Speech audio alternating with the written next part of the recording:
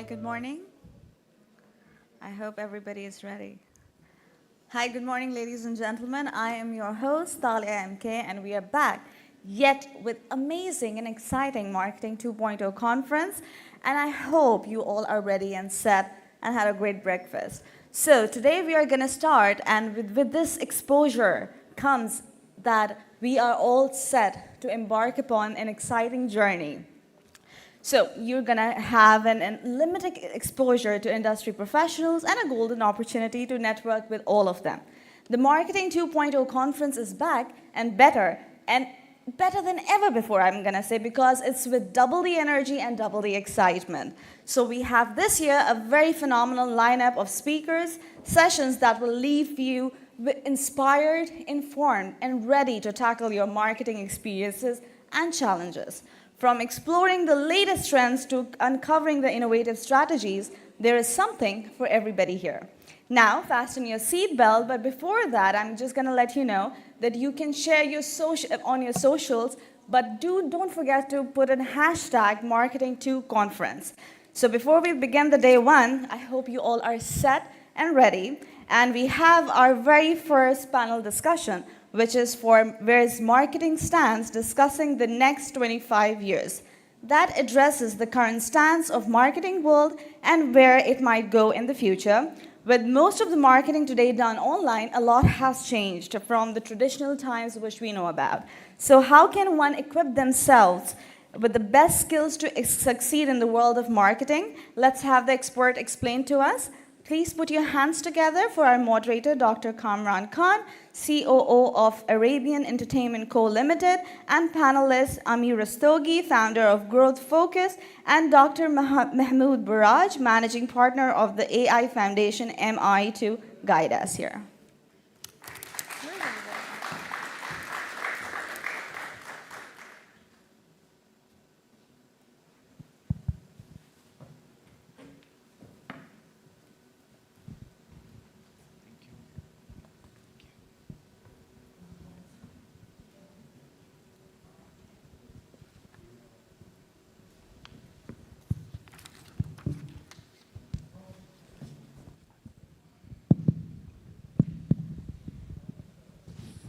All right.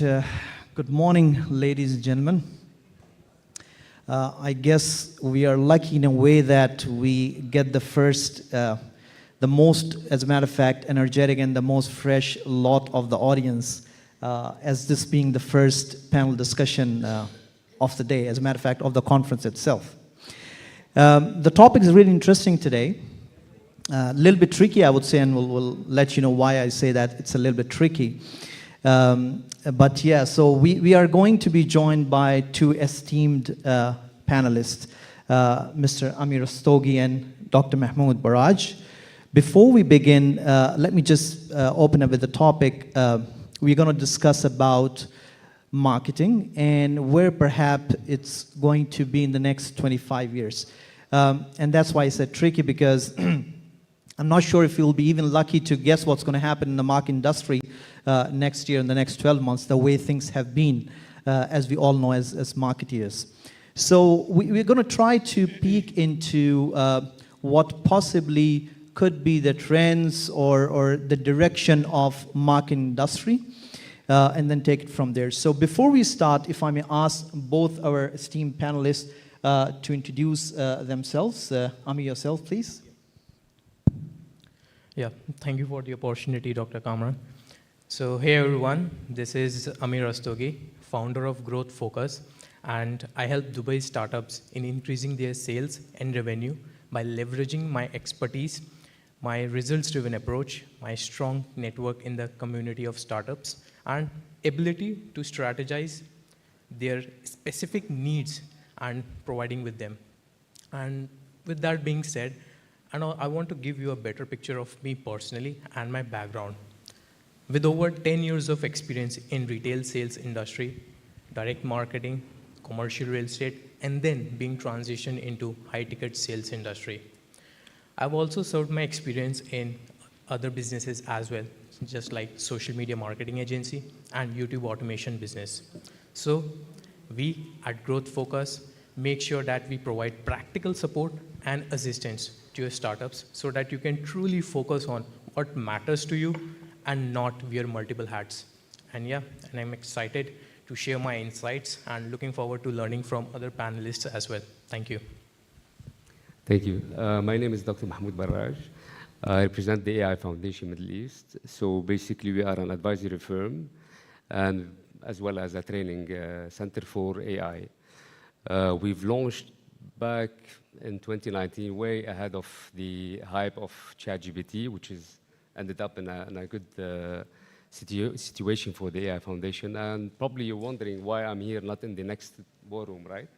Which makes more sense, Internet 2.0. You would be surprised about the impact of AI in marketing as a discipline. And probably during the session, we'll delve deeper into that. To you. Well, thank you, gentlemen. Myself, I'm going to moderate the session, Kamran Khan.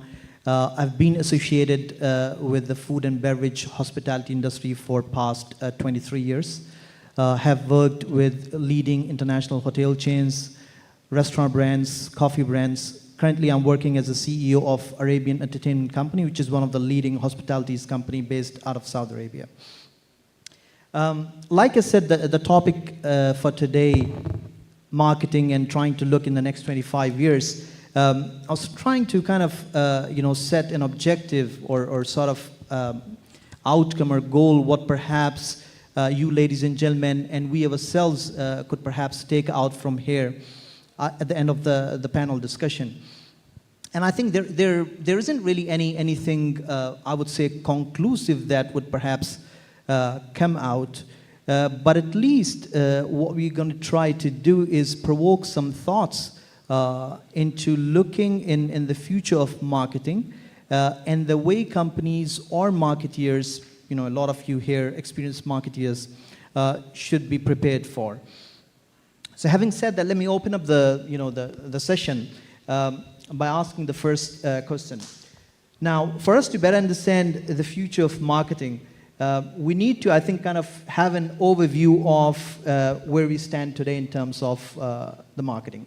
So my question would be, what do you think are the core pillars of marketing today? And you can cover from either AI, Dr. Barraj, coming from your experience or your sales and marketing experience. What do you think are really the core today of the marketing? Then we'll kind of try to then delve in the future. So if you may start on yourself. Okay. So what I have found is that you want to make sure that your topic, the thing that you want to sell, is clear first. Second, it's the three triangle, if I want to say like this: the product, the prospect, and the problem. And when you are clear with your target audience, which is always the first in the marketing. So you need to be very clear on your target audience of what it looks like and how you can best help them. Because as per it, you can able to proceed your sales process further. And the most important thing is that the personalization of what's in it for them. It's the crucial thing which like help you to stand out. And the personalization, which I'm mostly talking about, because it's the prospect and their problems. The problems, not what you think, but actual problems that prospects have. And it's not always about the product, because once you are clear with your target audience of whom you want to sell, like for example, you can't sell a steak to a vegan, right? So you need to be clear on that. Like if you want to sell your steak, you will be targeting all those people who consume steaks, not vegetarians, not vegans, but who consume steak. So you need to be focused more on that. And from there, you can move forward to other aspects. Like further, you can say you can build your content around that steak and you can proceed further. So, Ami, before I jump to Dr. Mahmoud, you mentioned about, personalization.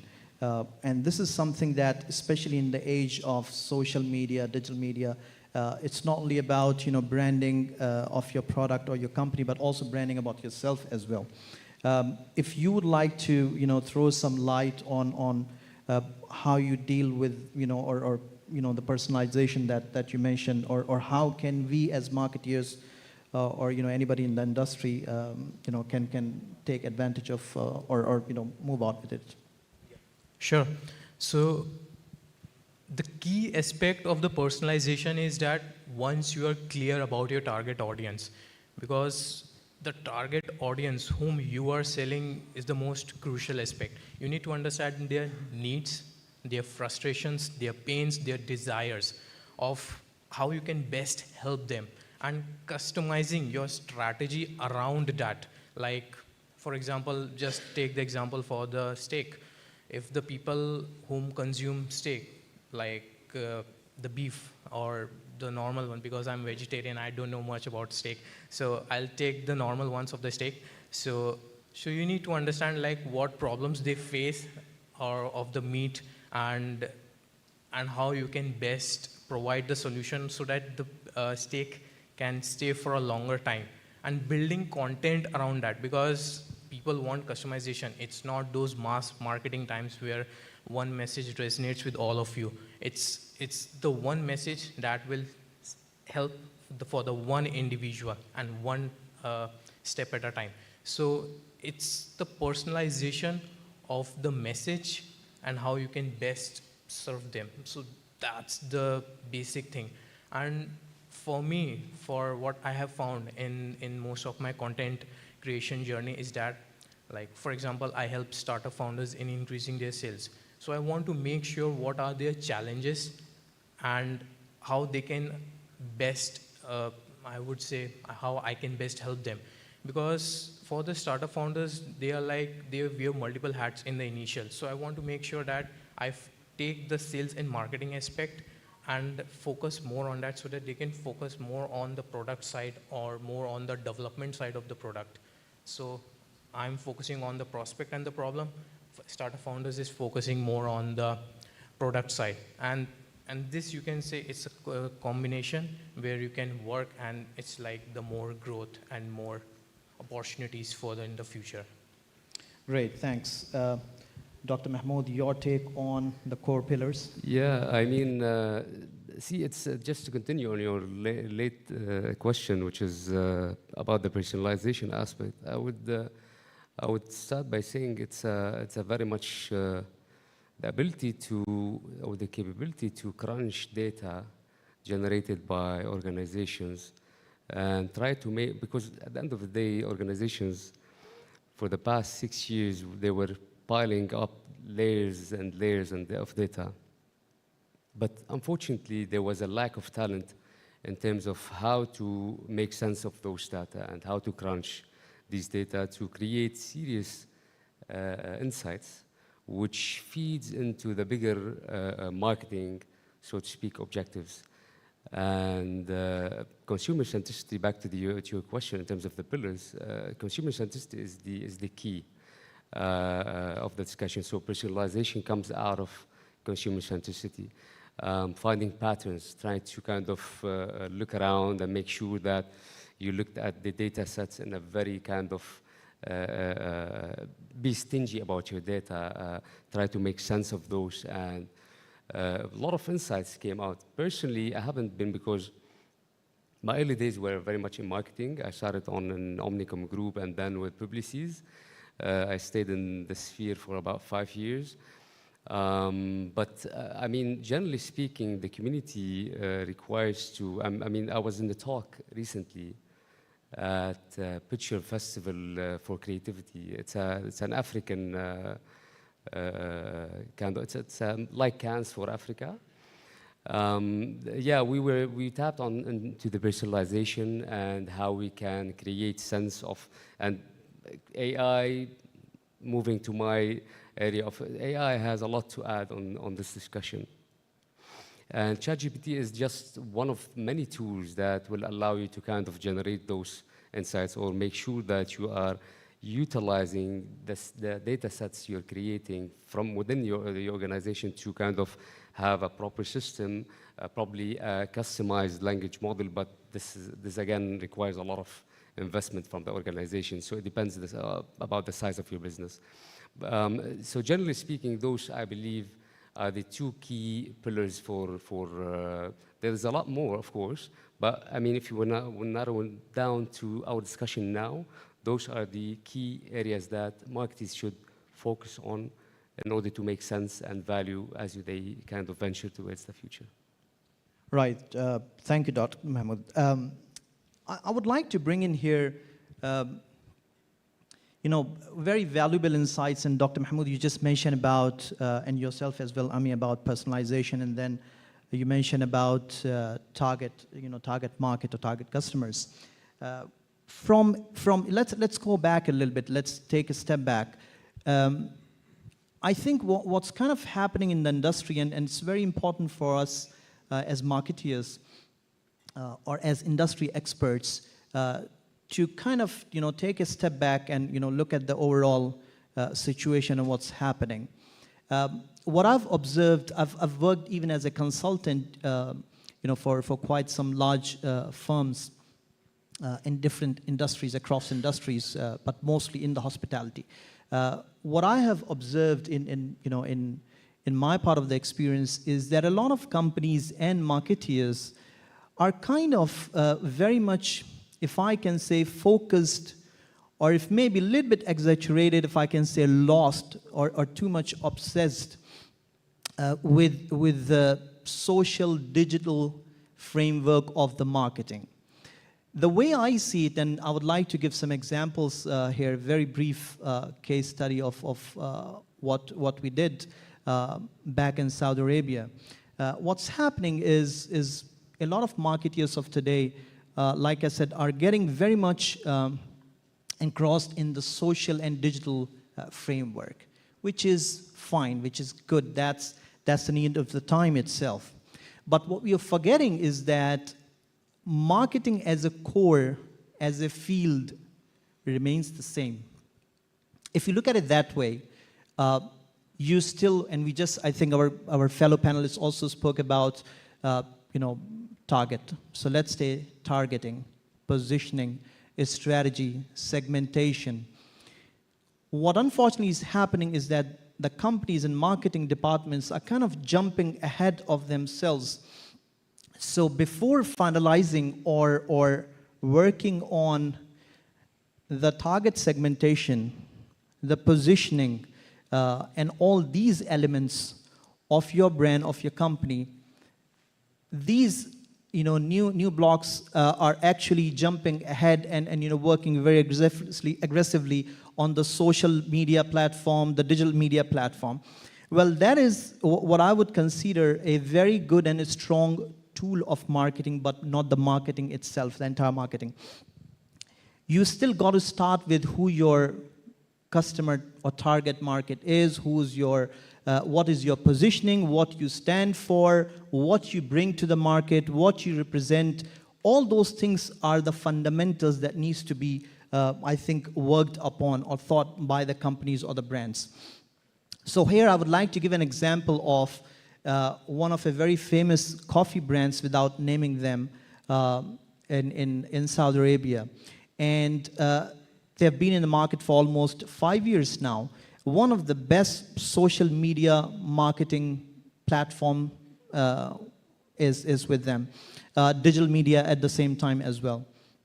But what happened just beginning of this year, which is almost 5 to 6 months back, even though they were one of the strongest when it comes to the social and digital media, they kind of started losing customers and losing business. One after another, the sites started closing down. They almost had, in 5 years, with an average of 7 to 8 stores opening per year. And they reached almost 35 or 40 stores. And they started closing very rapidly.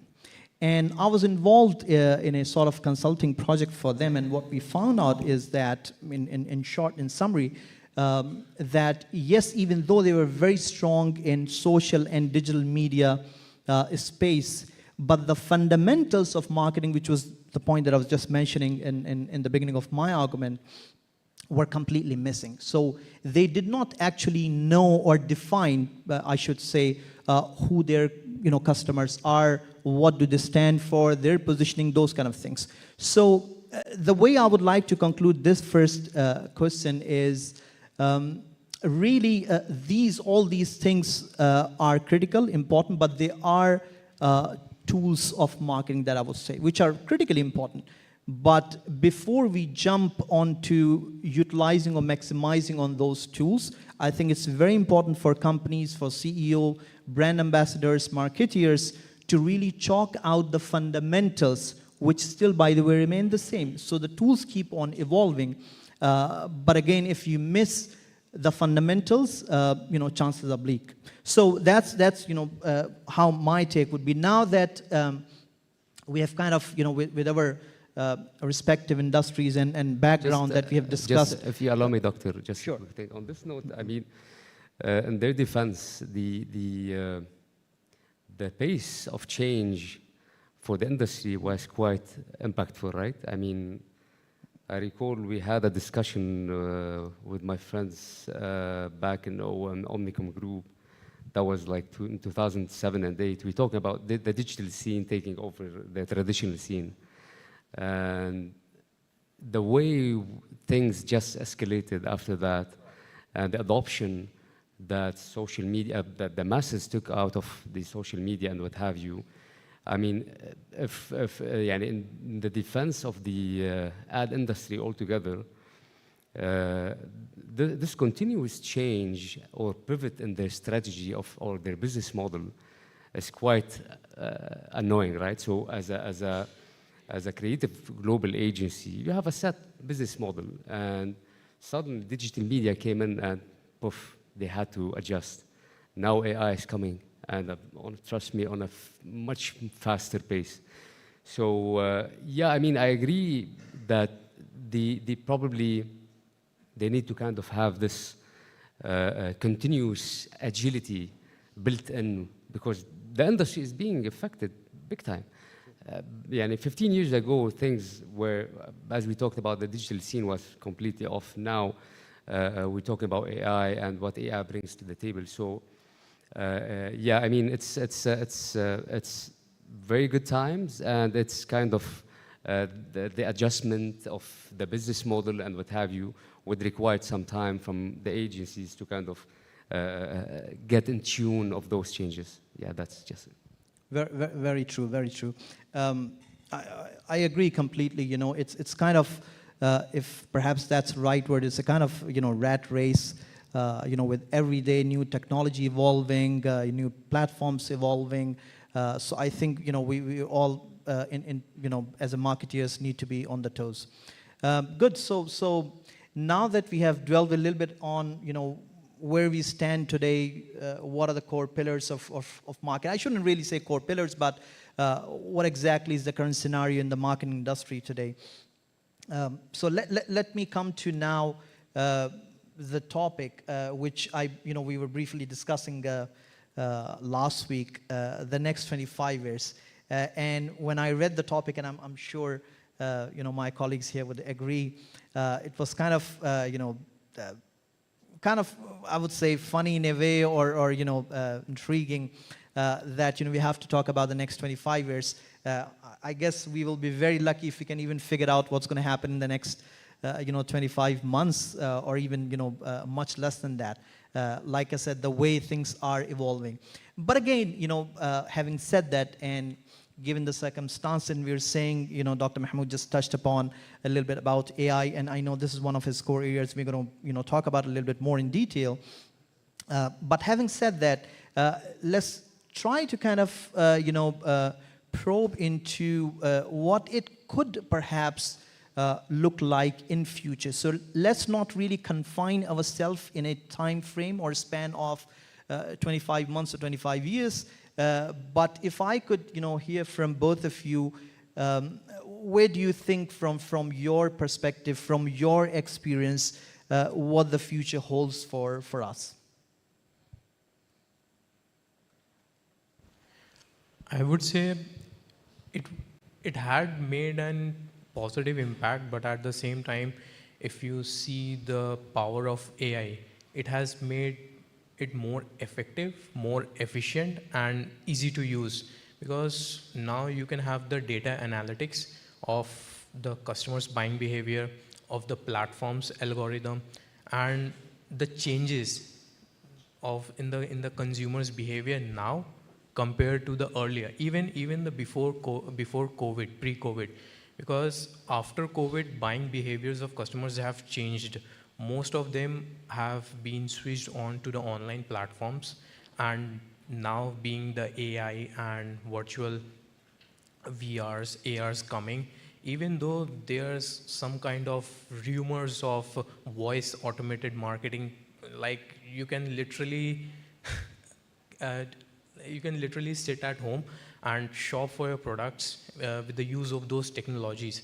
When it comes to the marketing in the content creation, you have such great tools like Jasper, like ChatGPT, because it just makes it easy and convenient for a marketer, even for a copywriter, to write some good copies and easy to target them. But at the same time, you need to have some human touch in it, because you can use the chat GPT for the whole, but you can't know about your audience, and the human touch, it's crucial.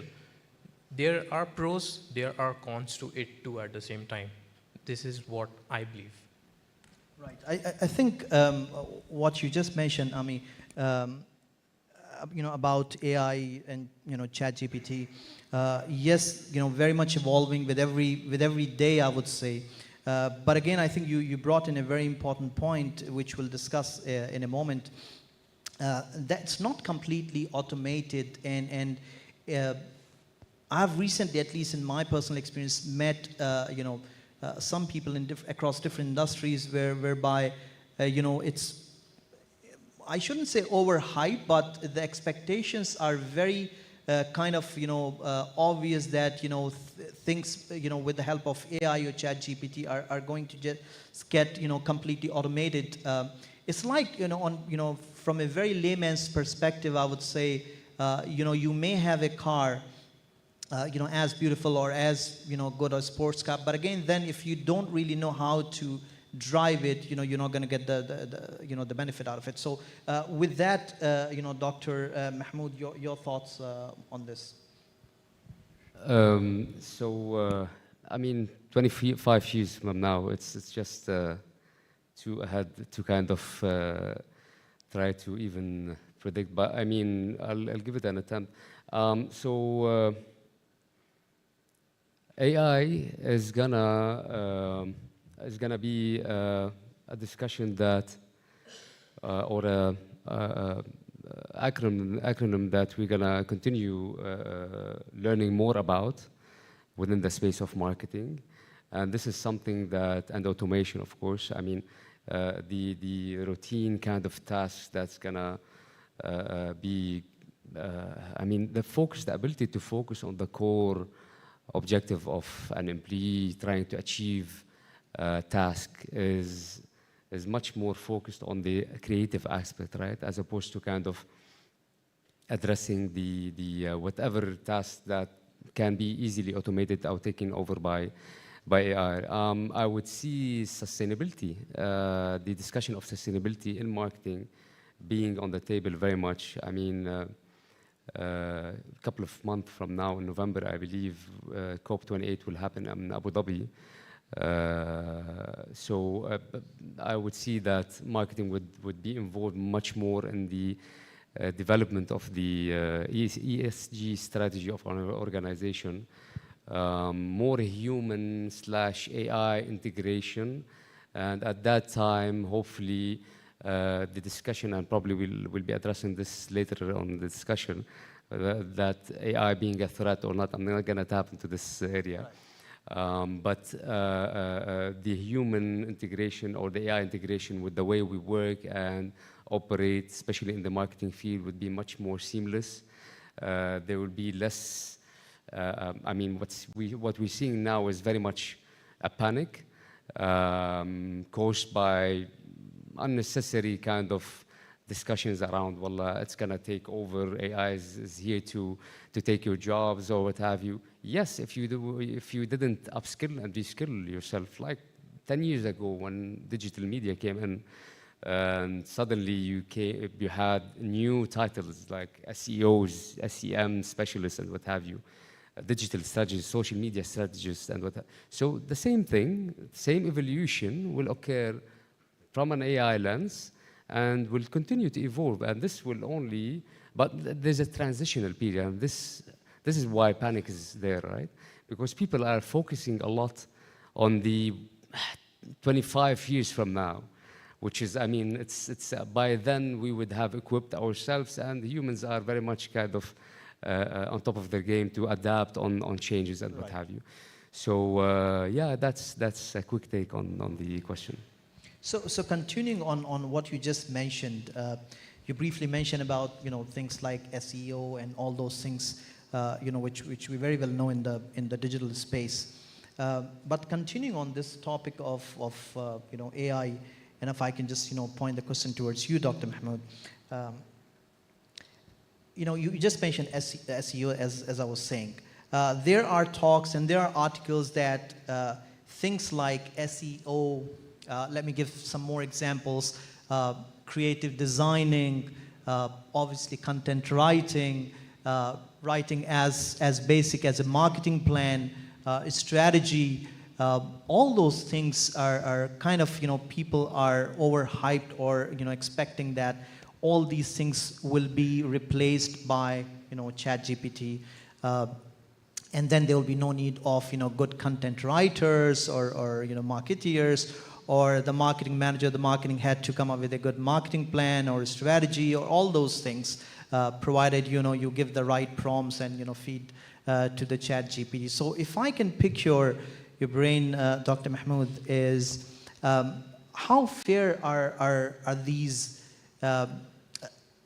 threats, if I can say, or perceptions, if I can put it rather a little bit softly. What are really the challenges, which again leads to our next question. So how do you think it's going to affect the marketing industry? Is it going to affect in a positive way? Is it going to be rather challenging? What do you believe? Yes, no, or why? Yeah, I mean, it's not a threat. I mean, nowadays it's just AI is being under the concept of AI. I mean, AI is a domain. It's a huge domain, right? And it's like an enabler. It's like electricity in a way, right? It empowers things to work better. It's not a threat per se. It's more of, it's a threat if an individual decided just to kind of look at things and watch videos on why AI could take over. Those are just, I'm not sure what is the outcome would be, like 100, I mean, if we have a super, because there's stages of AI. Now we are in a stage whereby it's called narrow intelligence, which is a machine understanding, trying to understand its ecosystem through algorithms and what have you. And there's the general intelligence, there's the super intelligence, which is, it's way ahead. But the threat, if you decide to just look at what's going on and not do anything. So let's go back. I always give this example because it makes sense, right? Put things into perspective. Like in 2007 or 6, people were like, or 8. I'm getting old, so so back in 2007, I believe it was like, okay, social media is there, then social media strategists came out. Social media agencies started to spring everywhere. Same concept, but it was like a transitional period. We didn't feel that we slept, we woke up, we found like an army of social media strategists and digital strategists and what have you. It took like a couple of years, I mean, until people, they kind of upskilled themselves, they skilled themselves, and organizations took this into considerations, more training courses towards the digital scene and what have you. And eventually, people realized that, oh, that's an interesting thing to kind of get invested in. And people started going there and trying to kind of uplift themselves. At the same thing, fast forward to today, or like 5 years from now, I believe that the same thing will happen. The threat is, I mean, everything that is unclear is normally considered a threat, but it's a lack of education, right? But once clarity is there, once people understand that those things that are being, with all respect to influencers, but are being thrown at us in terms of, oh, what's going to happen? AI, machines, they're going to take over. Probably in the next 100 years, I don't know. But for now, for the next 25 years, this will not happen. Yes, they have to, it's considered a threat if an individual decided to sit and watch how things are evolving. However, if he decided to take charge, if he decided to, and this is my prediction, like this is what's going to happen, right? People will realize that, like ChatGPT, I mean, the idea of having by all means a personal assistant, right? Even a very like Harvard-like graduate personal assistant, whereby you can, I've written a piece on ChatGPT called The Power of the Prompt, right? Power of, sorry? The power of the prompt. Okay. Okay, I mean, everyone now thinks of ChatGPT, we just put the, it is in a sense very true, but at the end of the day, if you don't know how to utilize ChatGPT, you'd be losing a lot of value. Yeah? There's a lot of opportunity cost, opportunity value going out of it.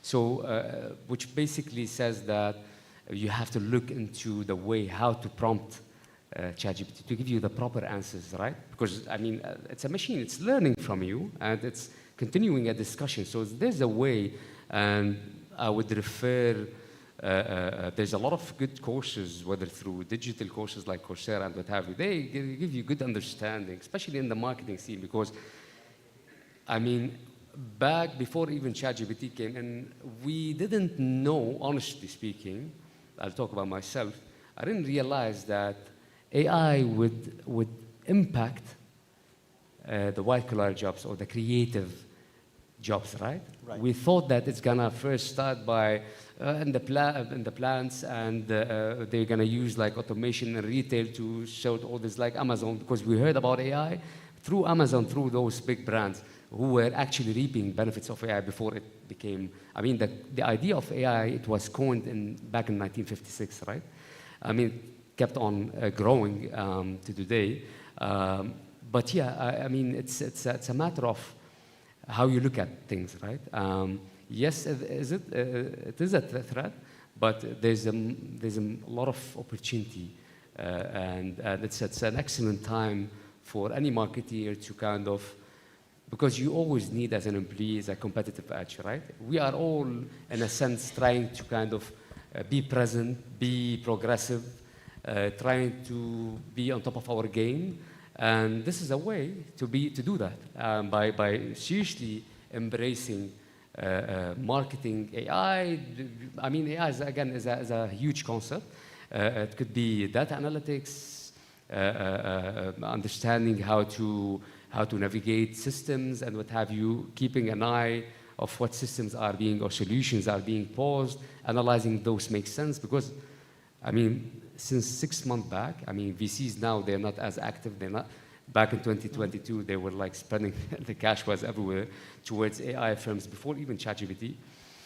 But yeah, I'll keep it there, because if I continue, I'll just add. Interesting. Thank you. So I'll add few points to it, but before that, if I may come to you, I mean, what do you think, your take, or how this new evolution, the ChatGPT, AI, all those things are impacting the way you work or in your industry? What are the advantages you're seeing? What are some of the challenges that you foresee? How you can help yourself, your company that you have created, or your clients that you're dealing with using the AI, or do you see any challenges? Yeah, I totally agree with Dr. Mohammed that there will be times that when new technologies will roll out, earlier it was the social media that rolls out, and people were like, okay, what's this Facebook, what's this Instagram? But now you can have the wider reach through these social media platforms. Earlier you guys were having the physical events, like for the newsletters, like the physical newsletters we used to share to the people so that they can come to the events. But now you have the social media, the power of social media, where you can raise your voice, reach to as many people as possible, and most importantly, effectively and efficiently. Same goes with the chat GPT. Even though there are certain courses out there on the chat GPT, and you can become the AI prompt engineer. That's what he also mentioned, the prompts, the power of prompts.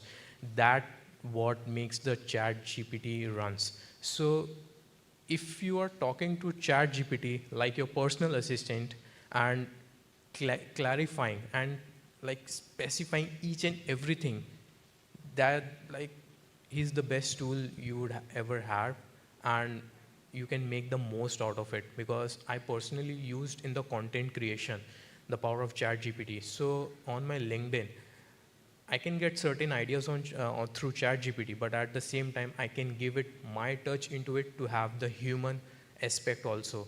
You can literally recognize the ChatGPT and the human aspect, but if you combine both of it, that would become a powerful piece of content. And yes, it's your perspective on how you view things, because these are things which are making you much more stronger and efficient. And you can easily like do the work in like maximum 10 to 15 minutes. That's it. You don't have to spend hours on hours on your study works, on your content creation, on your marketing side.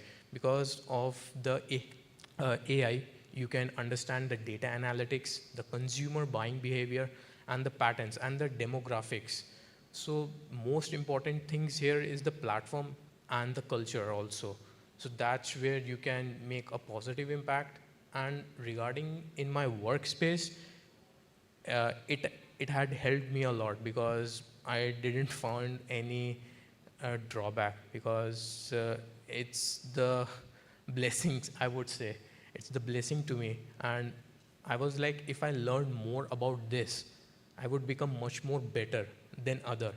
It's not it's AI will take all the jobs who are not willing to learn AI. But if they are the ones who are willing to learn AI, they are the ones who will stand out further in the market and have the higher pay raise, and have more opportunities. That's as simple as that. So you need to accept that, okay, it is there now. So what can I do about it, and what's the next step will look like to me? And you can move forward with your own educated decision. If Good, you thank allow you. me, if you allow me. So I'm just gonna reference quickly a major consultancy firm. I'm gonna name it because he didn't pay me money to do so. But it goes like this. Generative AI could add equivalent of 2.6 to 4.4 trillion dollars annually. And to make it relevant to our discussion, about 75% of the value that generative AI use cases could deliver falls across 4 areas. What are these 4 areas? Customer operations, software engineering, R&D, and marketing and sales. So the impact is just massive. And it's an excellent time for marketers to kind of build and focus on those areas and try to kind of lead the charge, right? Because it's out there. You just need to kind of pivot your strategy if you're an agency. You have to probably set your proper AI strategy roadmap for you, because you need to understand how to navigate the full scene of AI. And this can all be done by having a proper roadmap, which I mean, this is what the AI Foundation specializes in, whereby we haven't worked with advertising agencies, but what we do is we just to kind of briefly, as we look at the organization, we demystify different elements. We look at different functions within those with the larger organization, whether it's marketing, finance, accounting, And we find and explore ways how AI can uh, add value to the bottom line of the organization. A very much performance kind of driven approach, just to give this credibility to what we, and how we believe that the impact of having a proper roadmap towards AI will benefit this organization. So yeah, that's my take. Interesting. We were just a while back, we were talking about, trying to figure out what's going to happen in the next 25 years. And Dr. Mahmood just quoted some figure. And I would like him to repeat that figure after I read a statement from I was just kind of searching a little bit of, for some sort of information that I can share with the audience. I would like to read it, and then I would like Dr. Mahmood to again repeat the figure that he said. And this is, maybe just, I think, a week or a couple of weeks back. I was searching on Google, and it says AI is revolutionizing how marketeers approach digital campaigns, from leveraging predictive analytics in order to improve customer segmentation, to using machine learning algorithm to optimize ad targeting. The market, I would like you to focus here, the market of artificial intelligence in marketing was estimated at 15.84 billion in 2021. Now the value is expected to increase to more than 107.5 billion by 2028. So I would say the figures that I have looks rather primitive, what slightly Dr. Mahmood just mentioned. So that's the kind of, the pace in which we are living today. So I think going back to the point and our main subject, it's really rather very, I wouldn't say difficult, but I would say it would be kind of misleading if we try to figure out what's going to happen, in the next 2.5 decades, rather than trying to really lay down our, strategies today. Both of you also touched on, you used the term prompt and the power of prompt. Again, I'm from an old school of marketing, so it takes us back, I think, to the basics. Yes, it's an extremely useful tool. It is going to be critical for us as marketeers to be really well versed into it.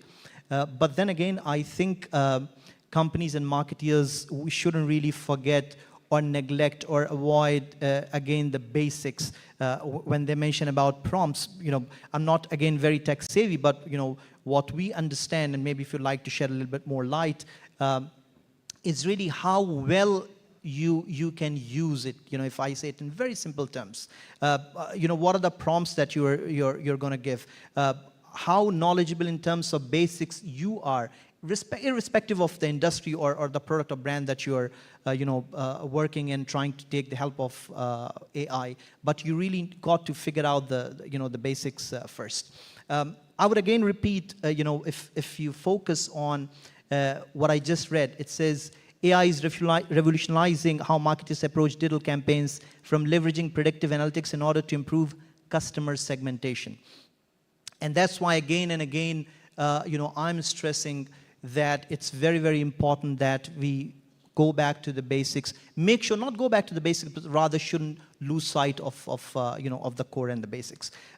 With that, I would like to pivot it to the area of, so what are, okay, we know where we stand today in terms of marketing, what perhaps the picture looks like in the future, in the next few years down the road.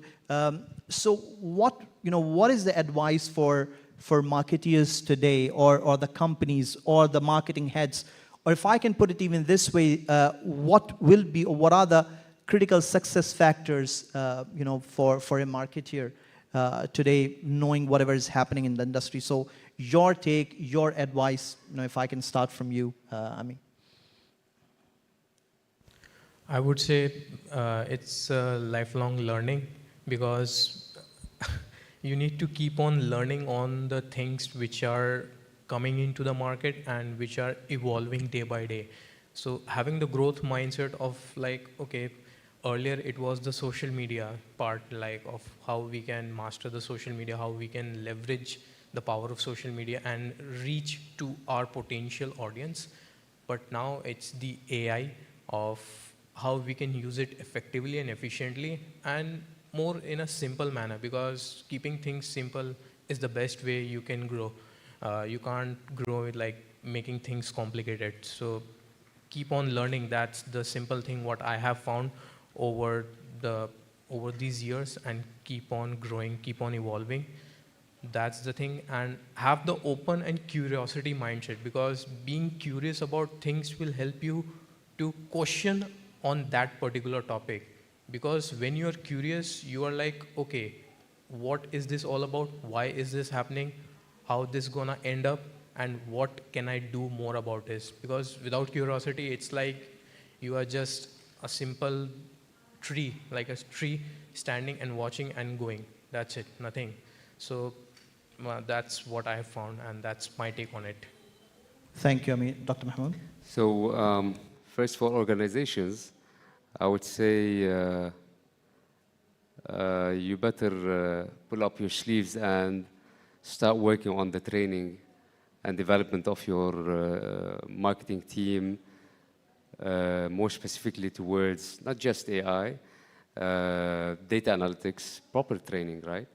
To upskill and reskill your employees, to make sure you continue have, if you have a market advantage, to continue to have this advantage, because I mean the craze towards the concept of I want to make sense, I want to be part of this, I want to be successful using AI.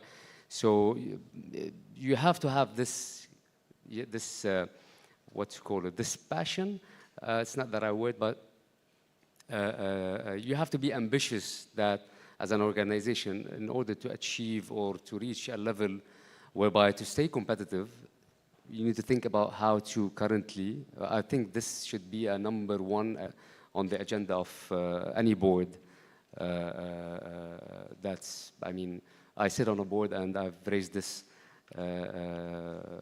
this thing. I mean, we need to kind of make sure our employees are ready to navigate what's coming next, right? For individuals, I would say, I mean, find a platform that you feel comfortable learning from, whether it's YouTube, Coursera, edX, whatever. Just, there's a lot of courses around data analytics, big data, AI. Get yourself in tune, and best of luck. Very important point, Dr. Mahmoud, thank you. And so I think what you're saying is that if you were to hire a head of marketing for your company or for any company, and correct me if I'm wrong, I think back in the old days, you're gonna look at her or his experience and academic qualifications, whatever. But I think what you're essentially also saying here is that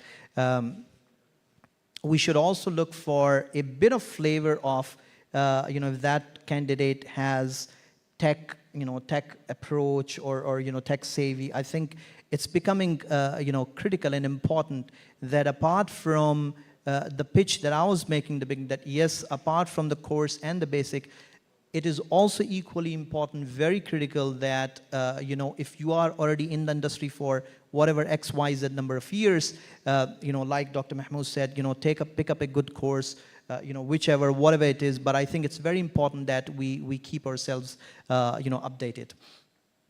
With that, it comes to, so hopefully, like we said, in the beginning, the objective was really to touch base and kind of, poke some thoughts and questions and trying to delve into whatever is happening, what perhaps the future looks like. So with that, I would like to open the platform to the lovely audience who have been listening very patiently. If you have any questions to any of the panelists, please pick up the mic. I think we have roughly around 4 minutes, so we can take a couple of questions.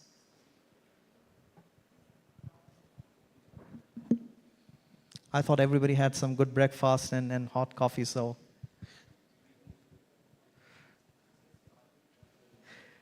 All right, so, yeah, sure.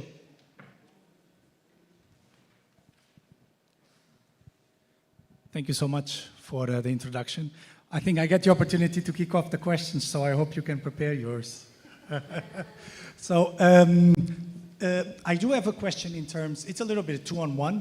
The reason why, do you see a little bit prompt engineering becoming a field that is required in marketing 2.0 right now, or something that eventually will evolve into something else because of the fast pace of the industry? This is one question, and then I have another one.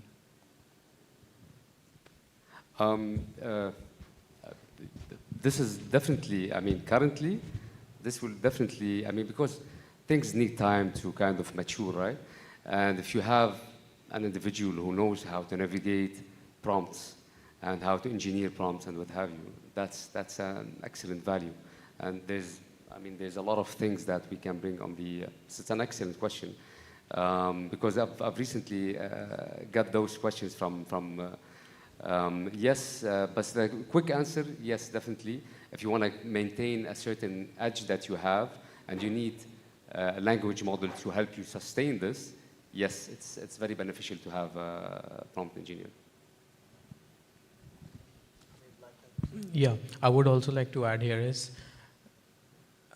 it's necessary, yes, because when you know how to use the chat GPT with the power of prompts, you are like, you are the one-man army and you are eliminating other 5 or 10 people. So you and the chat GPT are the ones who are making all the efforts instead of for the 5 people or 10 people. So it's more easy and convenient for the organization to hire that guy and have the cost saving for the other people as well. So that's the thing that organization is also looking for. And yeah, it's a great skill to have. It's, I would say it's must. I'm still learning. I'm still playing with the chat GPT, but yeah, it's fun. I think really such a hot topic. I think the best use I would put ChatGPT to is ask it to really update my CV and perhaps start looking for a job. Yes, I see a hand over there. I have only one more question, Sure. which is very much in terms of what happened recently in terms of a lot of promotions going into a little bit more Web3, the metaverse, a little bit virtual, even say events. Do you see very much the future of marketing going also in that direction in terms of how to advertise to these virtual platforms? Or it's something that right now it's a little bit on a stand? Yeah, I mean, that's a good question. I was in a talk also in the World Economic Forum back in 2022 around the same concept, the convergence of AI, metaverse, and AR and all those crazy terms. But I mean, I think that, I mean, the AI powers, I mean, as I said earlier, AI is an enabler for those. I mean, whether it's metaverse or AR, but there's a component of AI in between, which is enabling those concepts to flourish. I'm not, I mean, I don't have the background to answer regarding the metaverse, but I would say, because I was involved in as I said, I would say the metaverse will be there. I'm not sure in what shape and form. What caused the hype back in 2021 is Meta's transforming, Facebook transforming into Meta, bringing a lot of massive deployment of cash and cause a craze around it. It's a great concept, and our kids are basically living in the metaverse in a way or another through Roblox and what have you, which are by all means a metaverse. But how soon this transition will happen, or I don't think it will happen very soon, but probably through AI, things will be faster to kind of realize. That's a quick take. Will speed up, yeah. I think we have time for a quick question. Somebody raised their hand there, please, yeah.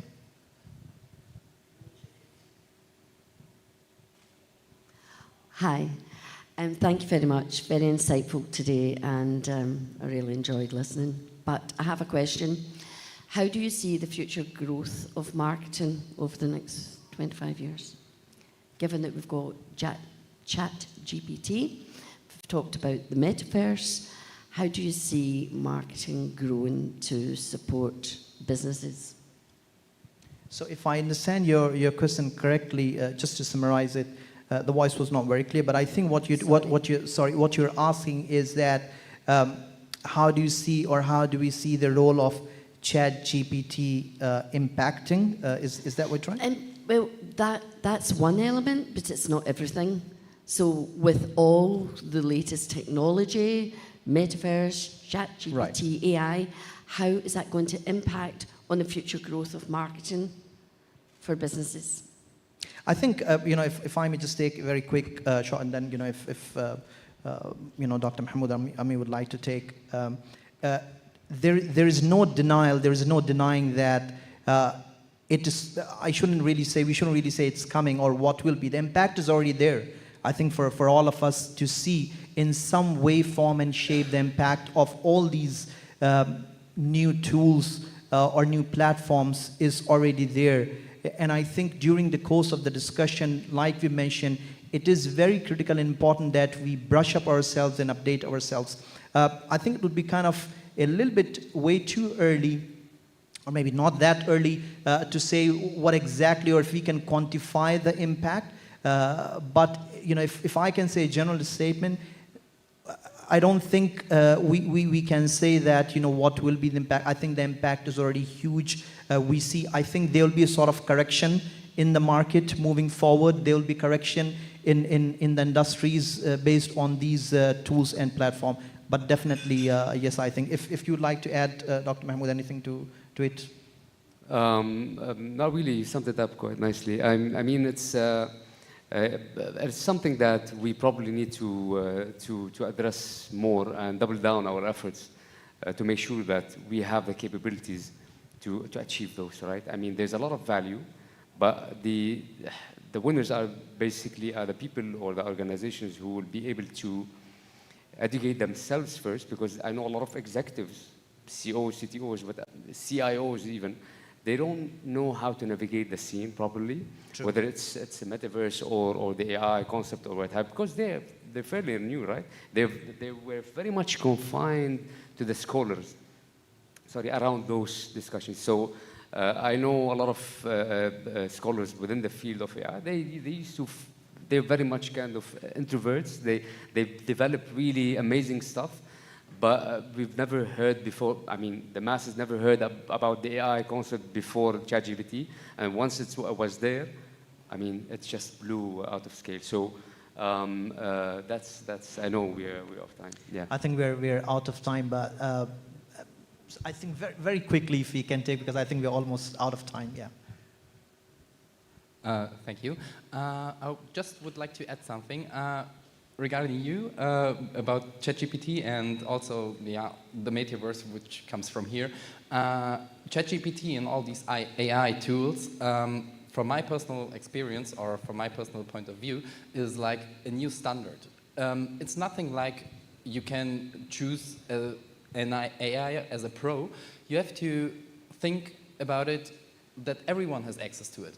And with this access for everyone, I think we will reach a new level in marketing, because we have like the technical issues for like, let's say, build 60% out of a good campaign just from one click. But this doesn't have a really impact to the target audience, right?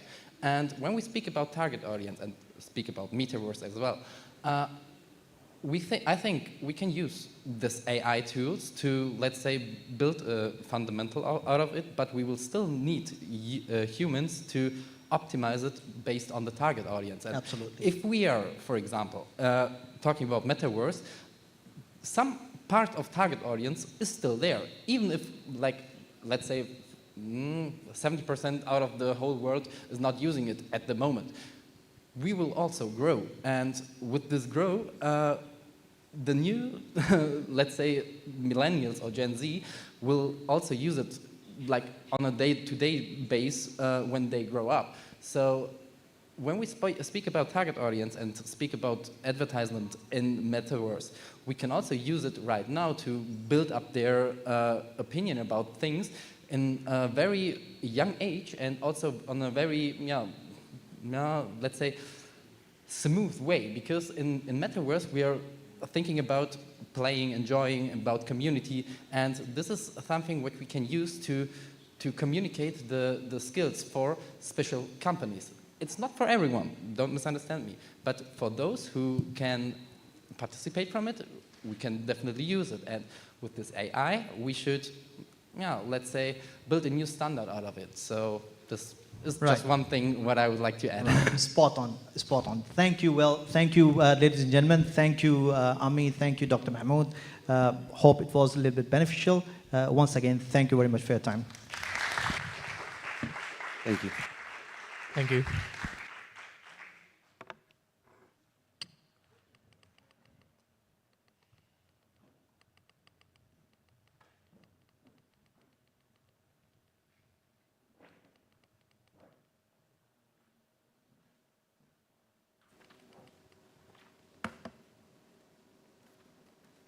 Thank you so much.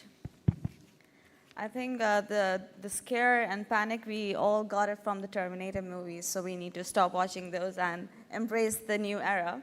Anyways, thank you so much. That was very enlightening. Thank you, the experts, for paving the way for us, the pathways so that we can follow. I'm sure we all learned really a lot from all of this discussion.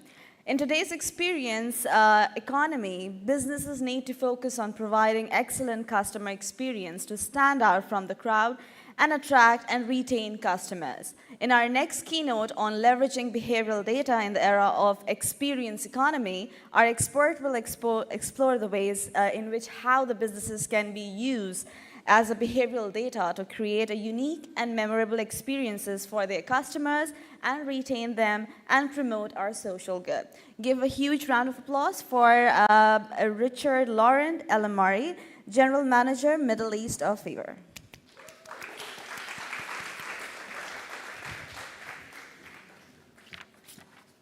Thank you.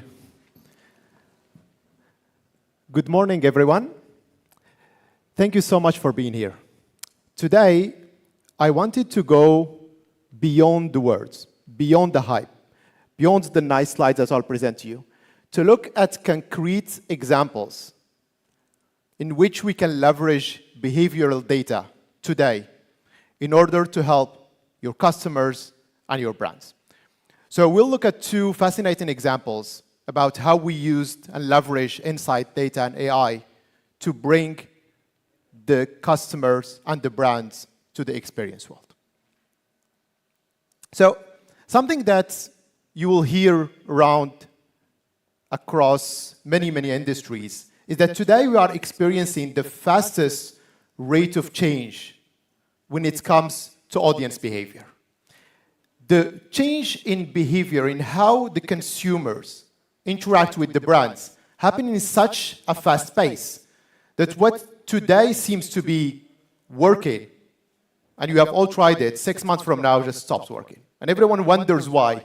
But the reality is the consumer behavior is changing extremely fast. So let me give you some context. Let's look at some of the data from our own platform before we jump to the examples. You all remember the COVID days.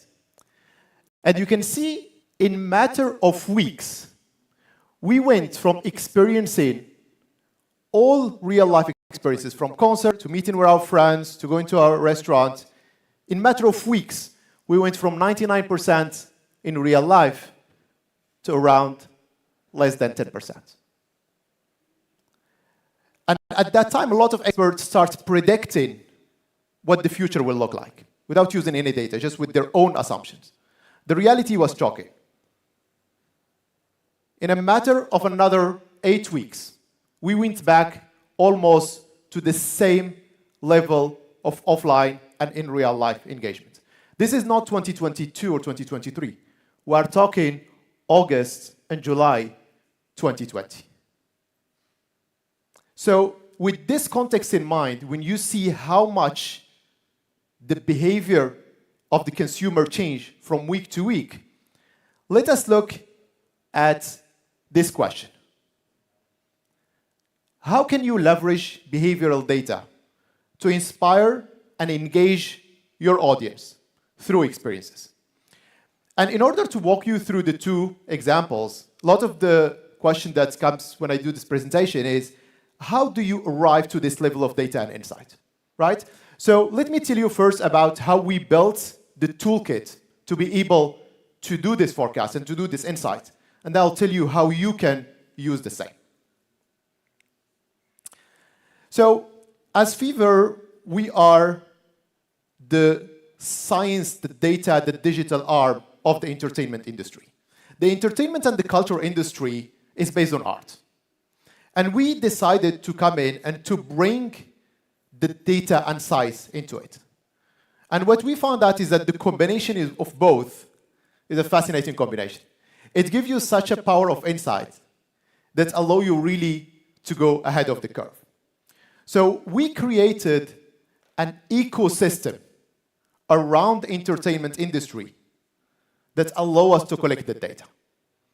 And without this ecosystem, it's impossible to arrive to the level of insight that anyone could have. The reason why is that you will be looking at only one part of the consumer journey. And when you have one part, what you end up having is a very siloed opinion, not insight. You will think, you will have a meeting, someone will be like, I'm sure we should do it this way, right? Because this is what the data is telling you.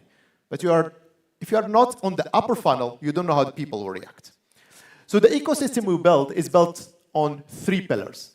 One is the Fever Marketplace, which is a discovery platform around more than 150 cities around the world, from Dubai to San Francisco, to Rio de Janeiro, to Seoul, to Tokyo, in which we allow people to discover experiences and events to do in real life.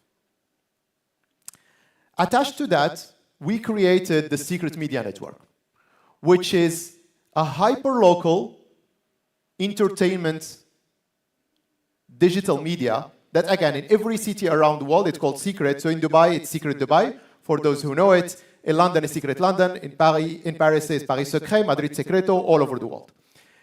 We use the combination of both the platform, which is down funnel where people are coming to discover an experience and to go and buy an event and go to that event, go to a restaurant, attend a concert. But at the secret level, at the media level, it's already upper funnel. People are still want to know what's happening in the city, what's cool in Dubai, what's cool in Abu Dhabi, what's happening in San Francisco. The combination of both allowed us to build what is today the closest you could have to a magic ball that can tell you the future success of an event. That's the insight. And then we use that in partnership with some of the largest partners of the world, and I'll show you a few examples from Netflix to Warner Brothers to Candlelight to Van Gogh to help the event organizer, the creators, the brands to develop and improve their experiences. And that built for us the last pillar, which is the Fever Original Event, which is the event for which we used our data, we used our insight to improve the experience. The 2 platforms work together. So on the upper funnel, when you are still, as a consumer, you're still navigating the city. You arrive to a city, you are in San Francisco, you are in Abu Dhabi, you want to know what's happening in that city. You are still in that moment where you read about the article, you look at them in social media, you look at them in TikTok, you look at them on Twitter, you look at them on Instagram, you are still in the discovery phase. At that moment, we are collecting the data. We're trying to understand how are you interacting with that. Why are you preferring this timing versus this other time? And then when you move into the moment where it's like, I want to buy or I want to go and attend a concert or an event or a brunch or a dinner, on the platform, we try to understand how do you interact with that purchase funnel. Where do you want to go? Which part of the city? What's the pricing you are comfortable with? Do you want to go at the 4 p.m. or the 7 p.m.? Right. And combining the data from both give you access to that phenomenal amount of data. And we've been running Fever for almost 9 years now. So you cannot get this data in a month or 2 or a year or 2. It's a combination of 150 cities, 9 years, hundreds of millions of interactions with the consumers that allow us today to arrive where we are. So in all cities around the world, we use Secret, and Secret is a very engaging platform. Today, with Secret Media Network, we are the most engaging and the largest entertainment media network in the world. So this is just from 2022. The level of engagement we have across the platform is double or triple any competitor around the world. The reason why, because it's a media built by data scientists. It's fascinating to go to the room behind this. It's hyper-local, but it's all run by algorithms. Everything is connected together. We are able to understand how people interact, why they interact, what is engaging in matters of milliseconds. not minutes. And that created the most powerful, engaging, what is today considered an entertainment media network. So now let's move into how you use the data. So we take the data from both Secret Media Network and the Fever app, and we try to help the creator, the producers, the promoter, the event organizers to really create the next best thing. And here is a few examples, and I'll talk a few of them, but we worked with Warner Brothers on the Harry Potter Enchanted Forest. This was between Manchester and Liverpool. We worked with Netflix on the Stranger Things experience. I'll talk about it a little bit later. Worked with the team behind Banksy.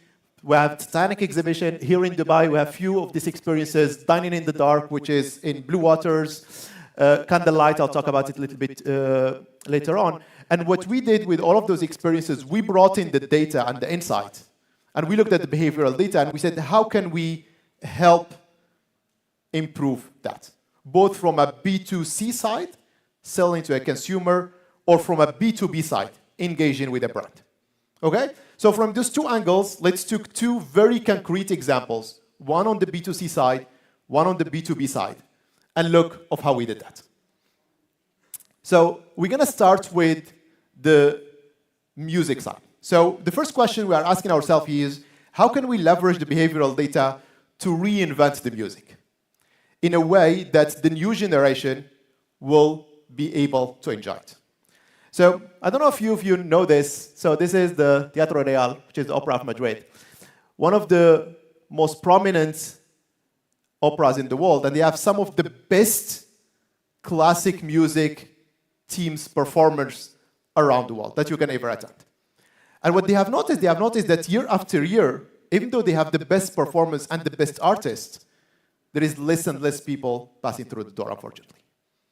And we had a discussion with them to try to understand why. So we were looking at our data, doing the analysis, and we came up with an insight that the current format is not fitting the new generation. The 20 to 30 to 40 years old don't want to go into a 2.5 hours concert where you need to be dressed up, where it comes at a certain amount of time, where there's an intermission. So we went in and we presented the insights. And you told us, look, we didn't do this for years, not for decades. We did this for hundreds of years. And with all the respect to you and your young startup, we'll continue doing what we do.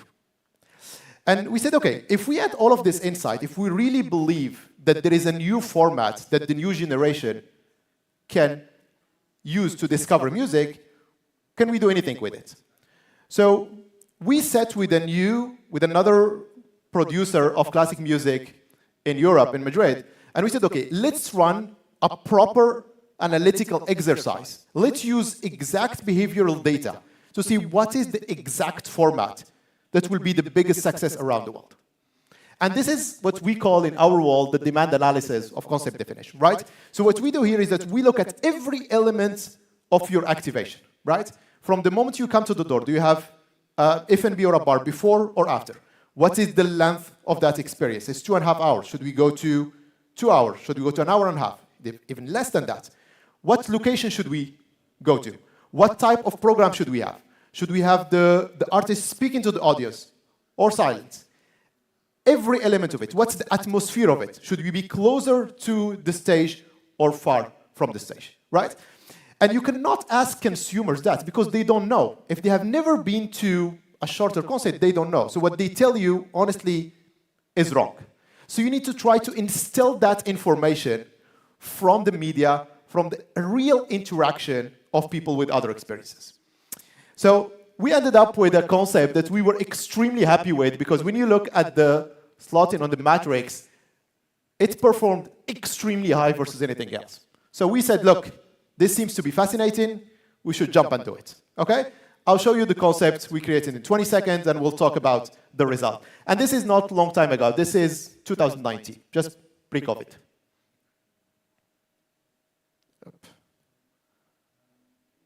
Can we play the video?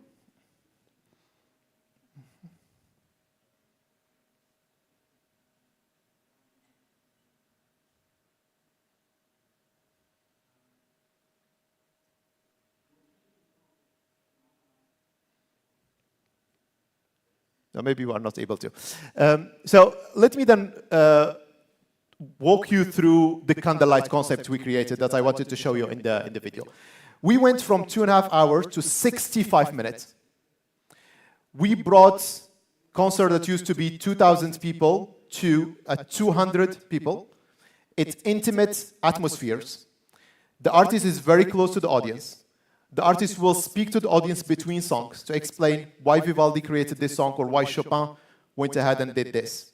We changed the program to go from the classic music of Chopin and Vivaldi to create tribute in classic music to Taylor Swift, Bruno Mars, ABBA, and we go on and on. And we launched this concept in Madrid in 2019. Today we have it in Dubai. We have it also in Abu Dhabi. This weekend we had a few concerts here. We had standing ovation both in Dubai and Abu Dhabi, so we really love the concept. And we were able to have more than 5 million guests attend those concerts around the world. So you move from a concept that no one wants to attend to 5 million concerts around the world. And in a matter of literally months, we went from the first test we did in 2019 in July. In 18 months, we were able to do 80 cities. And the reason we were able to do that because we built the concept with the data. So we're able to assess across the globe which city will want that concept to go first, and then we will launch the concept there. Now, with that in mind, when you use the data to build something, you need to have the humility to sit back and tell yourself, did it really work or it was just like luck, right? So we needed to go back to the data and look, did we do the right thing? And what we wanted to build is a concept that the new generation will love. So, as you might imagine, the classical point is looking at how we will come to that audience. So first of all, let's look at the journey of growth of that 5 million users we got into the Candlelight. Don't forget that when we started in July, it was fascinating days. We came up until March, and unfortunately, COVID happened. And you can see the COVID, like we literally touched zero because people were forced to stay home, there was lockdown all over the world, and we ended up from one of our best concepts ever to zero. What we did is we went back to the data and we continued to look, what is the right format that will work in COVID? How would people want to enjoy such concepts in COVID? And we continued building on it. And in a matter of few weeks, in July 1st, we were able to launch a new concept that was more distance, more COVID-friendly, right? Where the audience was separated from each other, so we built a different format for the Candlelight.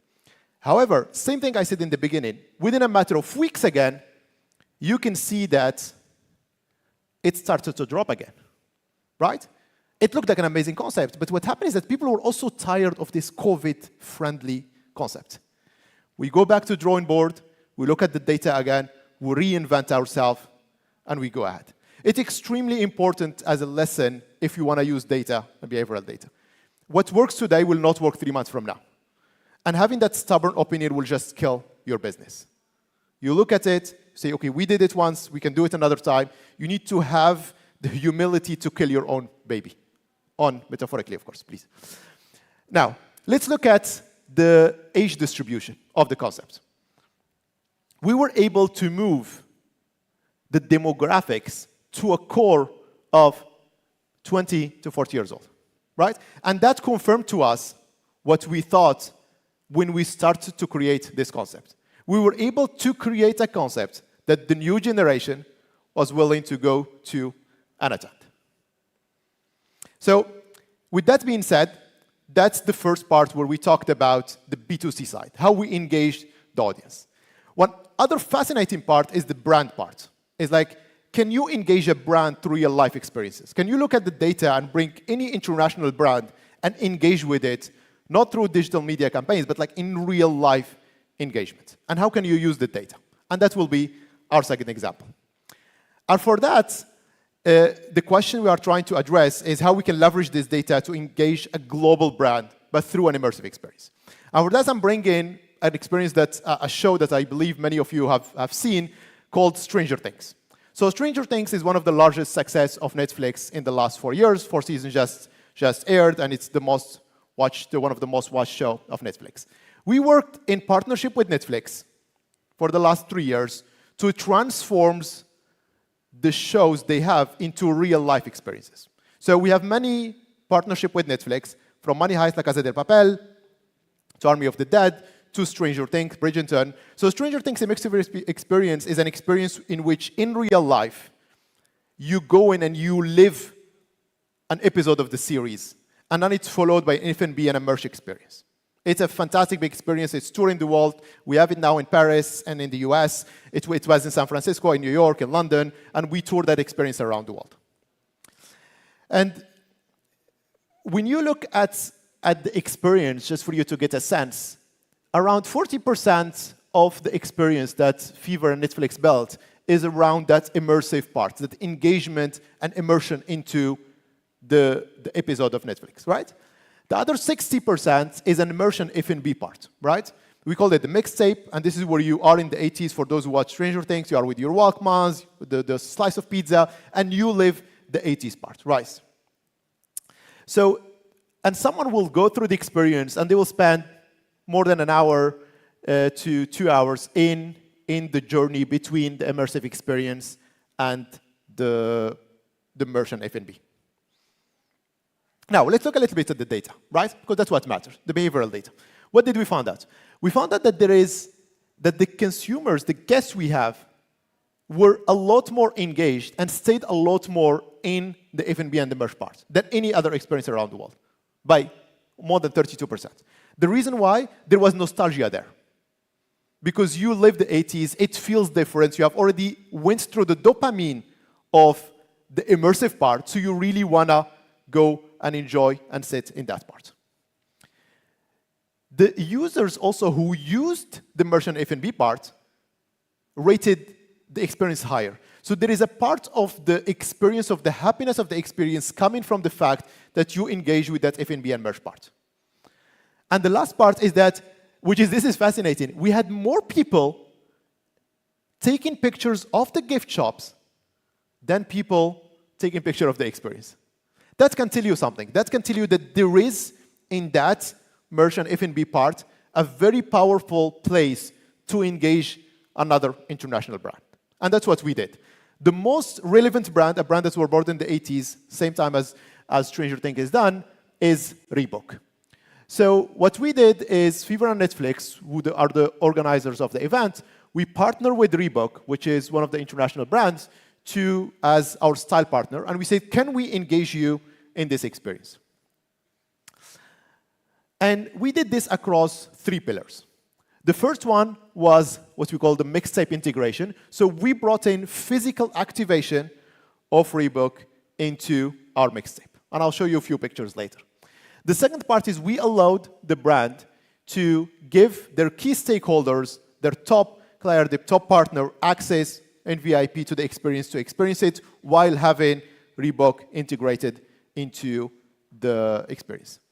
And finally, we had a campaign from SMN, Secrets Media Network, that I mentioned before, that allow us to complement the in real life effort with digital effort.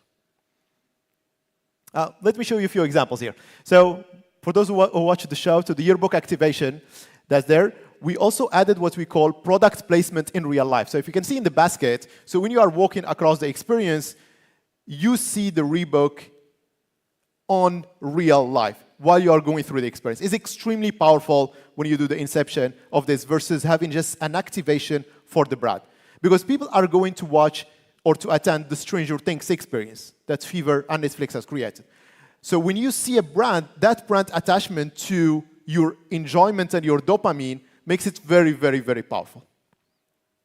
We also had influencer launch parties for Reebok. We did the media coverage. And we also had purchase opportunity for the particular sneakers that were available there. We added QR code. You can have them, e-commerce, and you can purchase them. So this was a fully integrated 360 integration of the brand into the experience.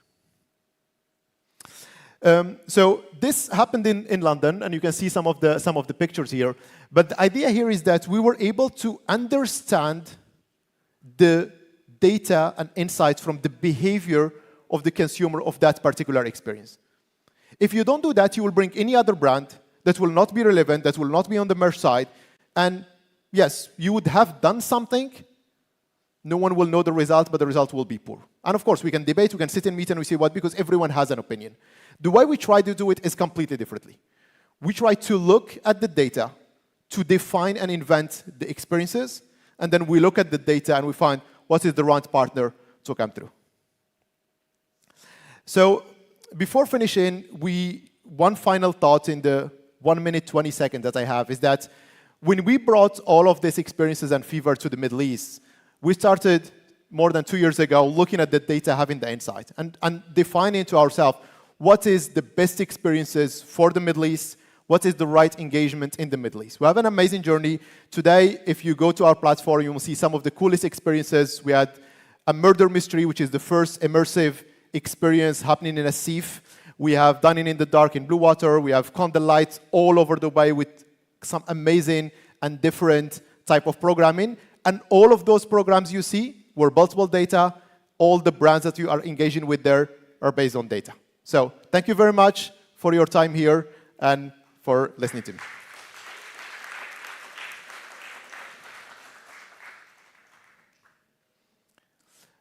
So I think we have 2 minutes for any questions if you have on the use of behavioral data. And from this, we can go on.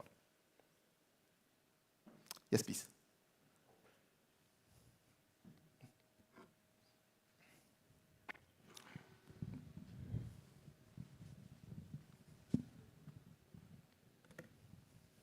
Thank you.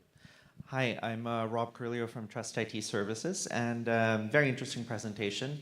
I'd like to know, like, how long did it take from when you did the behavioral analysis and when all the data came out and all the insights to implementing the solutions that you've just shown today? Maybe if you can give, a rough idea of when did it go from recognizing the problem up to the implementation of the solution? It's a very good question. It really depends on, because we are organizing in real life experiences, a lot of it depends on the logistical issues in real life of getting permit and approval. But usually it will take us between 3 to 6 months on a small concept to around a year to a year and a half on a large concept like the Stranger Things experience to build it. So for example, even the creation of Stranger Things experience, it took more than a year of discussions with Netflix to find the right format, the right IP out of all of these shows. So a longer format will take more than a year. A shorter format will be 3 to 6 months. But it's hard to do it less than that. Thank you. You're welcome. Yes, please.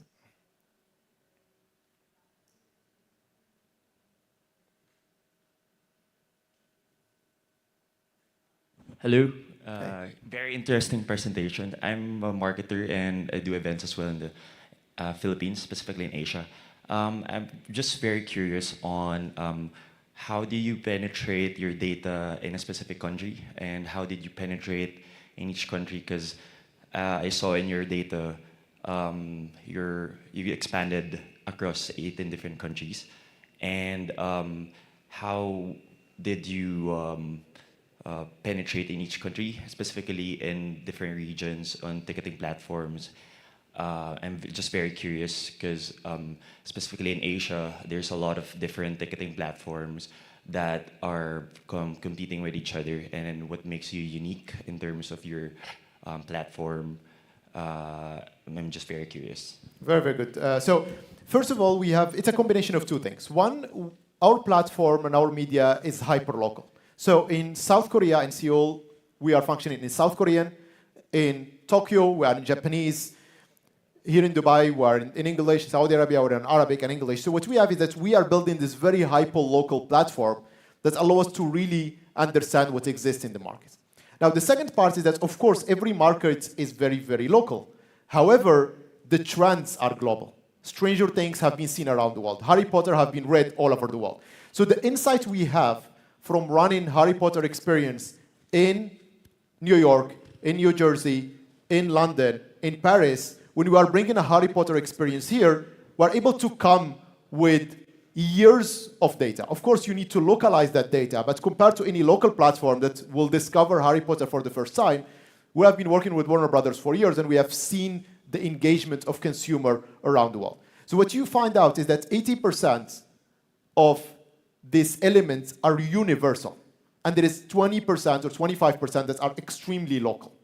And if you have what we call a fractal wall, right, where you sit in the local market, understanding the local market with the local team, with the local language, but you share with them the global insight, trust me, they will able to find their way. So they don't start from an empty plate, they come from the insight on the global side, and they work into analyzing the local data and bridging the gap together. So that's how we were able to, we're today in more than 150 cities around the world. So they're an extremely global company, and this is how we were able to expand. Yes. Hi, Rachid. Morning. Morning. Thank you very much for that fascinating presentation. I run and I'm involved in a firm that does data and technology as well. So I'm wondering your data gathering process and how much human intervention is involved and how much technology is involved in that data gathering process and how much human intervention is involved in analyzing the data that you get. Thank you very much. So we have more than 400 engineers working only on data and marketing. So the marketing team that we have is more than 400 people focused only in the headquarters on taking that data, analyzing it, and taking it forward. Of course, with the billions of data we get every second, most of it is run on an algorithmic base, right? We used AI before AI was cool, right? And we prefer not even to use the word today. The way we do it is that we run all of the algorithmics to assess the data and bring a high level of insight. And then you need a human intervention to go to it, to look at the outlier, to assess it, to question it, and see, like, does that make sense? And then should we run another test? Should we do it differently? Should we take another angle? And that's an iterative process. But you need to start from an automated algorithmic way. There is no other way. And then you need to have the human interaction, that layer on the top, that need to help you take a decision. Because you can have an insight, 30% more people are consuming on the F&B, but the real question is like, so what? Why would we do that, right? Why is that happening? And that's kind of the key point that we look at. Thank you very much, and now I'll see you in the rest of the conference.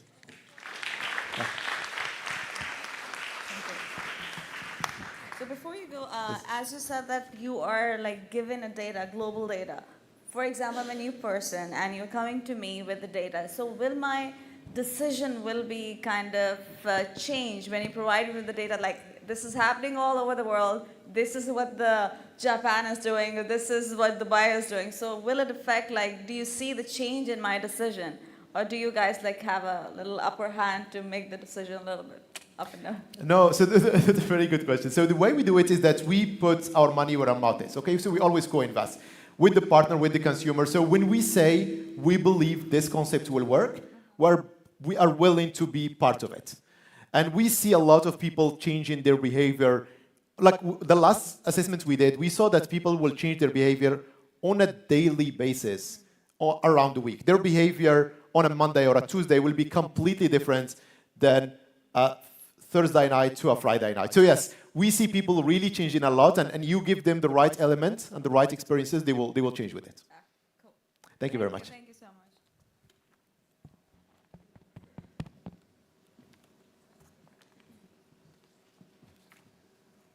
Wow, thank you so much, Mr. Rachid.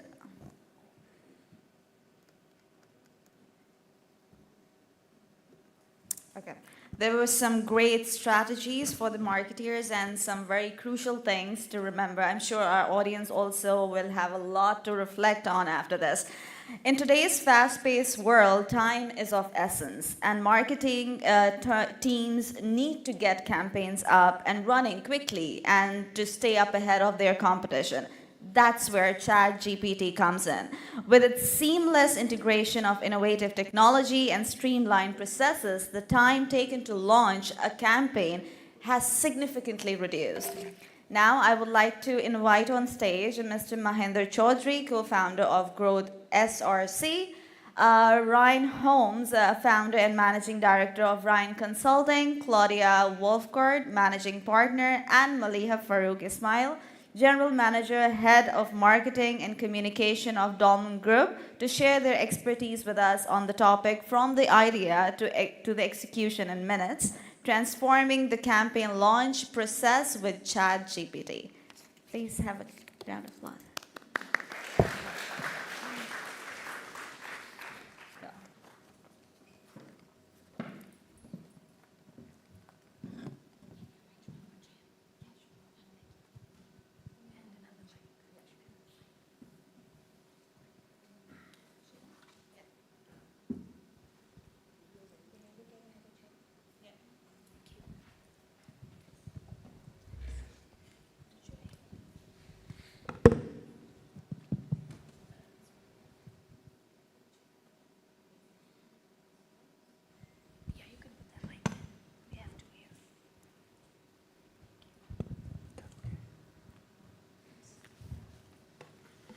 We're just waiting for another chair.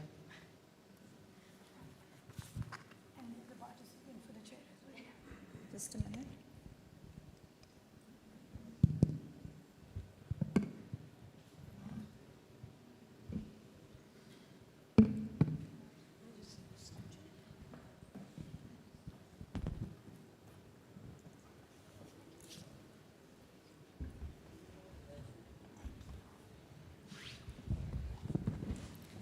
Thank you.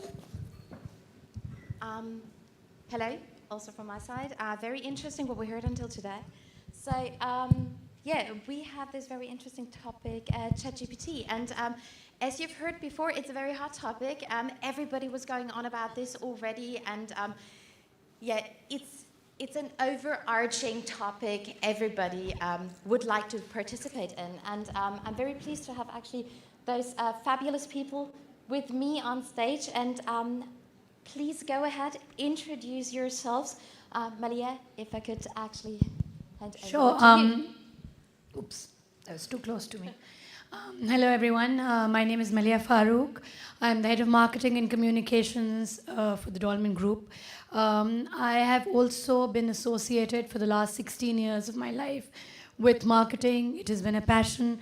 I've been associated with fields like the financial sector.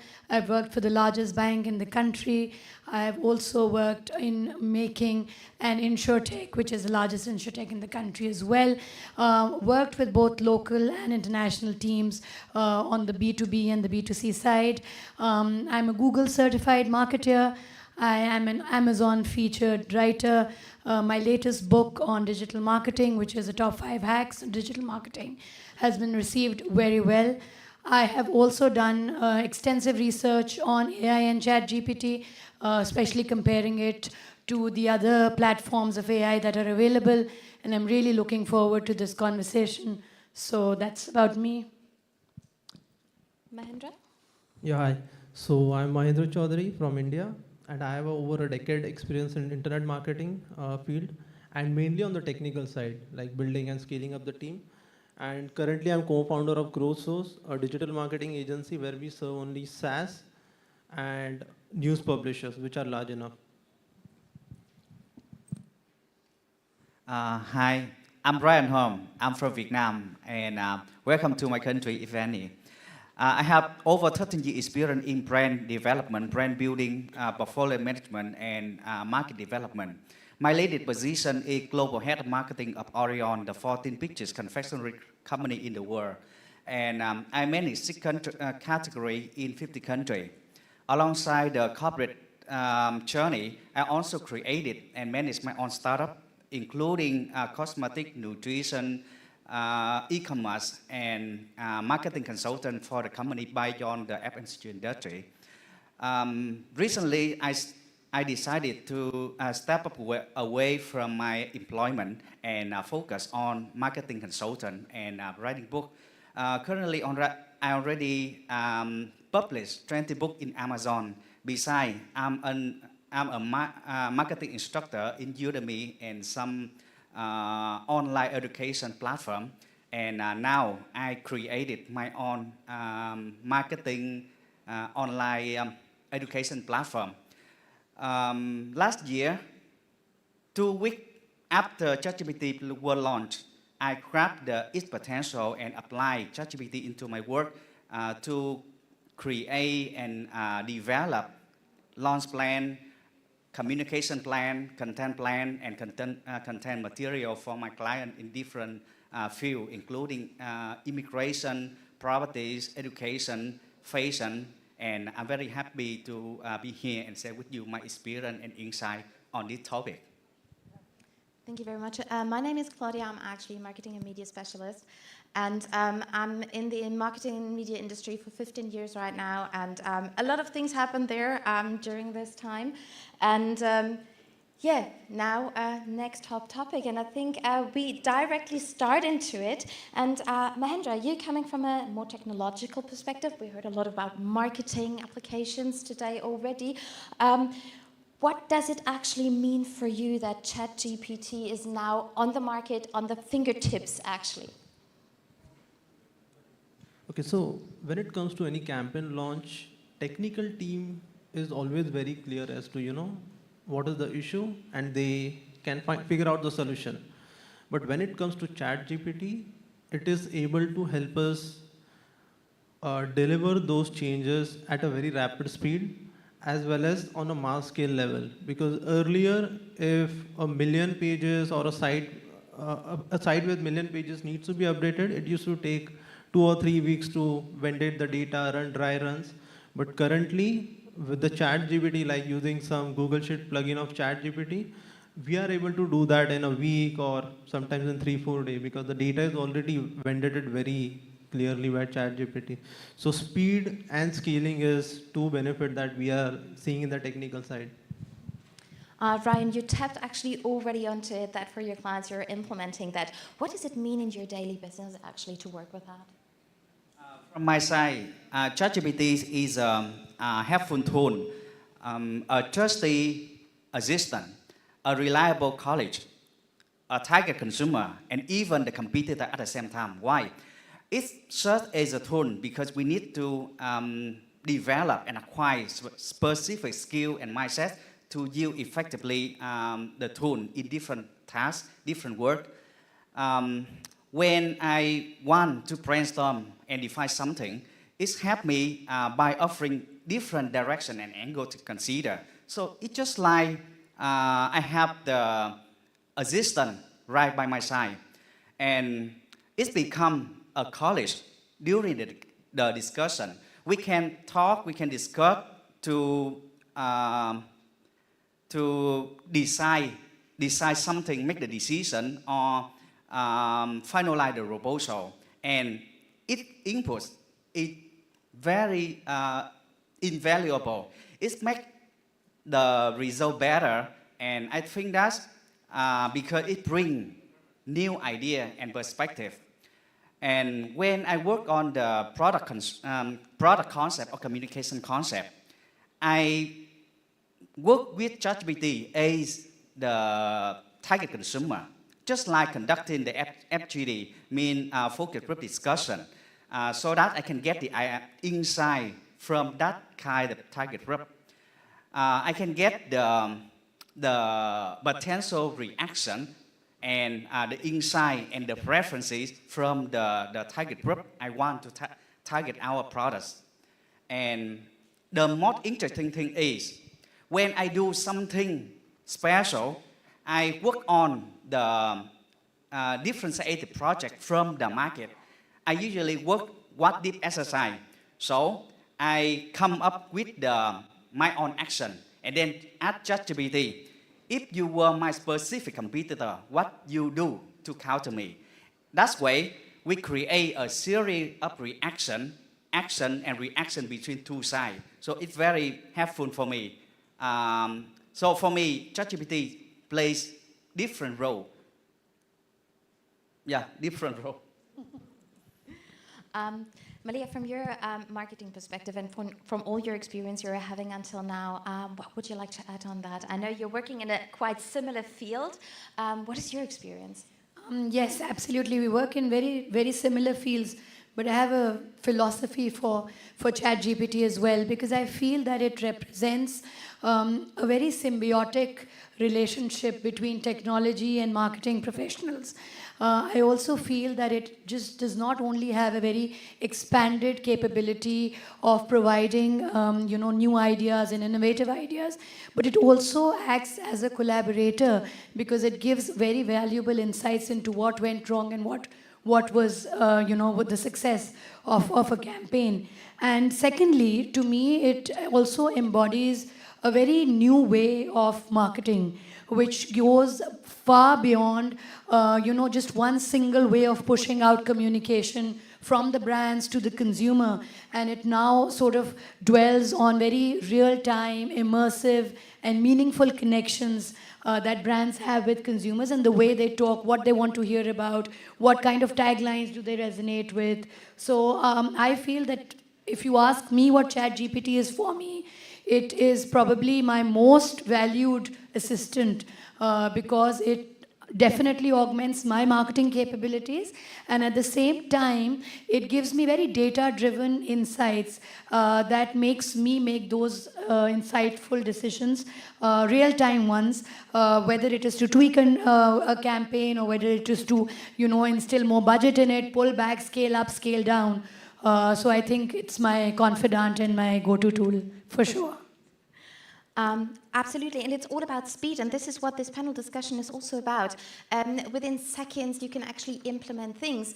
But as we also heard from actually the panel before and the speaker we've heard, it's all about strategy at the end of the day. It's about how do you implement that, how do you emphasize on it, how do you exploit it the best way possible without losing actually the human spirit within all of that. As you said so nicely, Malia, it's an assistant, it's another tool, it's something which is fantastic because you have wisdom of crowds.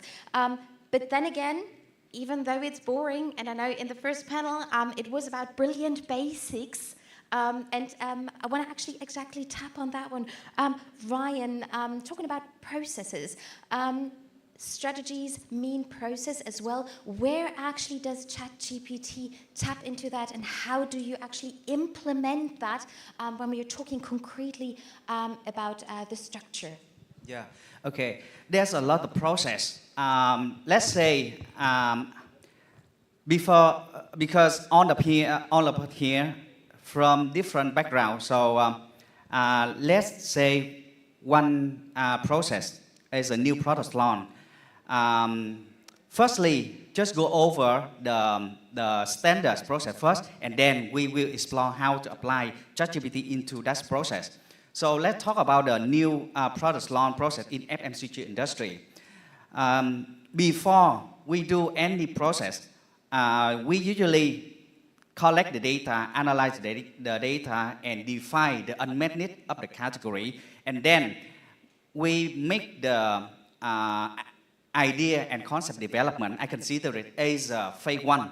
Phase 2 and 3, we do at the same time as product development and marketing plan development. And followed by step 4 is communication pretest. And followed by step 5 is official launch. And finally, boss evaluation. So we start first with the phase 1, concept, idea and concept development. When I work for this one, usually I have 2 main tasks. Write the idea, write the concept, and then work for the focus group discussion to get the insight and get the feedback from the consumer.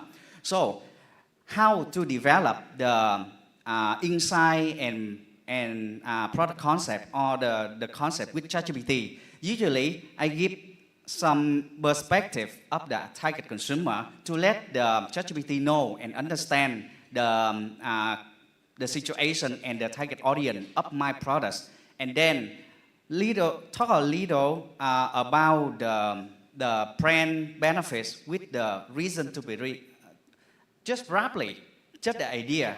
And then I ask ChatGPT to create the insight 3 inside or 4 inside, and from the inside, maybe some industry, I will engage with ChatGPT to fine-tune. But some industry, they write very appealing inside, and from inside I add them, use the brand benefits with reason to believe I input earlier to create the concept for me. You know, usually it takes me around 10 minutes to some days to create just 1 or 2 product concept. But now, just 5 minutes or maybe 2 minutes, I can create 3 different concepts. And then I need to work for the FGD with ChatGPT. I ask ChatGPT play a role, a different group with different point of view to evaluate, validate my hypothesis and assumption. Based on the discussion, give me the references, the purchase likelihood, and how appealing, how I can adjust for specific concept, and then to make the concept is more perfect. So at that time, I can finalize the concept. I move to the next phase is the product development. And I also, let me give example. I already work with ChatGPT. I asked them to write the product formula for white tea brand. And I asked for the formula. Of course, ChatGPT can offer me the formula for the products, but ChatGPT helped me to guide and to suggest for the direction, mixing, blending with all the ingredients, with herbal, some specific herbal, some specific of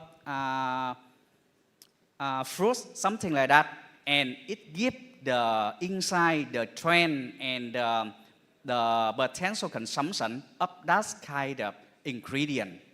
And at the same time, I asked to get the help from ChatGPT for design.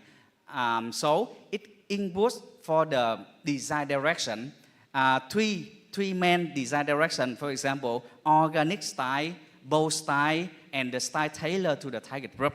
So based on the guidance from ChatGPT, I engage more to get the description for the design. And from the description, I push into another AI platform to create the design, final design. So you can see, maybe when we develop a formula, we can, but ChatGPT can help that for the guidance and the description so that we can use other tools to make the final thing we want. For the marketing plan development, usually when I work as a company, I need to write a campaign brief to send the agency, so the agency understand the situation and what I want. The same, I write the campaign brief with background, target consumer, target insight, consumer insight, and some other thing, for example, channel allocation. Based on that, they can provide me the marketing strategy and marketing structure, content pillar, and from that, maybe some industry I will engage to fine-tune, and some it's very good for me, so no need to revise. And then I add them for more detailed stuff. For example, develop the viral clip or TV script. You know, just 2 or 3 minutes, I have 3 different TVC scripts. You know, in the past, when I brief to the agency, I at least need 1 month from briefing to get the final script and storyboard. Take around, cost around 30,000 US dollar to 60,000 US dollar, depends on the brand, depends on the scope. But now, I just spend 2 or 5 minutes to get 3 different viral clip script, totally free, total free. and just some minutes. And from the script, I will ask ChatGPT to play as a target consumer, maybe 4 rup or 3 rup, and then ask them to validate the idea. Which script is more meaningful, most appealing to target consumer, which or what I need to adjust to improve the performance. From the validation of ChatGPT, I will proceed with production with the agency. For the TVC, we must work with the agency because need high quality. But some viral clip, I don't need to work with the agency. I just use the script from ChatGPT and upload into all the platform and then create the clip for me. It's very good. So after the phase 2 or 3, I have all the things. I have products, design, pricing, marketing plan, and the next thing is a communication test. Just work with ChatGPT as conduct FGD, focus group discussion, and then get the feedback before we official launch. So next phase is optimization and performance. I think I will leave this part to Maliha. Thanks. I think most of us sitting in this room have had our hands dirty with ChatGPT, one point or the other. And I think the overall campaign process remains very similar to what Ryan said. But I, as a CMO, I have always faced a challenge, and I'm feeling it a lot more these days, and that is to develop personalized experiences to the consumers. So I basically use ChatGPT across 3 main segments. The first being the target audience. And targeting the right audience is key because ChatGPT helps me not only to tell me exactly what the right audience is, but also to develop those buyer personas that are based on their personal demographics or psychographics or even their interests, or let's say where they've last shopped or where they would aspire to shop also. And that is very important because once you have the right audience that you've targeted to, that then dwells into meaningful lead generation, which is not just marketing acceptable leads, but also sales acceptable leads. That then gets you your return on investment and a return on ROS or whatever. The second point that I use ChatGPT in a campaign for is, and I recently did that when I was developing a brand awareness campaign for a brand that was there for a long time, but it still wanted a bit of a push to that. And that was when I developed campaign assets through ChatGPT. And that was primarily done because ChatGPT enables you to develop these campaign assets so cohesively that there remains the brand consistency across, let's say, social media posts or website landing pages or even blogs per se. So that is what I used it for. And the other part that Ryan very graciously mentioned, that we all have like a sword on our heads, is when we have already launched a campaign, how to monetize it, how to optimize it. As I mentioned earlier, do we upscale it, do we downscale it? And ChatGPT has provided to me not just valuable insights in terms of text, but also a very valuable trend analysis that it's done for me. It also makes these trend lines and these trend charts that get updated with obviously a plugin that you put through ChatGPT that gives you real trend lines, in real time. So I think the overall, as I mentioned, the campaign, how you execute a campaign on ChatGPT remains very similar to when you set your objectives, your campaign, you execute it, you get your target audiences, and then you monetize. But I think there are certain aspects of the campaign that ChatGPT does really, really well. And the ones that I've just pointed out to all of you. And I think if you could just give a go at that, it would really help. It's worked wonders for me, so give it a try. Thank you very much. And I think the interesting point is as I said, the panel is all about speed. But you can see implementing actually ChatGPT is so important on so many different levels. And it's hard work actually to find the right strategy and to actually implement it the right way to get actually the best out of it. It certainly is, yes. And then it's your word against mine, right? It's the agency's word against what's the right targeting versus what I'm as a CMO telling you. And then there's a tool that tells us we're both are wrong. So that is an eye-opener for sure. Absolutely. It's not just push the button and off you go, but it's really, really hard work. Mahendra, you from a technological perspective, we're all about the campaign up front. People are seeing actually. What do you say about that? What do you think? Okay, so from technological perspective, like I'm sure that everyone in this room might have dealt with any developer or any technical person, and the response is always that technical people make CMO level or any marketing person frustrated because they won't deliver things on time, or they will have very many reasons for not delivering things on time, and most of the time you won't understand their language and they won't understand your language. So that's the classic thing which happens with us. Now imagine you dealing with one of the developer and I have to deal with 8 to 10 developers every day and everyone giving a lot of reasons.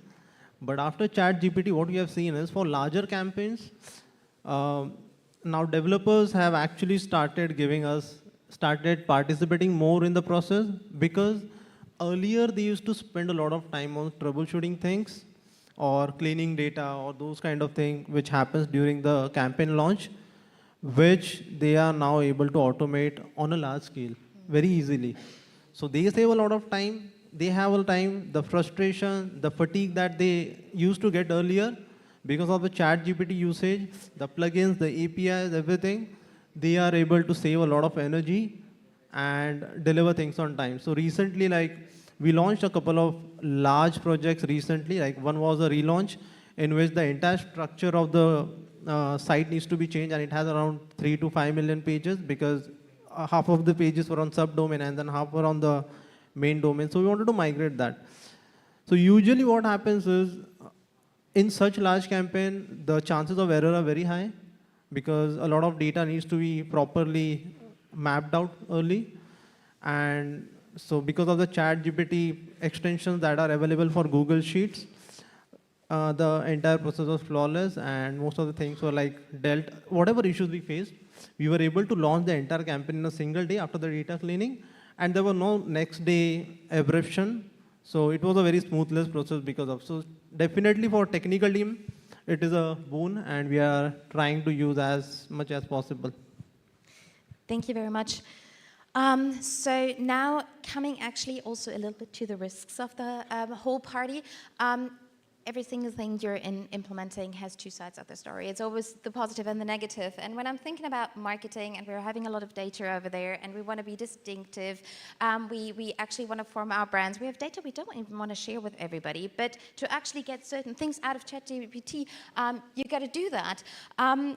I don't know how you feel, but to actually hand over all my insights to Elon Musk and the rest of the world, and at the end of the day, you're having like, yeah, wisdom of crowds, but everything kind of looks the same. Data privacy is something we should actually tap onto this, because as I said, all the good comes also with, I wouldn't say the bad, but some risks actually involved. Mahendra, from your perspective, and I know I'm very German to that, to be perfectly honest. It's also a cultural thing, we know that. But you're not alone, Claudia. How do you feel about that from your technological perspective, and also from your cultural background, of course? So, privacy is like, honestly, I strongly believe that privacy for any technology is a myth which people believe in. And I strongly believe that because when I was in mid-20s, in 2015 or 16 at that time, I somehow landed with a group of people who were associated with government. And in that session, so, young people believe whatever they read on net. So one of the person mentioned about cyber security and everything, and then he was saying that, okay, iPhone is like hack proof and people can't actually track you if you use an iPhone. So interestingly, what happened is that person told that, in India, we are right now tracking 700,000 people. So whatever data passes through their phones, can be tracked and metadata can be properly created and tools can actually do a lot of things. So to demonstrate it further, what he did is, he actually, like a journalist, the channel name is start with N in India. I won't name the full channel. So he actually took the, somehow in 30 minutes, he got the photo of the front camera, which was facing the ceiling of the hotel. And he showed us that, you know, this person is right now in this hotel, and that is the ceiling color of his room. So privacy is myth for sure. And we all think that, you know, and same goes with ChatGPT. So now, what is happening is recently on 16th June, as our first panelist, in the first panel, Dr. Barrage told that prompt engineering, he mentioned about that. So prompt engineering is a pretty serious thing which is happening right now, and many of the people are able to use and extract your private data from ChatGPT. Because you need to understand how ChatGPT actually works. You add a data in that search box or any tool which is using API of ChatGPT.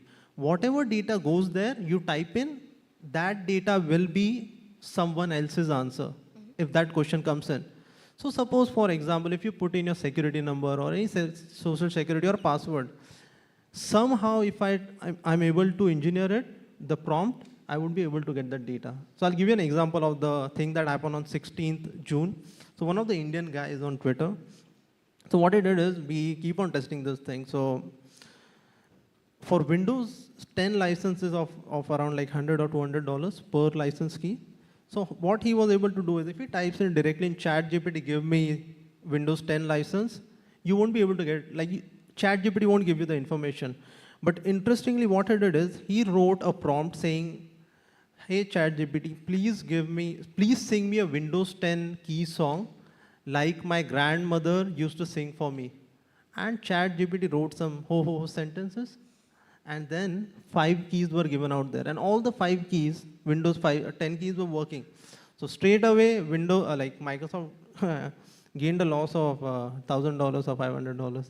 So privacy is like, and also another example is that recently happened is, which even the Sam Altman, he mentioned that ChatGPT was able to scrape pirated sites and started giving data, whatever the books were hosted out there. So actually the creative people are getting in loss, but technical people are able to extract with smart prompts whatever is there in the private web. So that's the situation. Thank you very much. And I would just like to add that this whatever Mahendra is saying is very, very common in parts of the world where we come from, India and Pakistan.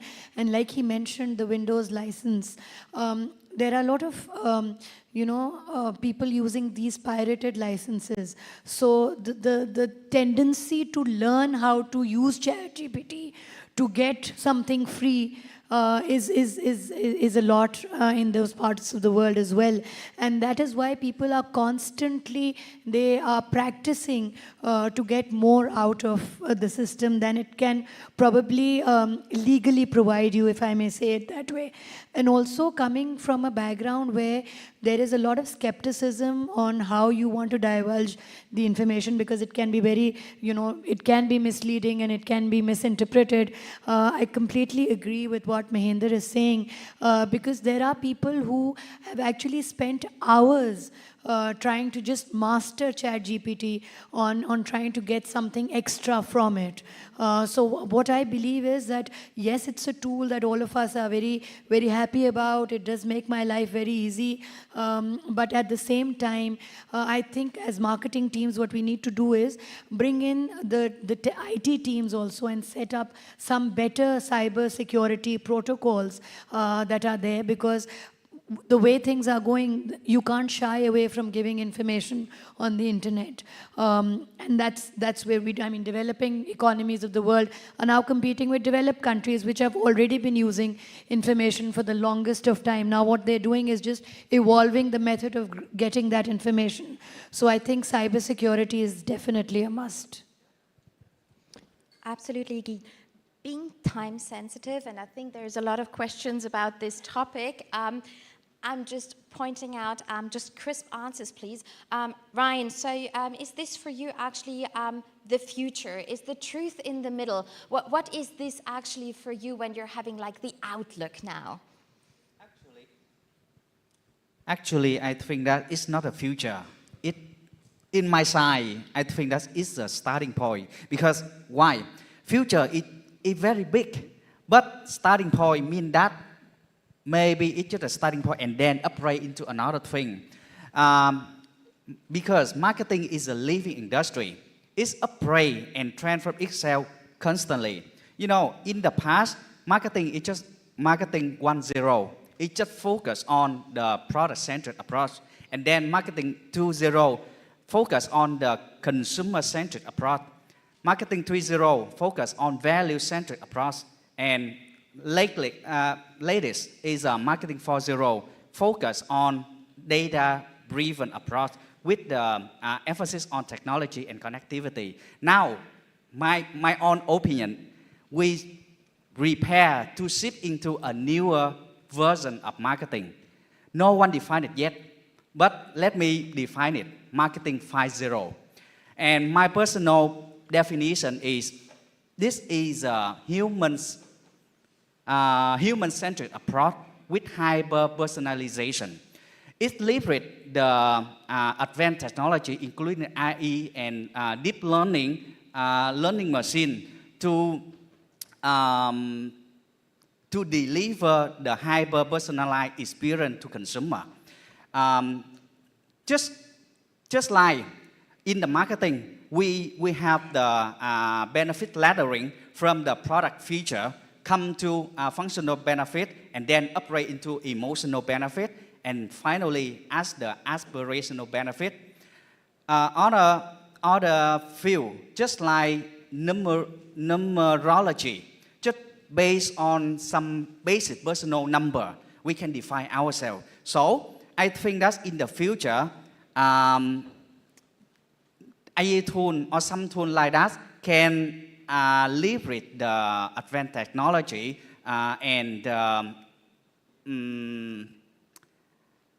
predictive analytics to define what you will want, what you will need in the future, and they will propose what you will need, not need now, but will need. So I think that in the future, we don't talk about insight anymore. Maybe we talk about foresight.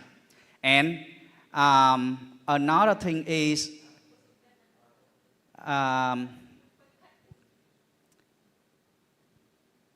I think that we are just the user of that tool. We're not the creator of that tool.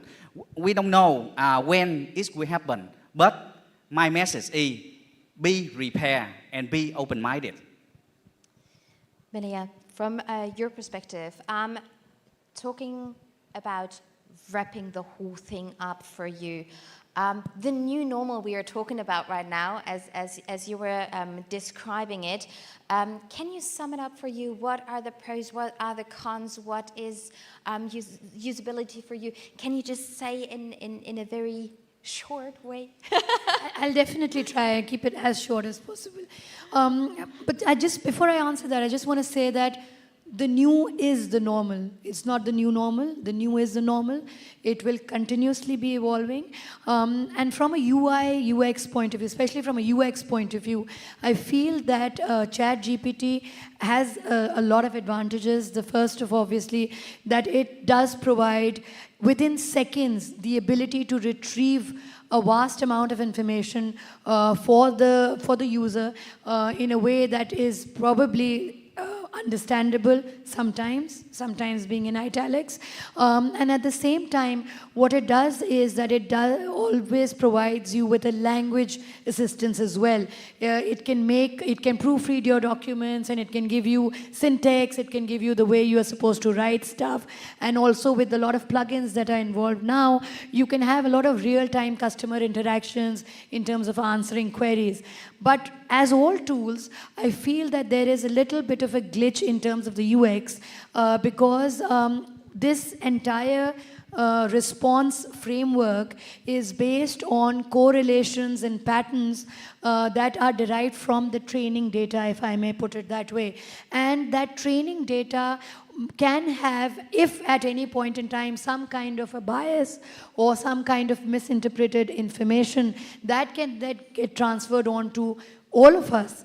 And if somebody just picks it at face value, that will definitely be a problem. And also, the biggest challenge I feel that it does lack emotional intelligence. So sometimes, and I'll give you a very quick, very recent example.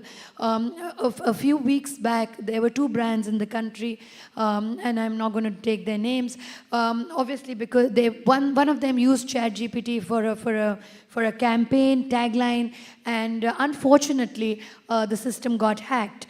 Now, when the system got hacked, they were very clever about it, and they said, okay, we've been hacked, sorry about that, do not conduct any transactions. Obviously, we are working on it and we'll fix it as soon as possible. The other brand, on the other end, just entered the same prompt on GPT, trying to pick up a trend, and they said, can you make me a meme on what just happened? So that is something that, and obviously the meme was made very, very inappropriate, extremely in very bad taste. And that is what I want to know, that that is what I want to tell people, that it's one thing to have a tool, but it's a completely different ball game to understand where the ethical boundaries are being sort of compromised. And I think ChatGPT does that too well. So was that sure enough? Kind of. No, but very important point. So thank you very much for actually also giving this great example. Mahendra, from your perspective, crisp, please. Yeah, sure. So, honestly, a lot of people feel that, ChatGPT is a very simple tool, but actually it's a very disorganized community right now, because you will see that, on many of the tools saying that, oh, we'll create a realistic image for you. But when you sign up, you pay the amount, you go inside it, you find some cartoonish thing happening. It's not a final product. So definitely you have to go back in most of the cases to your own graphic designer and sort things out. So that's what we are facing right now. There is no perfect tool because it's going to take time, and bigger companies like Google, Microsoft, who have a complete suite, like for example, Google Suite has started integrating the AI model similar to how ChatGPT is, like the Bard one. So now just imagine that as of now you need me to create a dashboard for you to calculate your revenue channels, or which campaign is bringing in how much revenue, or you want to compare things. You need a dashboard to get it done from me. But imagine Google Looker, they have the service called Google Looker, which can create dashboards. Imagine this kind of model coming in there, where you simply type in a prompt saying, okay, my Facebook data is connected, my Google Ads data is connected. Tell me which one has bought me more traffic, which one has bought me more sale, what is the cost per sale. All those parameters you can compare, and you won't need me. You will simply type in the prompt, you get the answer. So those kind of things are about to happen, because they are in the testing phase right now. And already I think a few of the features are launched on Gmail, but eventually in a year or so, these bigger companies are going to win, and a lot of generalist or marketing or lead side people who are into business development are going to have an amazing time working with these tools and playing with that. And another outlook I have about the technology is that right now, just imagine that whatever data you put in, so I'll give you an example of earlier one, okay? So when the face unlock came in, it came first on Android, on Samsung and OnePlus, I guess. So Samsung was the first one to launch. So when it came in, it's to send data, your face data to their server, and then you would be able to unlock it every time. Same is with the ChatGPT. Your data goes in, the server gives you the output. But what Apple did is, it created a chip specifically for Face ID. All the learning models were added in that chip.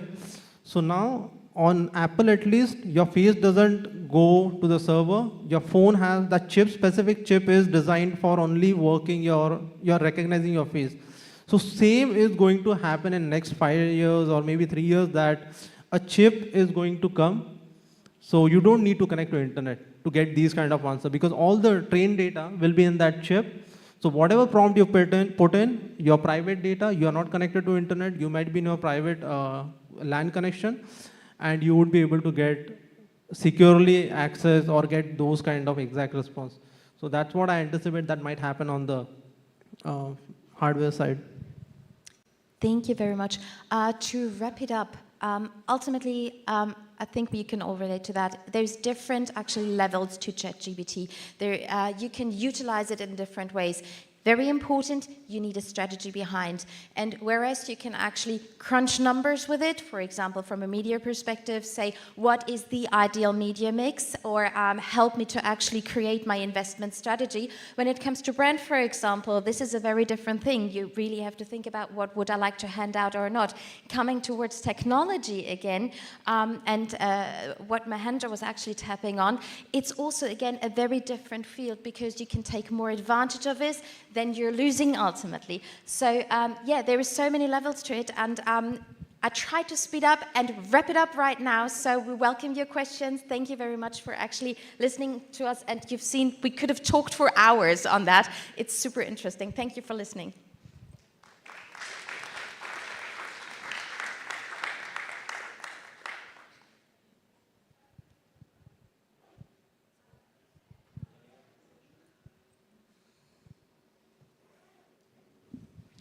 Thank you. Really very interesting. My question to Maliha, you mentioned during your talk about developing assets using ChatGPT for a campaign. Can you just shed some light on what you did exactly?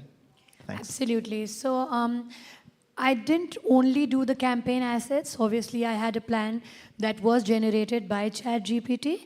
How I did it was I obviously wrote the campaign objectives and what I wanted to achieve out of that.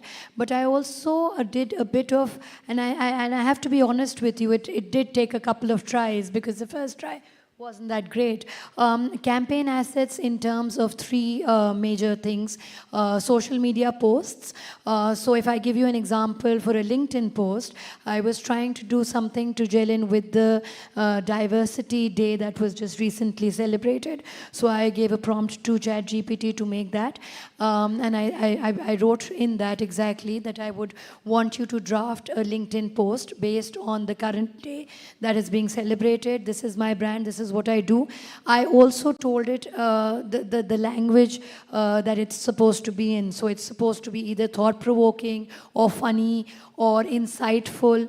And at the same time, I also told, because ChatGPT, and I don't know whether that is a limitation in the part of the world that I am, does not really make any, let's say, graphics per se, but it does give you an idea on the kind of graphic that would actually suit the text. So that's exactly what it did. It gave me a graphic to it and it made a social media post.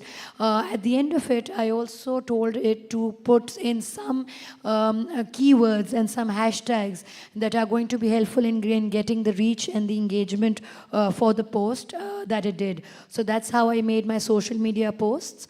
The website blog obviously was, I had given a topic to ChatGPT to write on it. I had given it the number of words and also given it the kind of, the kind of customer takeaways I would like that blog to have in terms of what were three main points that the customer would like. I would like the customer to, or the reader to probably read and take home with them. So that's how I made the website blog for it. So ChatGPT is a very, very powerful tool when you want to have these campaign assets made, because not just the fact that it makes these campaign assets for you based on the prompts that you give, you can also have the ability from ChatGPT to do an A/B testing on it. So make two particular ad sets for a particular ad and then run and then just pull it, the insights on that and then see which one has worked well and put the budget behind that. Does that answer your question? Brilliant. Thanks. Thanks.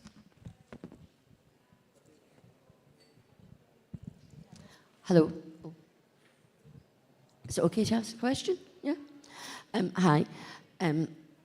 Asked a question earlier and I forgot to say who I was. My name is Brenda Dempsey and I'm a publisher from the UK. And the question I've got, I'm really glad to hear you're not sugarcoating ChatGPT. and I know in a lot of the marketing that we're doing with authors to ensure that. One of the things that came up for us just last week, well, it was a conversation I had with someone who had put in their prompts into ChatGPT, and they got information that then some human didn't go and verify, and they then put out an article, and there was elements of that article that were incorrect. So therefore, that did not look good for that said person. So how can you guarantee within your team or the person who's using ChatGPT that verification is part of that process? I would like you to repeat that if that question is for me, because there's a noise coming from this end, so I couldn't really get your question. Oh, how do I ensure teams? I could get that point. Could you just repeat that? So the question, I won't repeat everything I said, but it's about the verification of what the content is within your ChatGPT asset, that it's factually correct, because we had a situation where it wasn't me that did it, but I'd heard and had a conversation with someone, and they had produced an article using ChatGPT whereby there was wrong information within it. Absolutely, I completely second what you're saying, and that is where I want to bring in the fact that complete reliance on ChatGPT in terms of campaign assets and even in terms of factual information that you provide has to be checked by someone. There has to be a particular hierarchy and a standard operating procedure that one needs to put in place with the authorities signing off on what goes out, and especially in terms of brands where some misinformation can actually create more good than more harm than good, and it can come back as a backlash. So if I could just give you a short example of what I've done in where I as a CMO, what I've done is we have a maker checker principle. So if someone's using ChatGPT to make, let's say, 3 campaign assets, those are checked at different levels by someone in terms of 3 parameters: the language used, like you mentioned, inappropriate or otherwise, the kind of messaging that goes out, grammatical and syntax errors, and also spellings, because I can't emphasize it enough. And what I do check is, spaces between when you type, because that looks really bad. So that is what happens. So for instance, there is a content creator in my team who does use ChatGPT. When he makes it, he gives it to the team lead. There are 2 team leads who check it, one from a brand point of view and the other from a digital marketing point of view, business digital manager. And then because I'm a little, I'm not a control freak, but I just don't want the wrong things to go out. I do check it, and that's what it is. But my purpose of making campaign assets through GPT is because once, as marketeers, we tend to get into a comfort zone, and we just type the same taglines, we write the same things, the same kind of visuals, because it's easy for us. Just to get a little more of an innovative idea as to what needs to change is where we use ChatGPT, but it's checked, and I would highly advise others to do the same. Does that answer your question? Yeah, thanks very much. And as a publisher, I'm glad you mentioned about the syntax and the spelling and everything. Absolutely. So yeah, really, yes. Absolutely, thanks. I'm so sorry, we are so out of time. Or can we take one more question? I'm not sure. Is that okay? That would be the last one. And afterwards, we are all still here, so please approach us when we're running around to actually have a chat about that. But please go ahead. Thank you. Yeah, I have a pretty short question. So this one goes to Malia as well.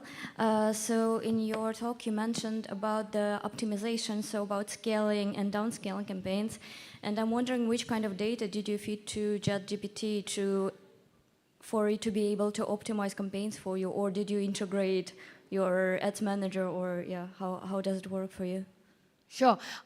So the kind of data obviously is campaign data in terms of reach, engagements, and key matrices. There is a plugin that one has for ChatGPT that my digital team uses.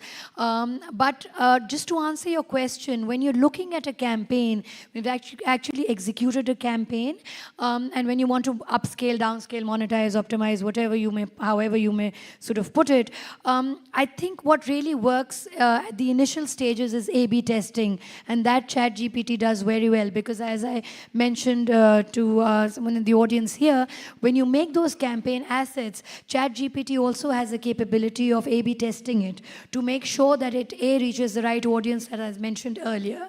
Secondly, whether the visuals that you've used in context to the ad set is working or not. I'll give you a little bit of an example. In Pakistan, we have about 4 main languages and about 8 regional languages. And whenever you are churning out a mass market product, there is always a dilemma of which language you use. We generally, come across as thinking and speaking in English. But when you look at the mass markets in the country, there are certain very different languages that are used there. And certain visuals that are obviously not resonating with that language either. So ChatGPT can help you do that. Does that answer your question? Yes. I'm sort of speeding up because of time, but I'll be available later and I'll give you a rundown of the data that I've used. Perfect. Thank you.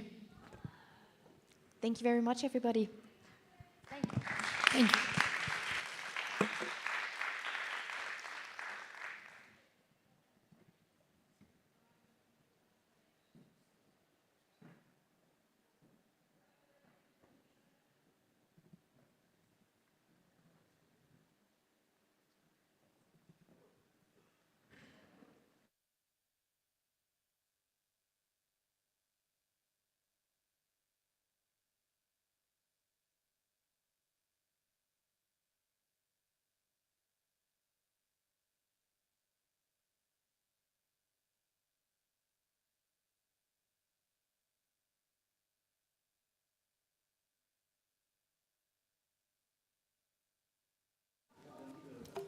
Thank you, panelists. That was a very engaging session.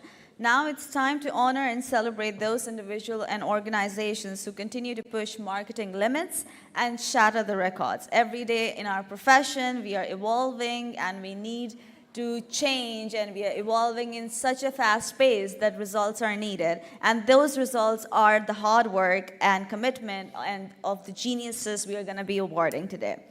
I would like to invite Mr. Richard Laurent Elamari again on stage, General Manager, Middle East of Fever, to present the awards.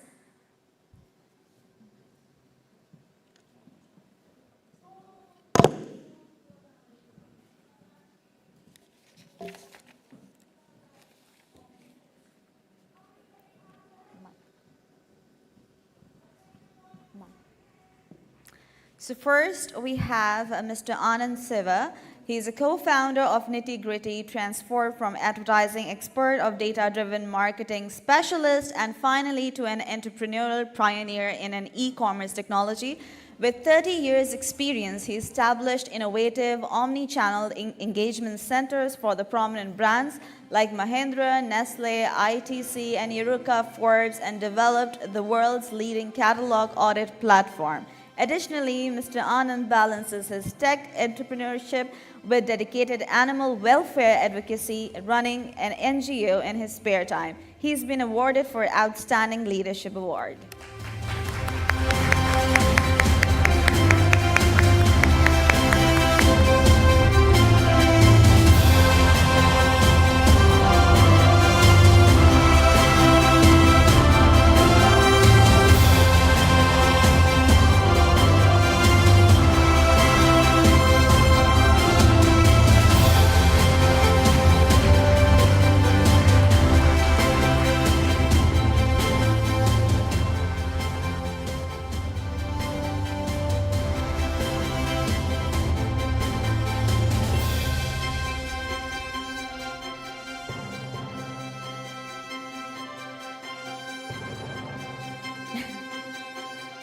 Please show it off.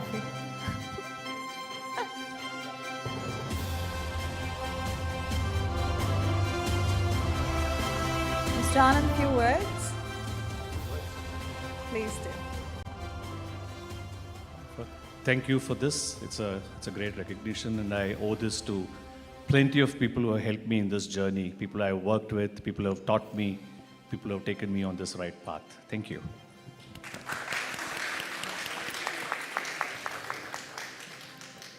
Mr. Brian Young, co-founder of Brandstorm Communication Limited, has also served as Associate Director of Communications at Eden Prize Overseas International Communications and Digital Activation. With a strong Eurasia network, he focuses on tech art, culture, and philanthropy. His portfolio includes content development for global forums and moderating high-level events. A finalist for RTHK Book Prize, Mr. Brian is a dynamic professional in an international communication, and he's been awarded for Outstanding Leadership Award.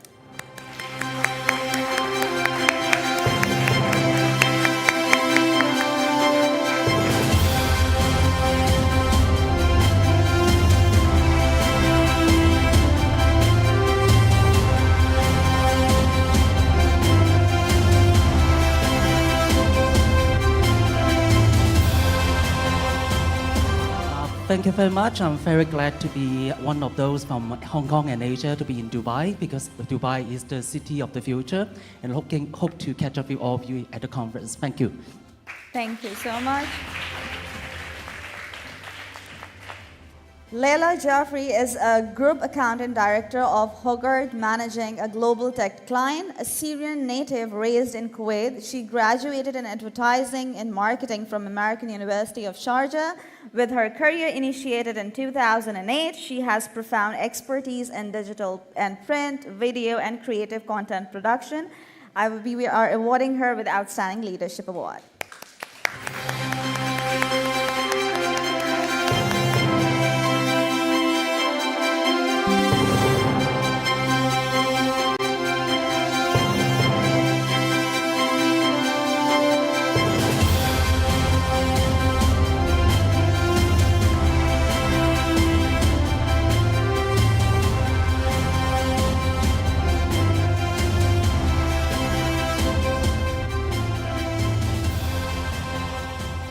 Thank you very much. This is an honor. I'm glad I'm here. Such a great opportunity and a lot to learn from. So thank you very much. Congratulations. Muntasir Bhoyan, I'm so sorry if I'm not pronouncing the name right, founder of Bazaar365.store Limited, boasts a distinguished 20-year career specializing in market development and brand building in Bangladesh, Nepal, and Thailand. Known for his significant contributions to rural economies, he has spearheaded successful campaigns for the numerous top brands, namely Sunsilk, Close Up, Dove, Clear Glow, and Lovely and Banglalink, Nestle, Garmin, Phone, etc., and established Bazaar 365, Bangladesh premier sustainable online grocery store. And he's been awarded for outstanding leadership.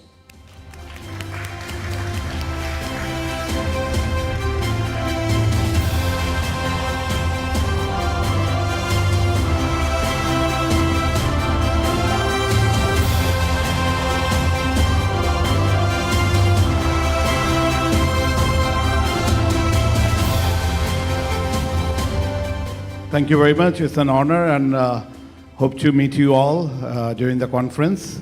And it was a nice session. I've been in the direct marketing and consumer engagement for the last 20 years, so we'd like to talk about it. Thank you very much. Congratulations. Mr. Rob Carrillo is the Marketing and Communication Project Manager at Trust IT Services, Tuscany, Italy, an accomplished journalist turned marketer. Rob brings strong editorial to his role overseeing multi-million euro research projects. He holds an MBA from the University of Pisa and magna cum laude degree in business informatics from AMA International University. He has also been awarded for outstanding leadership.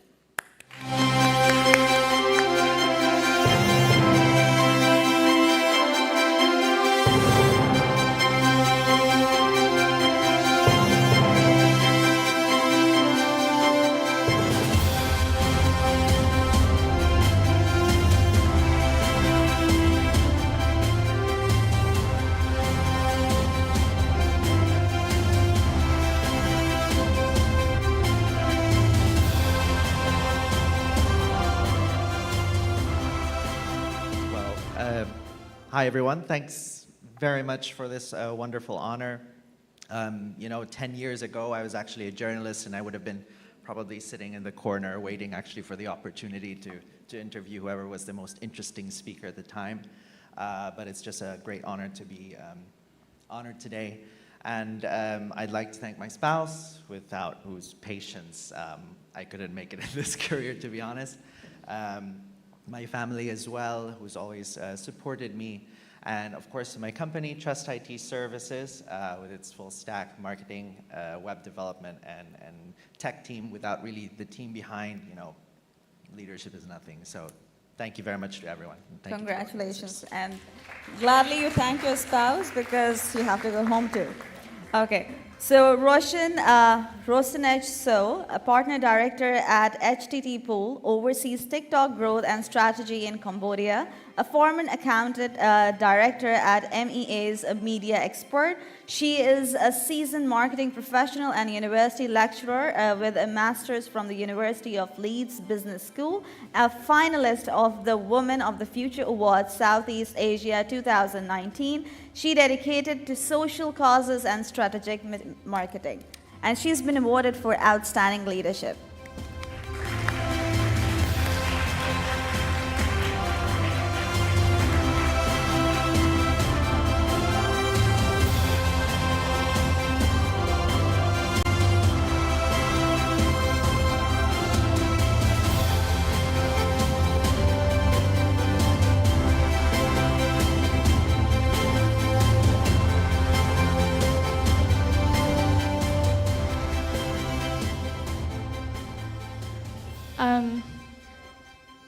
This is heavy.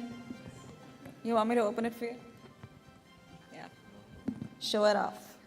I came here with a 5 minutes long speech, but I think I don't want to do it now. So I just want to thank and appreciate today and for this honor. I think I can speak for a lot of us here that one great thing about what we do, marketing, is that it doesn't stop changing. And I think that's a big part of what makes our job, our work, and our life so exciting. So thank you very much to the team, the program that made this possible today.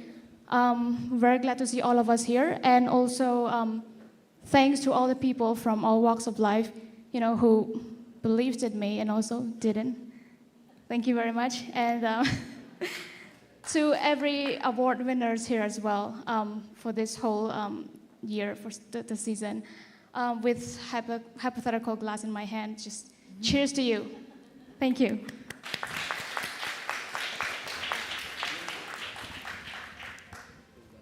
Swapnil Anilpante is the co-founder of Growth SRC, an SEO and growth marketing agency for SaaS and tech companies.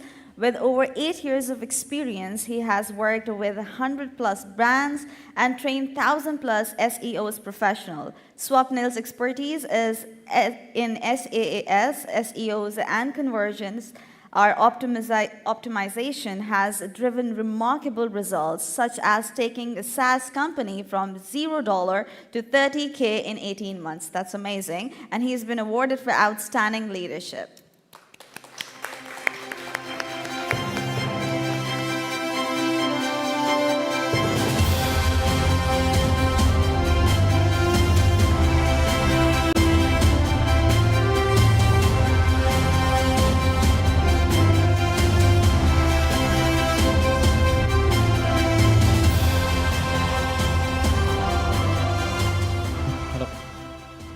I would really like to thank my wife and my parents who have been a constant stream of support throughout my career, pushing me to cross my boundaries, try and achieve new things, and put up with all my tantrums throughout my career. So thank you so much, and congratulations to all the award winners today. Thank you. Tala Al-Nono, Head of Marketing, MENA at LWK Plus Marketers, is a multi-talented design professional and art enthusiast. Recognized as a top 10 talent by Commercial Interior Design magazine, she crafts effective marketing strategies, delivers innovative concepts, and expands to reach the award-winning portfolios. Participating in prestigious events like Dubai Design Week, Abu Dhabi Culture Summit, and Sika Art Design Platform, Tala continues to make her mark in a creative industries. Congratulations, she's been awarded for outstanding leadership.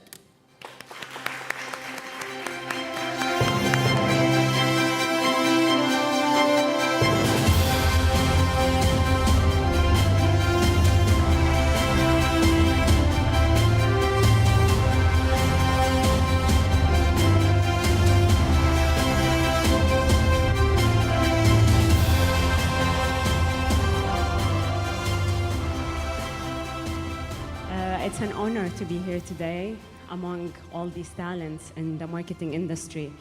I'm sure all of them and all the hard work that shows here is part of a passion from all of these beautiful faces here. And it comes also from my side. So it's very beautiful to be recognized. And congratulations to all attendees. Thank you. A grand applause to all the esteemed awardees, please. All of you who got the award, please do gather at the lobby so that we can have a really good picture and a memory for today. And now it's time for a well-deserved lunch break, I believe. And please have a great meal so that we have all the energy for the next session. And all the awardees, please do summon at the lobby area for the pictures. Thank you. Rachid, thank you, sir.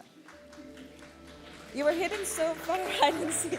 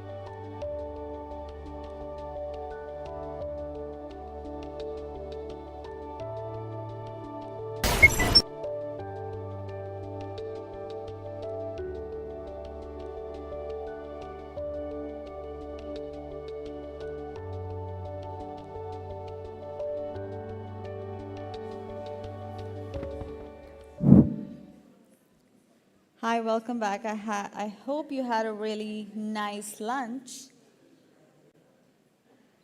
Hi. Ladies and gentlemen, let's dive into the age-defying discussion. 35 is the new 25, driving impact across generations. And I've been telling the same thing to my parents too. Anyways, our speakers are here to challenge the norms of demographic segmentation in marketing, exploring how age is becoming a blurred line rather than a determinant of preferences and buying behaviors. I would like to invite on stage Prince Said Mehmet Dejik, I hope I'm pronouncing the name right, COO of SoCare GmbH, and Geraldine Montero, Chief Executive Officer and founder of 23rd Collective.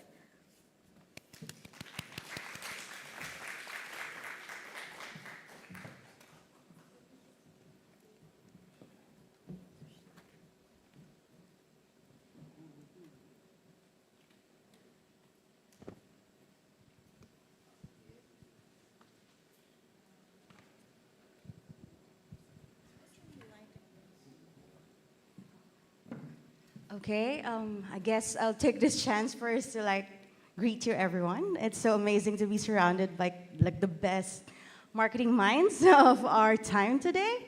So yeah, we were instructed to make this a bit more informal, so let's dive in. All right, so I have my colleague here. If you can introduce yourself. Yes, so my name is Prince Said Mehmedagic. I'm the COO of SoCare, social media management company. We provide tailored concepts for social media marketing for the healthcare sector in Germany. Yeah, you can imagine like hospitals, doctors, pharmacies, and everything else. And yeah, we are here to talk about the difference of the drive from how marketing affects people and how to be in a position where we can make the difference between the 35 and 25-year-olds. So I would say let's start with how does marketing affect or the buying behavior. So would you like to start or should I? Okay, I will continue. So when we think about traditional marketing and we think about the age, we have to also think about the growth when people like the millennials or Gen Z growing up. So the time is challenging, and we are living in a world where the educational part took longer than, let's say, 50 years ago.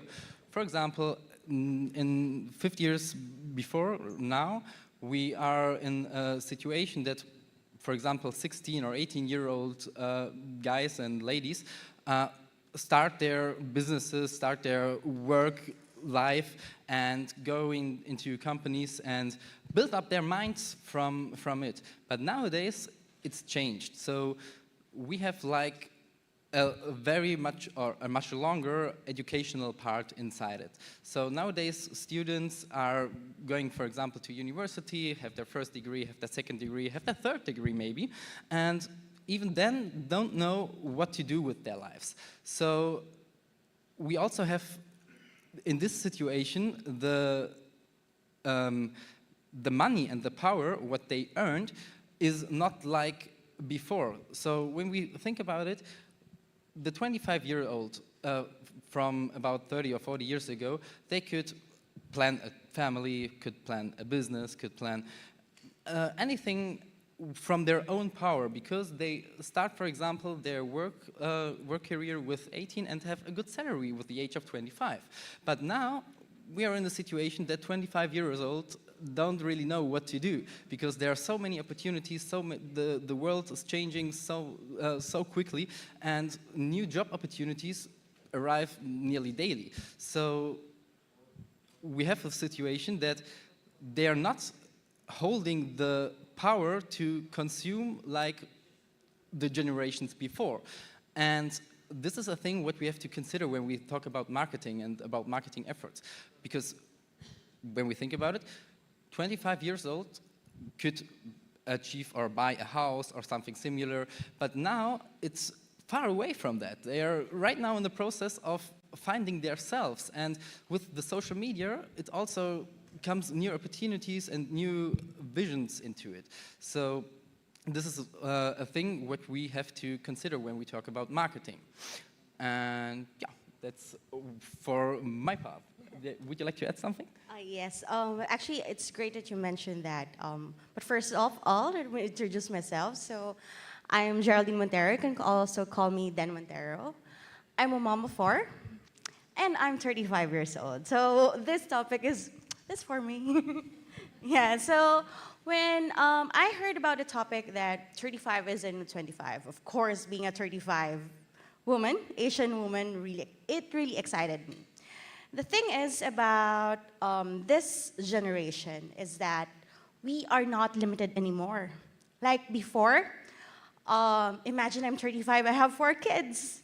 So what I mean is that as an Asian, we have this like, we are brought up to believe that we have a biological clock to maintain.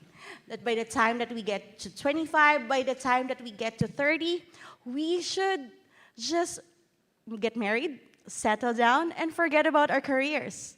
But slowly, that has been changing. The best part about it all is that we are not limited anymore. Like, age is just a number. And the most important part is that we have more money at 35 years old.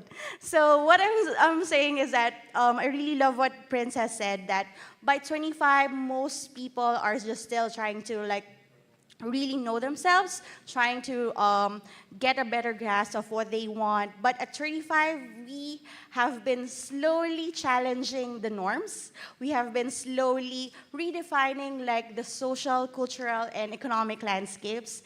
And that's the best part of it, that we are at this stage that we are not being deprived anymore or being defined by what our age is. And I guess that's the power of our culture now, of our society now, which I really love. So, yeah. So, Prince, in terms of the marketing perspective, how do you think has it shifted, most especially that now we are considering 35 as the new 25? Yeah, definitely because of the money power. So with the age of 35, you're in a position that you had so many experience inside your growth process. You have, for example, your school education, you have maybe your university education, but you also have your friends, your family, your surroundings, and all of this build up your character. And if you are in a position right now with 35, you are in a situation that you can, let's say, shift it from the perspective, because when we consider like cultural aspects or political aspects, there are so many things which makes a pressure on a person.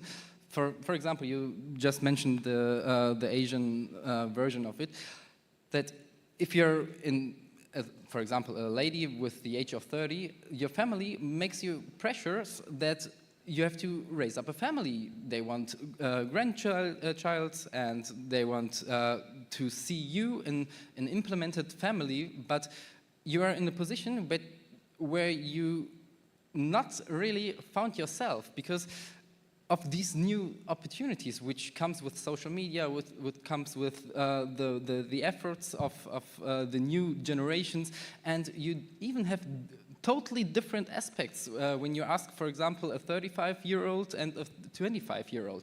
So if you're asking right now a 25-year-old, they say, okay, I want a job with this, I want a job with that, and that, and that, while a 35-year-old could probably say, okay, thank you that I get a job from you. So there are different perspectives on it. And when you think about the marketing efforts, you also have to communicate different things on it. So, for example, if you would like to have somebody, some fresh blood in the company, like youngsters, you have to communicate your vision, your goals on a different way. You have to be attractive employer, and you have to communicate your skills through social media, for example, that somebody would like to work with you and to fulfill a goal. And so you have the possibility to build a community who relies on the product or a service or whatever and be part of it. So you have to think about the change in the impact of the communication style for the different ages. And yeah, I think this is one of the most important things about it. Would you like to add something? Yeah, it's good that you mentioned about the communication part, because what I believe is really different when it comes to marketing between the 25 to the 35 age segment is that, number one, most especially if we're targeting like mostly like Gen Z, is that correct? Gen Z people, we tend to like attract them more on a visual part. Like we need to have something more of the hype, more of all about like the music, the popularity. But if you are really thinking about what a 35-year-old will go towards to, it's more about authority, it's more about value. And those 35-year-old, that segment would mostly focus about nurturing and brand loyalty, because most of the time for a 35-year-old, we are more of an informed consumer.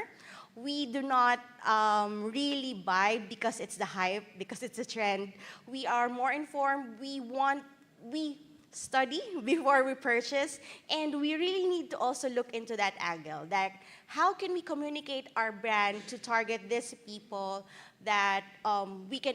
That's the hardest part. how we can attract them and then maintain them. So that's like the question about marketing nowadays. And if we are still not really answering these questions in our companies at this point, we are really missing like a huge segment or a huge chunk of our purchasing power. So we really need to look into this, targeting more about the value that we can give and not just purely about the hype or the popularity of the product or the service. So yeah. So, and I would like to add something to this. When we talk about the style of how to attract people or consumers, we have to also think about the COVID time. During the COVID time, TikTok and this platform, also Instagram, invented the Reels section.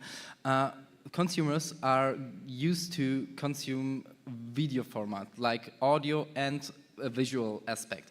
And this makes totally new opportunities for companies. So if they survive and could take action on this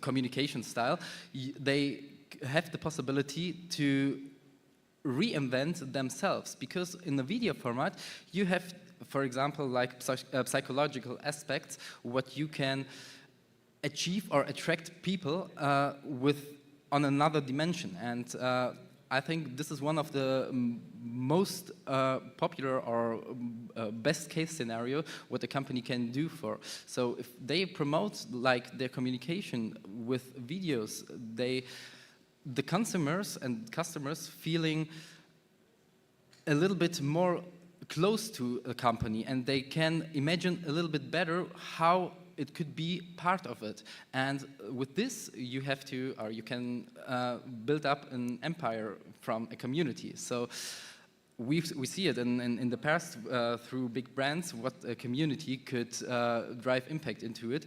And with this community, you can also, yeah, let's say, totally be on another perspective for marketing and for attracting customers.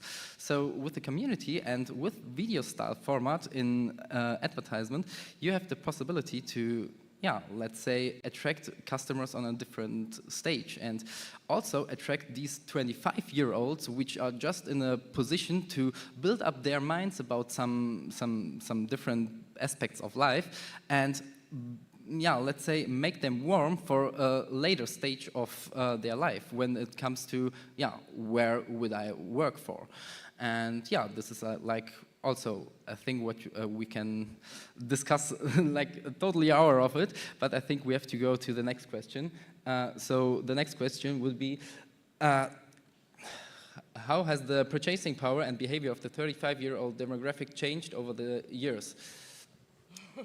Yeah, so in terms of purchasing power, as I've mentioned before, back then we are all limited with the concept that 25 is the prime years and the 35 is more of like the settling years.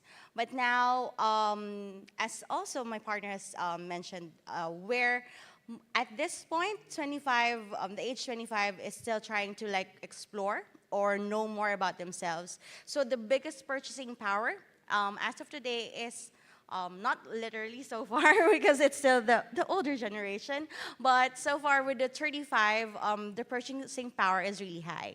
And as one of our friends from Fever has showed in the graph, you can see that most of the buying power is from the 28 to the 40 age group. And from there, people has, the buyers are now informed, and people buy from people.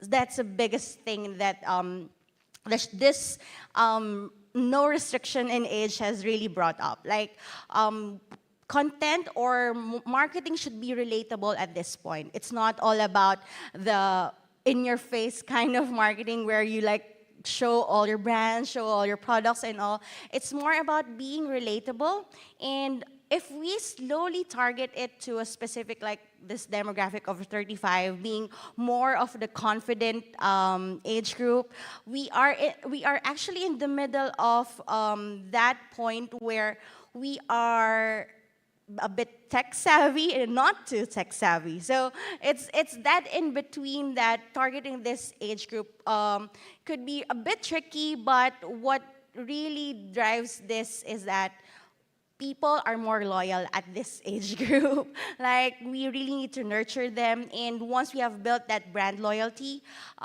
this age group can definitely continuously support us through the years. So what's your take on that one? Yes, good points. So what I would like to add is when we think about the power of money and the growth what a person has 30 years ago and right now, we also have to think about the surroundings. Like, if you're in a position like 25 years old, just coming out of the school or just coming out of university or anything else, you're right now planning to go there to this company and, for example, work for them. But then after 1 year, you think, okay, I will change. I will go to the other one because they have a better presence or they have better corporate benefits or what else. And you also have to think about it that with this shifting, you have possibly the chance to get a higher salary, but it also can be like on the other way around, because if you're in a position where you jump from one job to another, you're not in the position where you're finding your expectations and you're specialized in and grow up on the skills. So you have definitely to take up more skills to different solutions.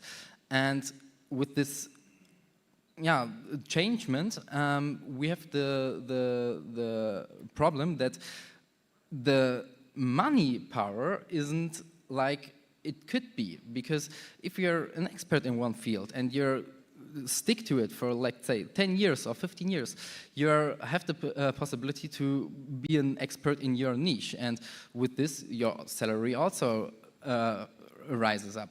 And if you're thinking about with 25 years old start to build up their career, they are 14 when they reach this point, and they would be 40 when they could achieve a house or different things. In the past sense, it was a little bit different, because when you think about the normal traditional concepts, like you're going to work after, let's say 16 or 18 years old, and you're going into the company and stay to this company, you get a higher salary from time to time, and you're in a position when you're 25, for example, you don't have kids, you don't have any responsibilities, you don't have anyone to take care about, you can risk money for investments or for a house or for different things. And in this situation, you have not the bad, or not bad, but the risky thing that you cannot feed your family or something else. And if this is like a thing what you can, or what you are thinking about, it also differs the way of they see the employment or companies. So I think with the age of 25 now, you're not in a position to achieve buying a house or something else, because you're not in the mood. And what I'm thinking right now is just from my European point of view, because when we also think about her background, she's from Asia, she has a totally different aspects and totally different things which comes up to her mind, which also pressures her. And it's like the same for me. When I think about my family, of course they would like me to have a family with now 28 years old, but from my point of view, it's not the right time for me. I'm just focusing on myself. I'm just want to achieve my personal goals, and I think this is a thing which so many of these younger generations right now would like to do. And I'm not like the typical one, because I'm self-employed with this age up, but normally you're not. You're stick to a company, you're working in a normal office, or even stick to the university. And with this background, you don't have like the money power to buy or to achieve bigger investments. And this is a thing where marketing also has to think about it, for example. And yeah, this is like a shifting time. So when we talk about effectiveness of marketing and target group oriented marketing, we have to improve the marketing effort for these 25 generations to, let's say, be a little bit reduce. How do you say it in English? You have to reduce payment points and be familiar with the company as a attractive employer. And yeah, that's the thing where most of the 25 years old right now have to think about. So which one is the right employer for me? Which benefits could be suitable for me? Which vision is which company's vision is sharing my opinion with? And yeah, that's the way it is right now. So 10 or 20 years ago, it was totally different. So yeah. I see. Just a follow-up question on that point.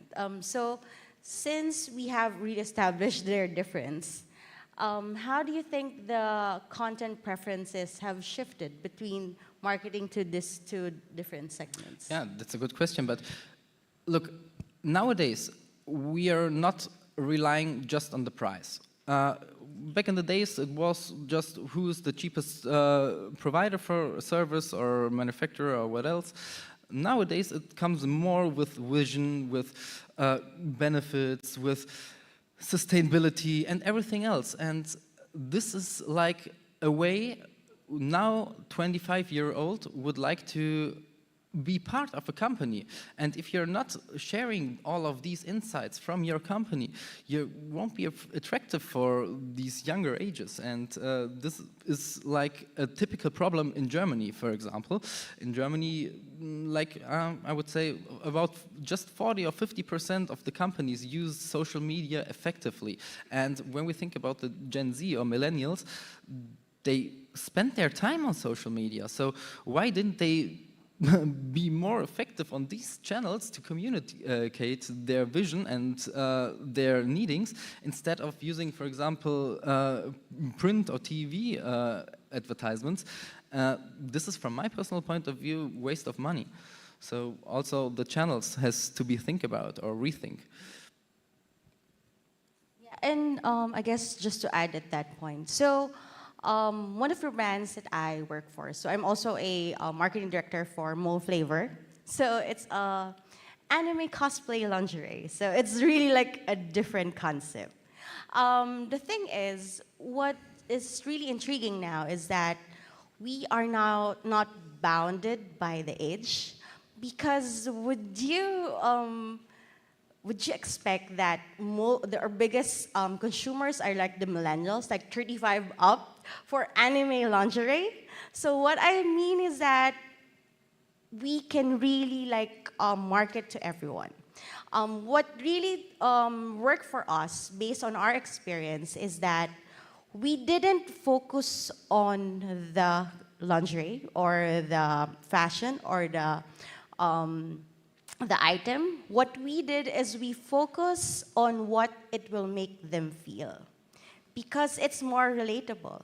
It's not about like the body type that you have, whether that item would fit you or what, but it is more about, we marketed in a way that it would empower them once they wear it. It would make them feel like they are like a strong, confident woman. And looking at this angle, more of a relatable perspective, rather than more of just like focusing on durability, quality, and all. This, I think, is how marketing has been continuously challenged through the years. And once we have really slowly embraced that concept to make our marketing voice more relatable, more something that can be consumed and something that we can share also to our friends. I think that will not just like differentiate the content preferences of 25 to 35, but more of like educating people on the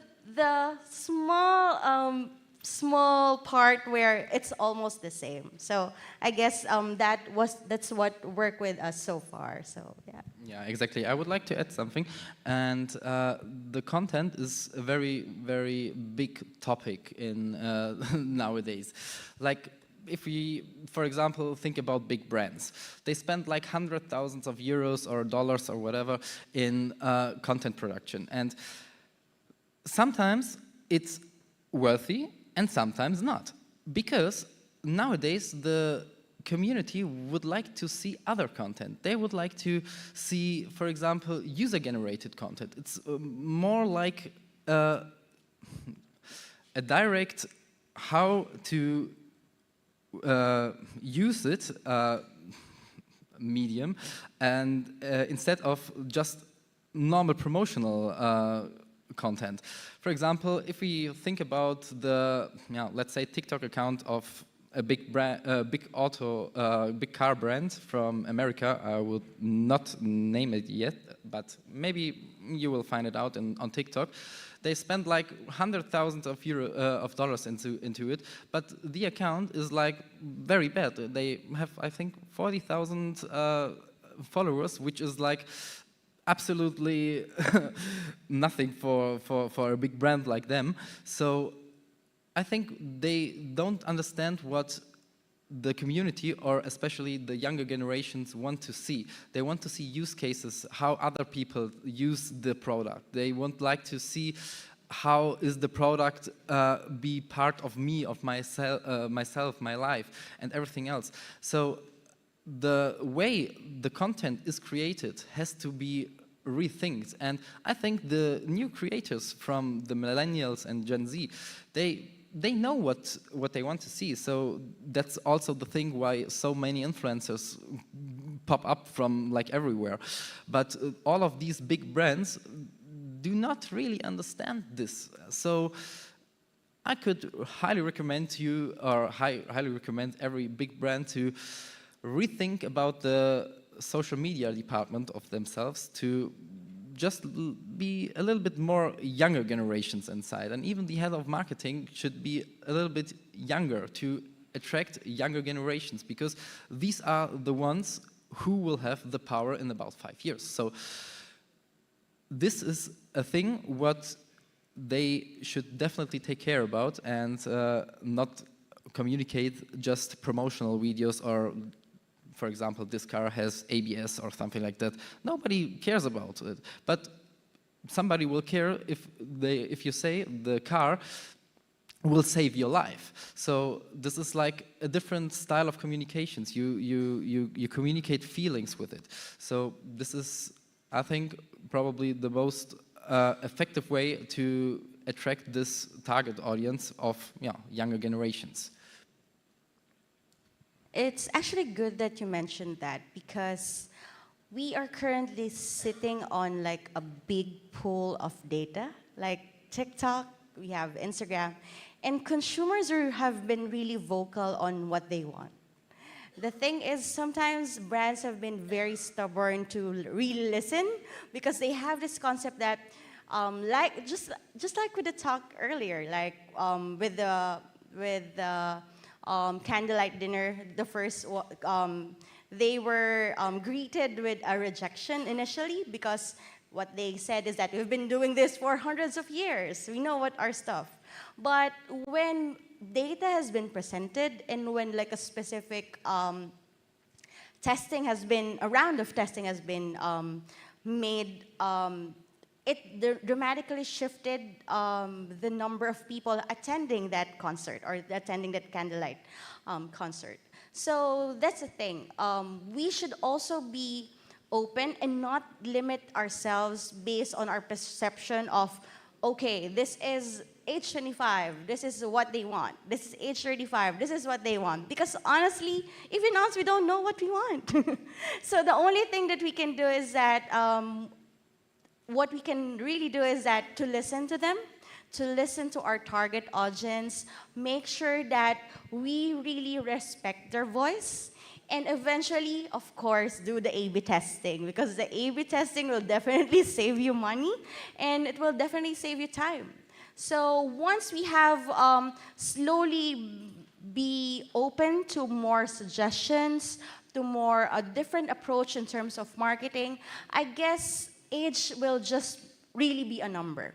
Age will not be a definition anymore, but it's more of just like to know what age you are, but rather it's more of like just a guidance. But marketing has always been evolving, and it's nice to not be constrained about this traditional approach anymore. So I guess that's my take on that one.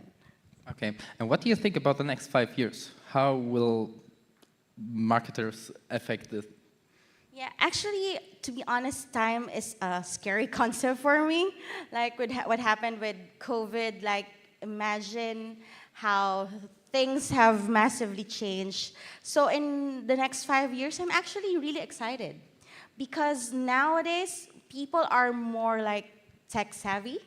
They are really more open to like other platforms like online shopping. We even have like TikTok shop in our country. So there's a lot of evolution that is going on. And the best part is, as marketers, we get to receive that challenge on how we can communicate to this growing interest of people, because the algorithm changes like almost every day.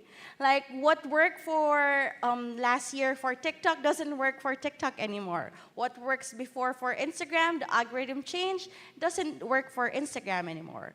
So that's what I perceive as the most exciting part of our work. Knowing what's the next one, knowing what to make, like strategize and simply make our brands work, help our brands communicate to their target audience. I guess that's the exciting part of this all. But most importantly, with the advent of ChatGPT, with the advent of AI, though it has been like a big concept even long before, it's just getting popularity now. So it will definitely be more of like people will always look for people. Because in this age where content is everywhere, it's now about curation of content. Like how will you curate that content to target your audience, to target their interests, and how to make your post feel human,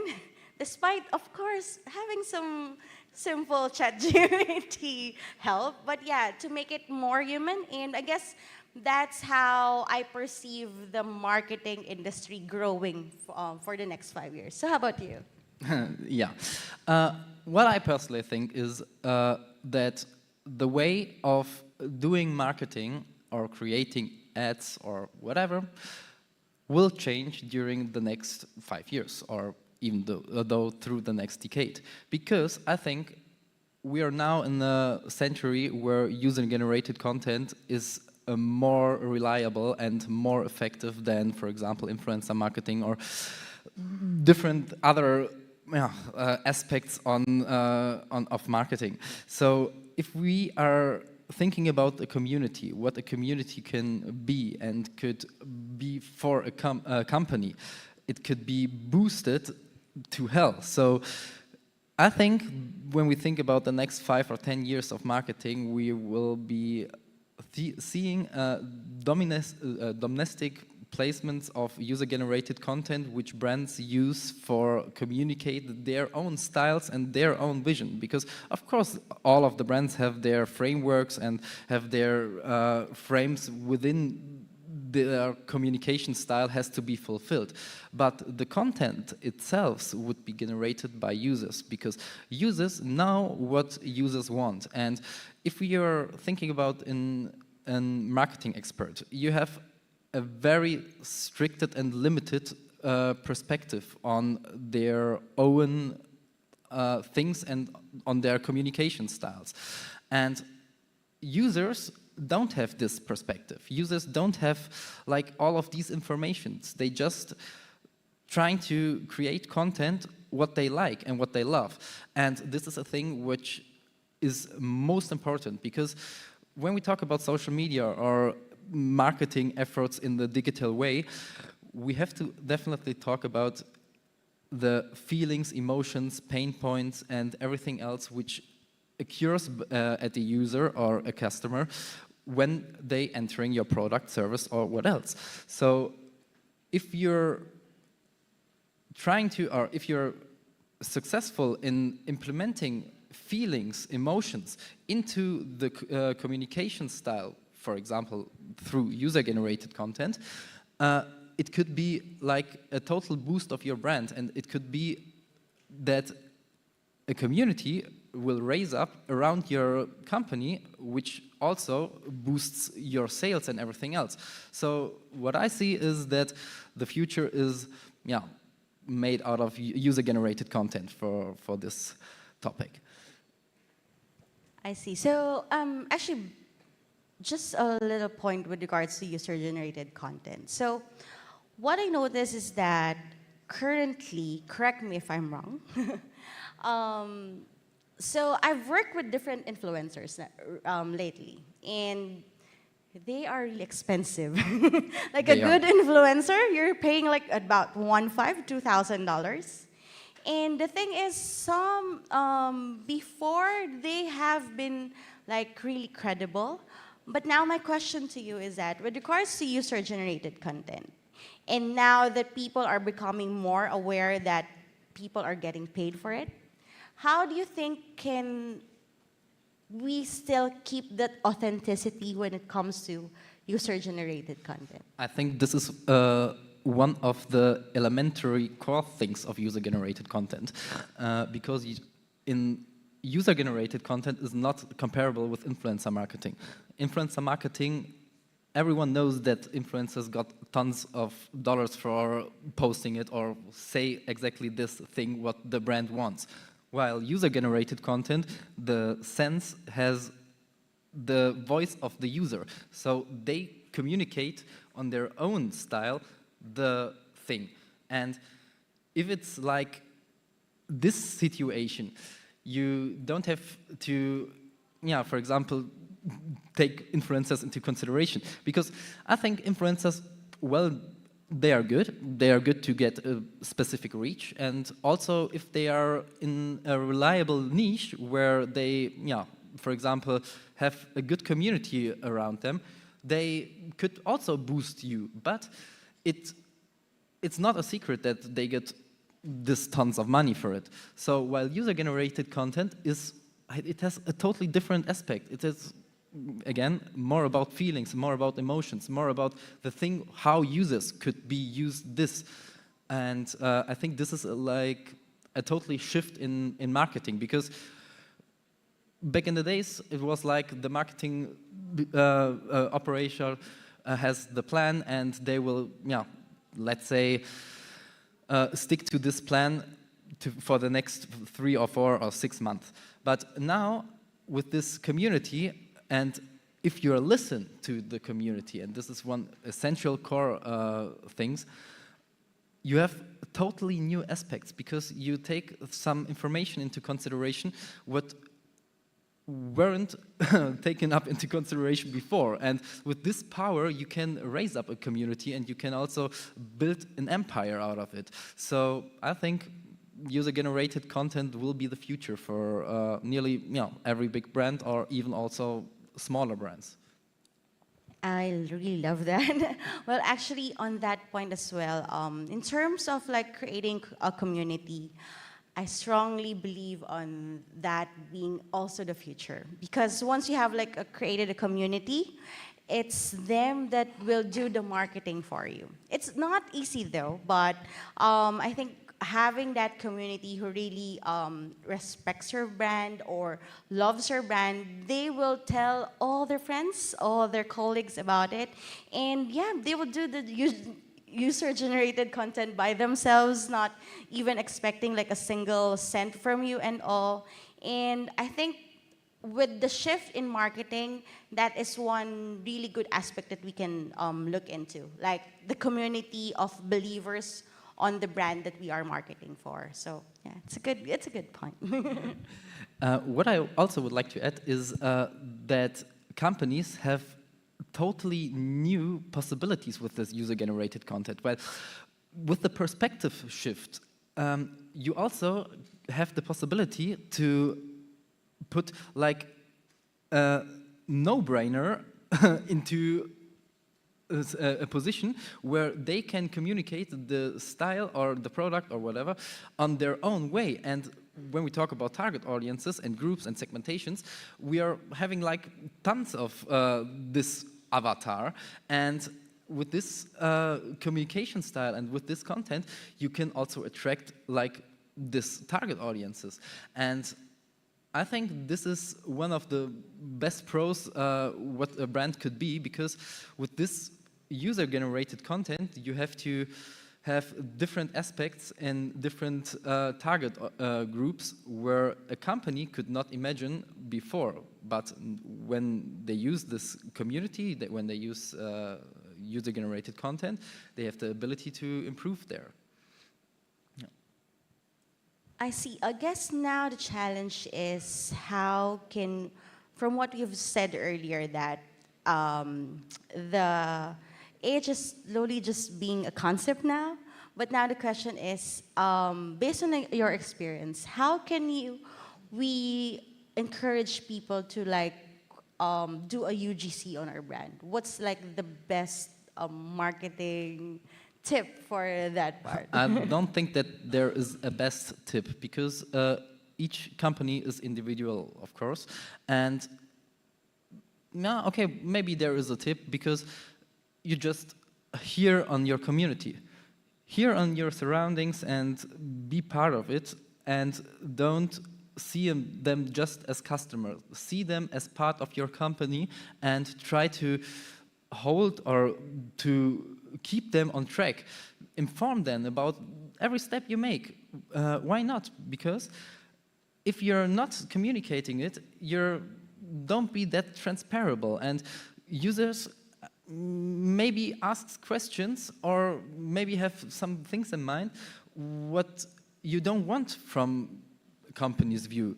But you can also use this to affect your communication style, because when you always like do conventional marketing or do like, hey, we are the best, we have this service, and at our company everything works well, we don't have any problems and everything else, it's not like the reality is. And I think reality is one thing what also has to be taken into consideration when we speak about the next 5 years, because also with the new aspects of marketing or new digital marketing, let's say aspects, you have different things or different possibilities to take care on. And with these challenges or with these changes, you can improve your content, you can improve your marketing strategy, and you can improve your whole business. Actually, it's a very good perspective, because so far, I'm also a big believer of really communicating to the audience. Like, for example, as I mentioned in one of the brands that I am handling, is that whenever we try to like create a new design, a new lingerie, or a new anime character, we try to like take the audience to a journey. Like, we first ask them, which character do you want to see? Next one, do you want it to, what type of lingerie, or what type of, do you want the lingerie or a swimsuit?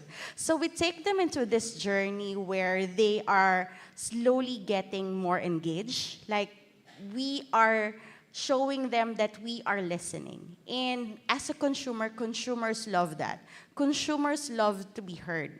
And we are, as a marketer, we are really lucky to have like an engaged people who was really giving us their sense, their own perception of what they think would be a good product. And that shift in communication will not just simply, because in the traditional form of marketing, we already have like this, that. But now, as we slowly communicate, as we slowly take them into consideration, we are not just simply communicating with them, but we are slowly building them as a community, like as believers of what our brand can do, as a super fan, as you might say. So I really love that concept of really communicating to the customers and slowly using that data to help you in terms of marketing. Thank you for your for sharing your information and your point of view. But with an eye of the time, we have to come to the end. I would like to ask if somebody has a question. Please. Can we give her a microphone?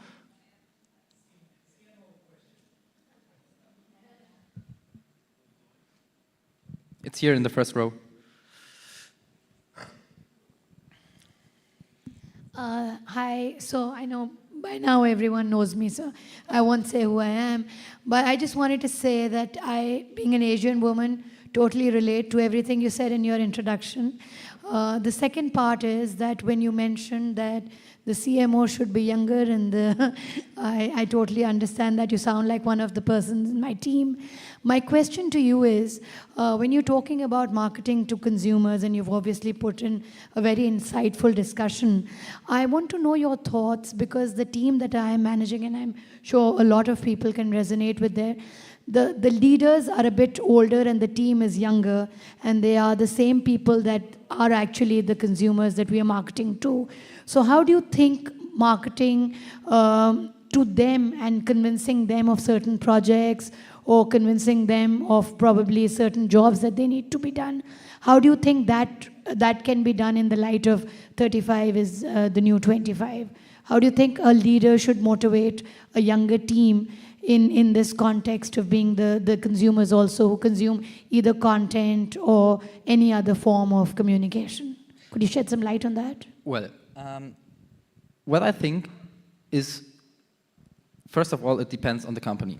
It depends on the segment where you're operating in and the project, what the goals of the project are. So if we are, for example, talking about a company who is like, how do you say it, working on a specific project, but is still a brand, a big brand, you can easily ask your community, how will you likely to see us in this position? So if you're asking them, you take them up and you trying to keep them on your track. So I don't say that you should fire all of the CMOs or everything else. Of course, your perspective is very worthy. But when it comes to the content production, it has to be a little shift in the thinking about it. So, of course, your frames are there, and at the end of the day, you're the responsible person for it. But you can also take some community ideas into consideration for building up your marketing plan. Does that answer your question? You're very welcome. Is it okay if I also add to it? So I also handle a team like they're really young, like some are fresh grad young. So imagine the headache. Just kidding.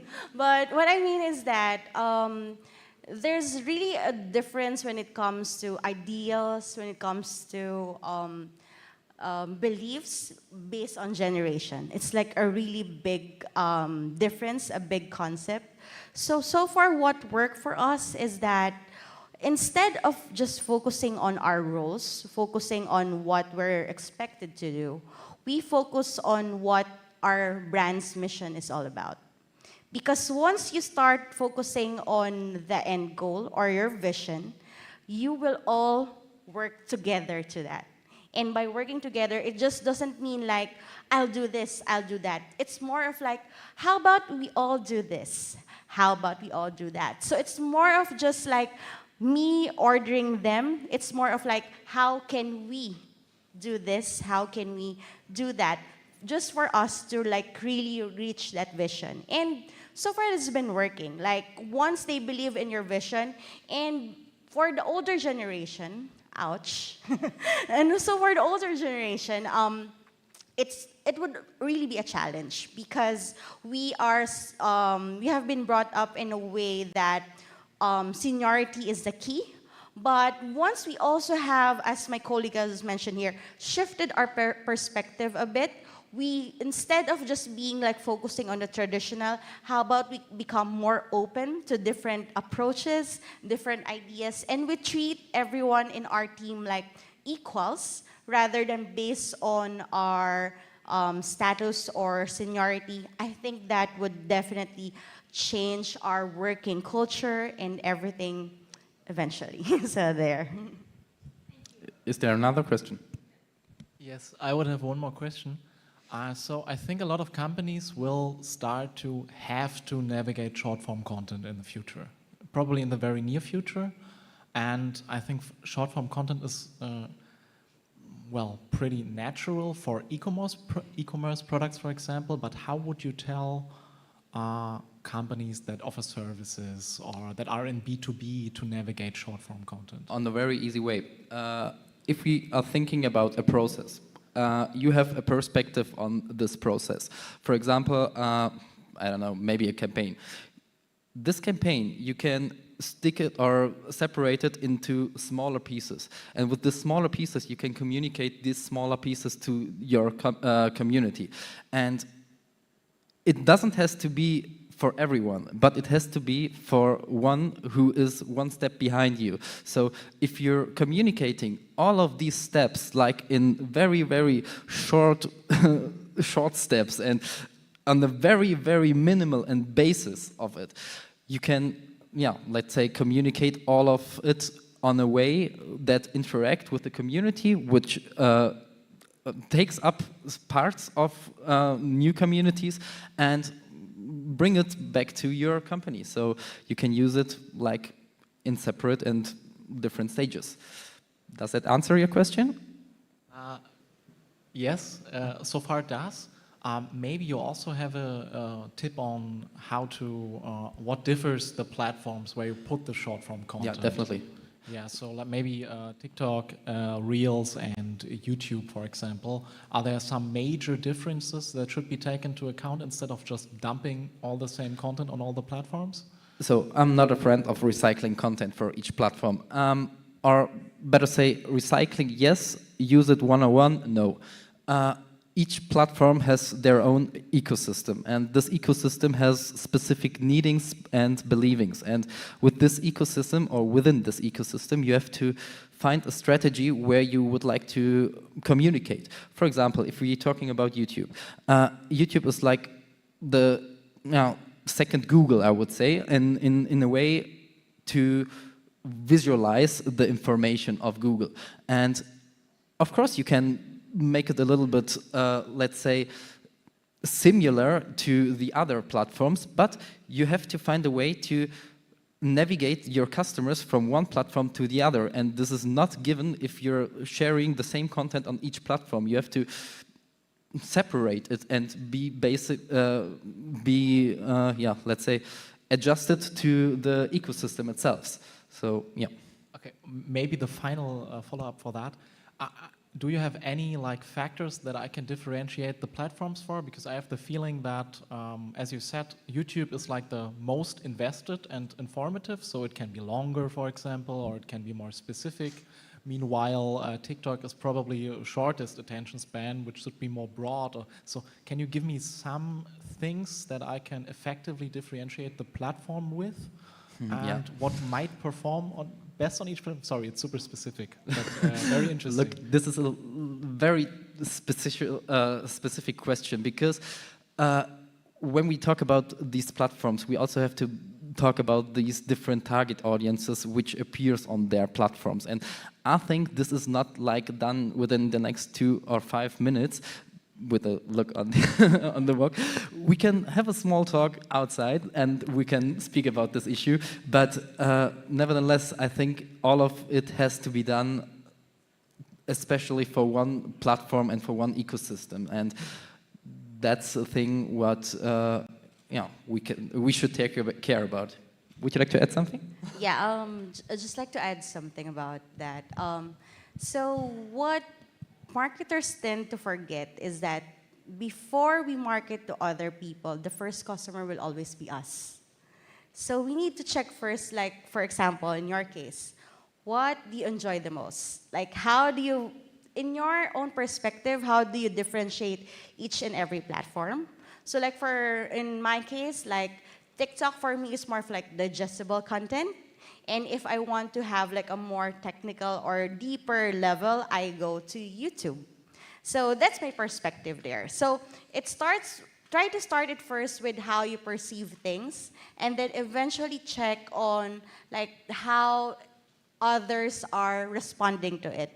And as my colleague said here, I'm also a firm believer of not repurposing content, because I believe that each platform has their ecosystem, and it's best to really like try to be comfortable first on one platform before jumping into the next. That's my take on it. And if you really want to have like know the difference of each, try to check first whether what interests you and what your preference at this point so far, and then start working from there, because eventually you'll find out that like what happened to me, I'm not really like a TikTok person, but eventually while I was really diving into the platform, I noticed that I'm enjoying TikTok now, and I feel like I'm reaching more people compared to like doing YouTube and Instagram Reels. So it's a long topic, so yeah, I hope I did a bit of some justice to it. Thank you for your attention. I think we have to quiet now because we're getting from the side now some push-ins. You can ask us questions, we will be there, but thank you for your attention.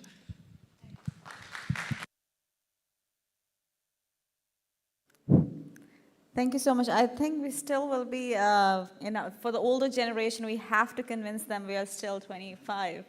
Well, if you're not, we have to convince them like really hard. They're like, you know what, you have to get married, you have to get settled. So thank you for that. I'm going to tape that and send it to my parents. Thank you. And it was really inspiring, and I hope everybody had fun. So thank you so much for your time, both of you, and we'll be going ahead now. Let's have an applause. It was really good. Thank you, guys. Don't we all look for the ways to create content that connects with the audience on a deeper level, especially with the race on social medias? You'll be amazed to know that our upcoming expert will uncover the secret sauce of creating jaw-dropping content that will captivate your audience like never before. Get ready to learn the art of creating content that evokes emotions, build loyalty, and inspire actions with our speaker session on Let's Get Real, Create Content That Connects. I am gonna, steal this for my caption later. Let's put our thinking caps on and hear the expert Kyle Tan, Managing Director of Titan Digital Media, talk about it.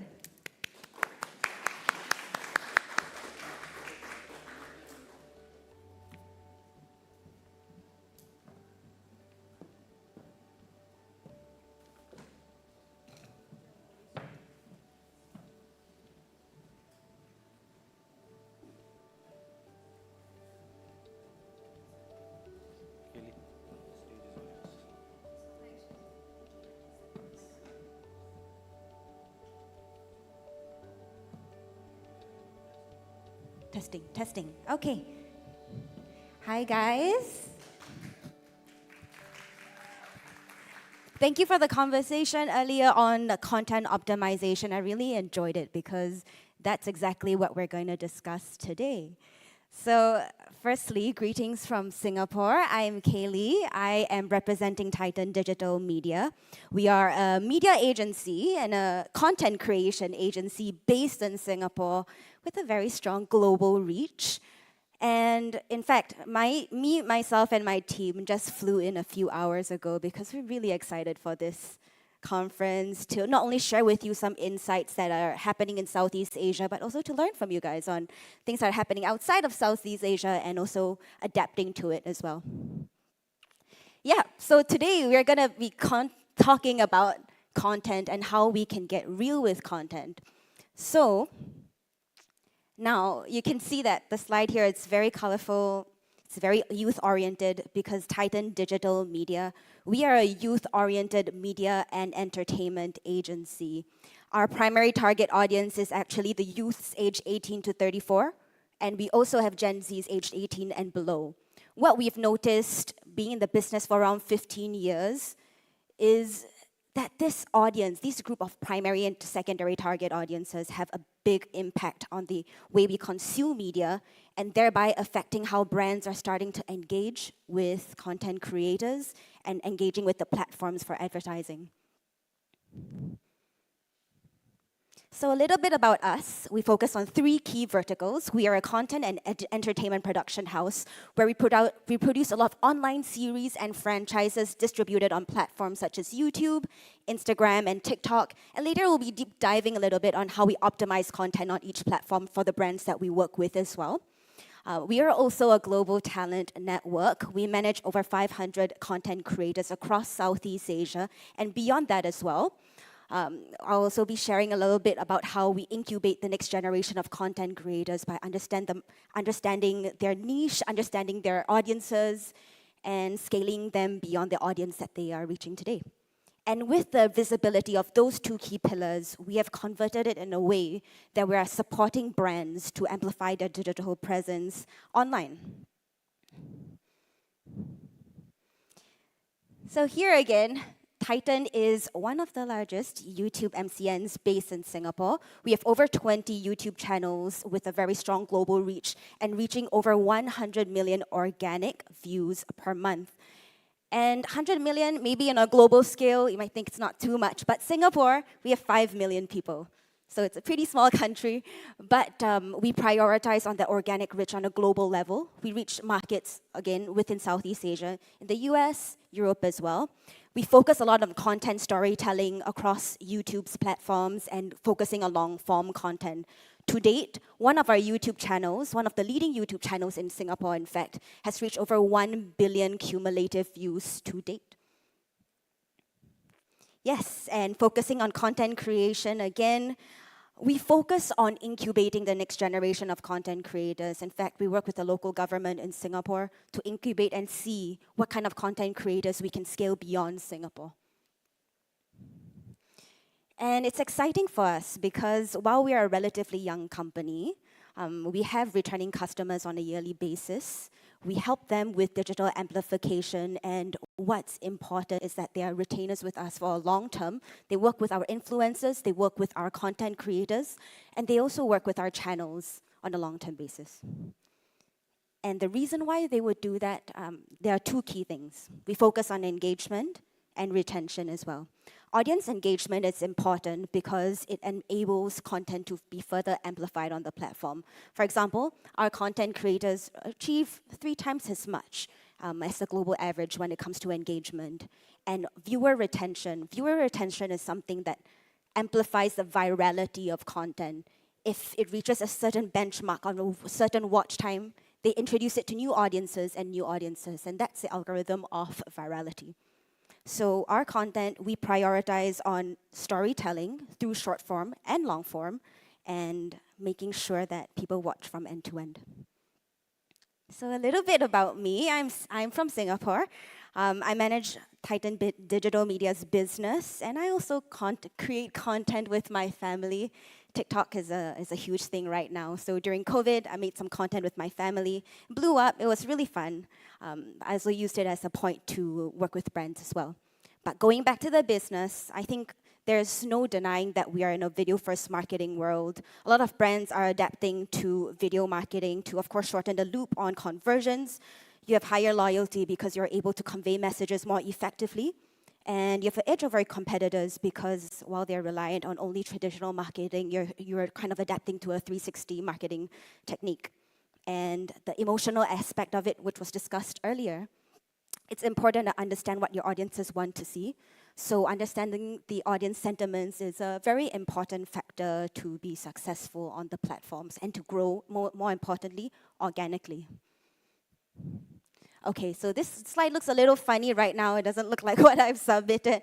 But the key things to take away is that monetization opportunities is massive on short-form platforms. For example, for TikTok, they've introduced factors such as in-feed advertising, where brands can basically pay for like a TikTok video to force you to watch it.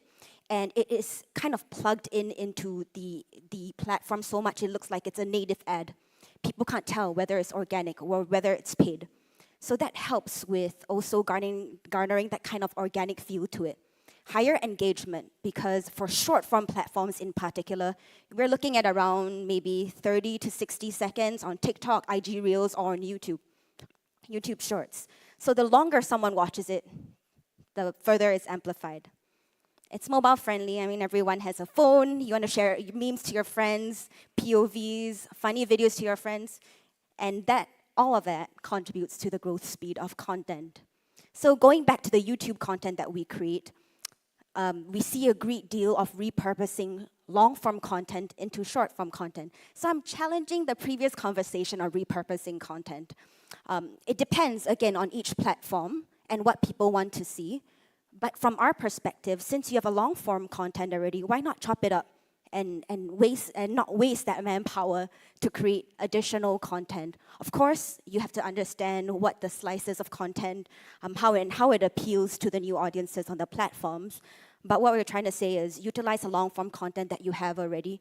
Take slices of it because audiences might find little bits of it interesting and test it out on different platforms. There isn't really like a true and tested way of what does and doesn't work. A lot of this is experimental, so we have to be willing to experiment and kind of fail with it, and that's how we learn. And short-form videos, it's very important. Yes, of course, it's attention-grabbing, higher shareability again. It is cost and time efficient because all you need to do is use your phone. And your phone can create $1 million worth of content, and it's amazing. It's just like a one-man show. Everything is built into TikTok, IG Reels, and YouTube Shorts to make content that you need to. So some examples of how we've worked with our brands. This was with Disney Plus with the launch of the OTT platform in Singapore, where we experimented with an omni-channel platform strategy. We used YouTube as a way to convert people and edutain people. Since it's longer in nature, we used the platform to educate people and drive a sense of relatability. So with a 10 to 15 minute long video, what we did was to create a video titled Types of People Watching Disney Plus. So it effectively hit the target audience that Disney wanted, which was 18 to 34, and covered the different types of audiences within that age range that would watch Disney Plus. We used Instagram as a platform to encourage loyalty and for influencers to kind of target their own consumer base. For example, we engaged with influencers who talked about their childhood stories and why they love some certain Disney shows that are broadcasted on the OTT platform today. And for TikTok, yes, it is something that's focused on UGC. We love user-generated content. So what we actually did was to have some content creators to start the trend of dressing up as their favorite Disney characters. And slowly, people kind of caught up to that trend. They're like, I want to do that too. It's all over my FYP For You page. And they're like, okay, I want to do that too. So different platforms have a different taste and different sentiment towards it. I think we just have to be hypersensitive and understand where our audiences lie in that. Now we go into something that's a little bit smaller scale, of course not Disney Plus, but it's actually an SME, a small company based in Singapore. They offer a lot of flash courses, and they've spent a lot of money on Facebook ads, and they have complained to us that lead generation has been very poor. What they want is for people to sign up for their courses, but so far it was not effective. So our way of doing it was to do a long-form way of storytelling, where we activated influencers to be lash tags for a day. It was a comedic video, and more importantly, it engaged with audiences to let them know what are the impacts of being a lash tag, and also kind of edutaining while entertaining them at the same time. What we noticed is that from viewership to sign-ups, it was a 3% conversion rate. And while that number seems small, the the video actually reached very strong viewership. So that small business was booked out for a month. Another thing that we have done is it's not only selling things that we utilize social media for behavioral changes. This was a project that we worked with the local government in Singapore to encourage students to be more empathetic towards disadvantaged students. And how we did that was to comment analysis and sentiment analysis where we interacted with them. So social media campaigns, it's not only just about numbers, the qualitative aspect of it, but it's also the qualitative aspect to understand social sentiments. If the comments are geared towards more of the positive, neutral, or negative, then we kind of adjust our content based on that. And a very exciting project that we worked on recently was podcasts. Podcasts is something that is kind of overlooked. And a lot of people think, the Gen Zs don't want to listen to podcasts, it's super long, which is true to a certain point. They like short clips, they like things that are fast. So what we actually did was to film a long podcast on a very controversial topic in Singapore, which is chewing gum. If you guys know, Singapore, you're not allowed to chew chewing gum or to get fined. So we kind of covered that topic by inviting a minister of communication to kind of talk about it. We clipped up some really short clips, put it on YouTube. We put it on TikTok as well, of course, understanding and repurposing the content. Like, for example, on TikTok, something that's more comedic. On YouTube, we just uploaded the full length of the podcast because people are on YouTube to watch long form. And we also worked with other creators across Southeast Asia to do a lot of brand advertising and entering new markets. Because we don't only expect that, let's say, our Singaporean creators can reach the Philippines, for example.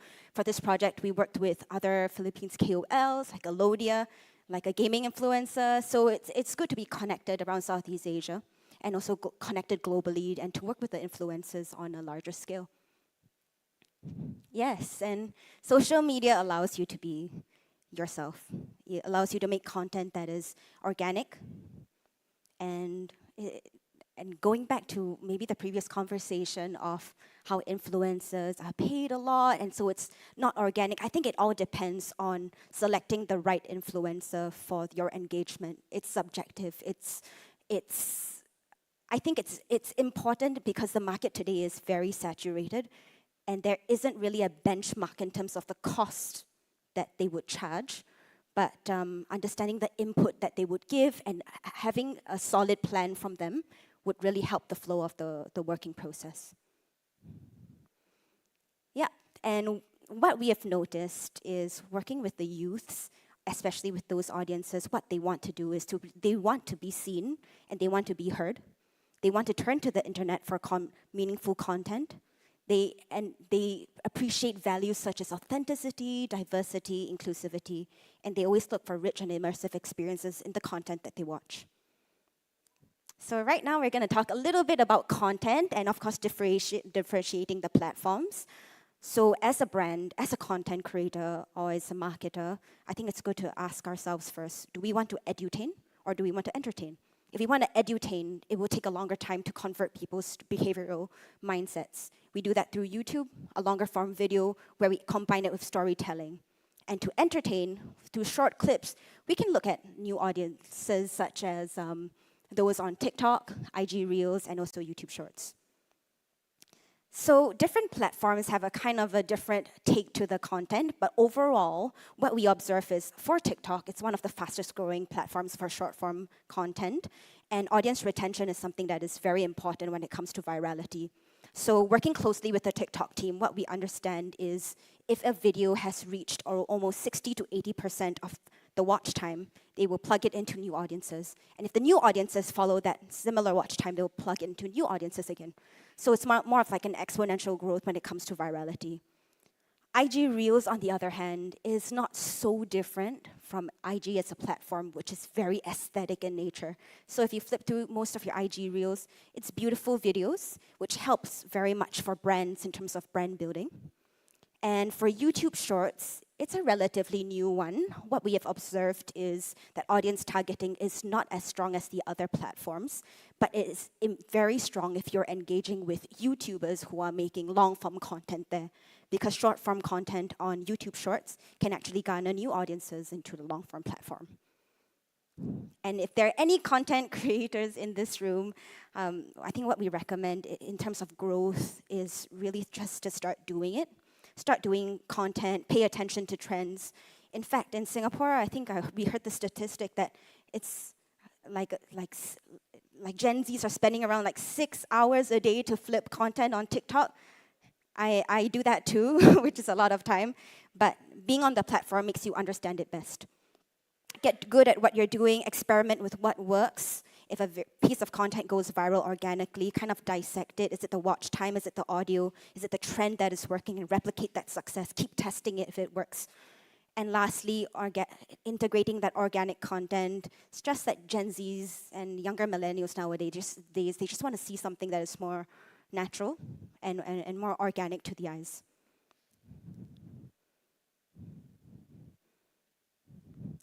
And just a short note about virality here. Working in a media agency, a lot of brands ask us, how do you create viral videos? And we tell them, there is no way to orchestrate virality. If you want a viral video, it's not possible. So a lot of brands turn to paying, media buying, to make sure that videos reach a lot of viewership, impressions, engagements. But there are two aspects that we see, and based on experience, can contribute to virality, but it's not promised. Again, it's on content and on creators. So on content, it's important, again, to be on the platform, but to see what are the upcoming trends, maybe a month and 2 months in advance. For example, for Squid Game, when the whole series on Netflix was about to be launched, we kind of kept tabs on it, and we knew that it was going to be big. So we started making content first, and eventually, when it got big, we were there at the right time already. When people searched for it on YouTube, the content was there. So it's always good to be prepared in advance. So some tips on how to get views. Yes, write on relevant trends. Don't be afraid to fail. Do some things like, yes, dance challenges. Can be cringy at times, but you can get the younger influencers to do it for you, especially for brands. Can talk about organic content like daily vlogs.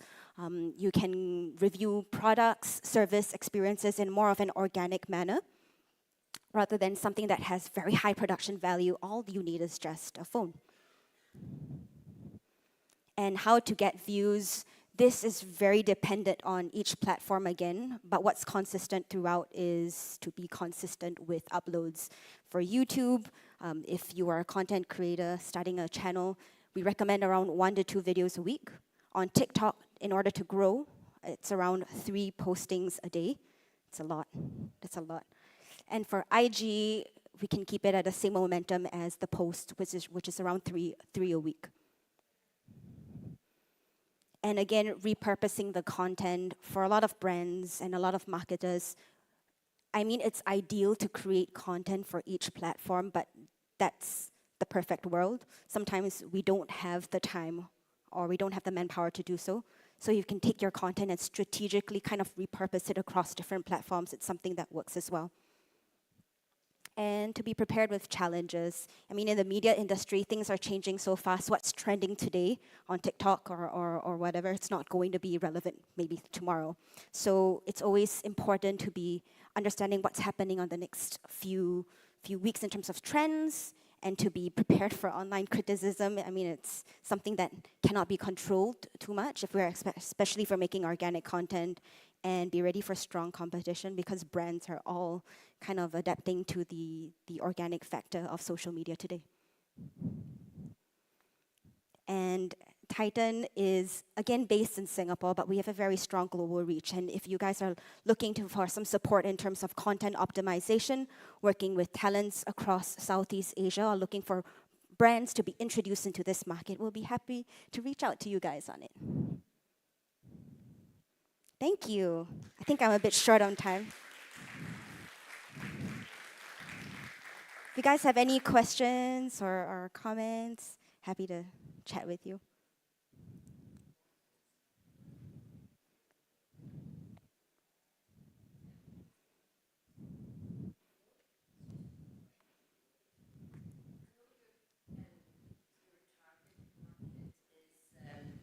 Gen Z, you said 18 to 34. Yeah. My voice might be loud enough. I'll do this. Let's see if it works. talking loudly. I can hear you well. Okay, I was a teacher. Okay, so can you see, so for me, I'm a publisher, and so my audience are usually 35 plus, although I do have authors, oops, too loud now, authors aged 9 and 12, and Yeah. you know, we do have some young authors. What advice would you say to someone like me whose target market's different? Because I'm seeing that some of what you've put up there today is relevant irrespective of the age. I know you're really targeting, but I would just like to see how much do you believe there is a crossover into other age groups? Understand. Thank you for the question. It's our agency that focuses on youth, the youth audience. So our primary audience, again, is 18 to 34, and the secondary is 18 and below. However, what we see in the Southeast Asian landscape is that actually 40 and above, there's really, really high penetration on social media as well. And they consume content a little differently, not so much based on short form content, but they appreciate longer and more meaningful content. So that would be, yes, YouTube videos, even podcasts, because they like to take the time to better understand the values and what's communicated throughout. So I would say that it depends on the format of the content, and to experiment with something that is more, that is edutainment based, that is long form content. I know in the world of publishing, Book Talk, you know, and on Instagram as well. So that's how I'm saying there is a cross across the age ranges. Yeah. But I suppose it's back to knowing your brand audience absolutely intimately. So therefore, you can see how do you need to make those adjustments in order to then use those platforms. Thanks very much anyway. Yeah, thank you for your answer. Thanks.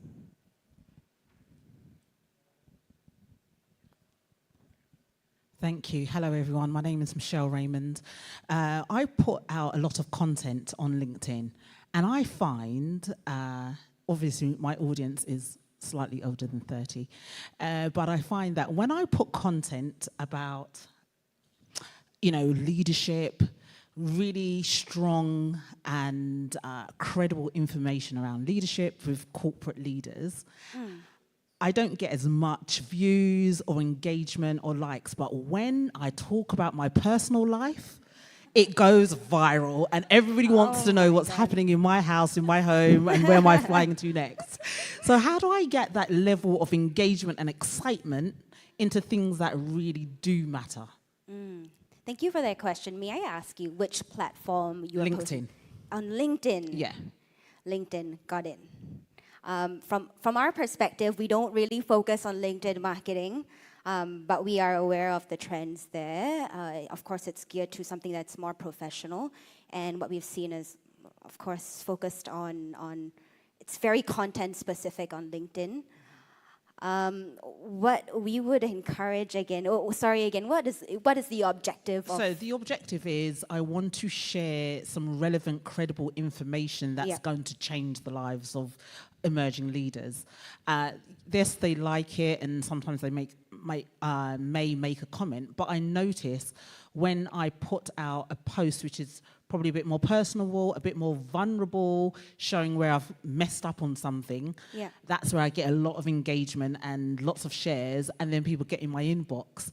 So I'm thinking, is there something about putting a level of vulnerability in my leadership posts? Probably that's the missing link. Yeah, for sure. I think that actually goes across not only LinkedIn, like what you've experienced, but across all the other platforms, Instagram, TikTok, and even on YouTube. What we notice is that for scripted content, it is non-comparable to organic vlogs, even let's say on YouTube, when it comes to viewer retention, because people want to see a story, people want to see what is unexpected, rather than understanding that there is a start and end to a story, or kind of a closing to it. They want to see a continuation, they want to see relatability, and they also want to see challenges that other people face. So I think the secret into engaging audiences, even on very tough concepts like that, is relatability. and also creating organic content across all platforms.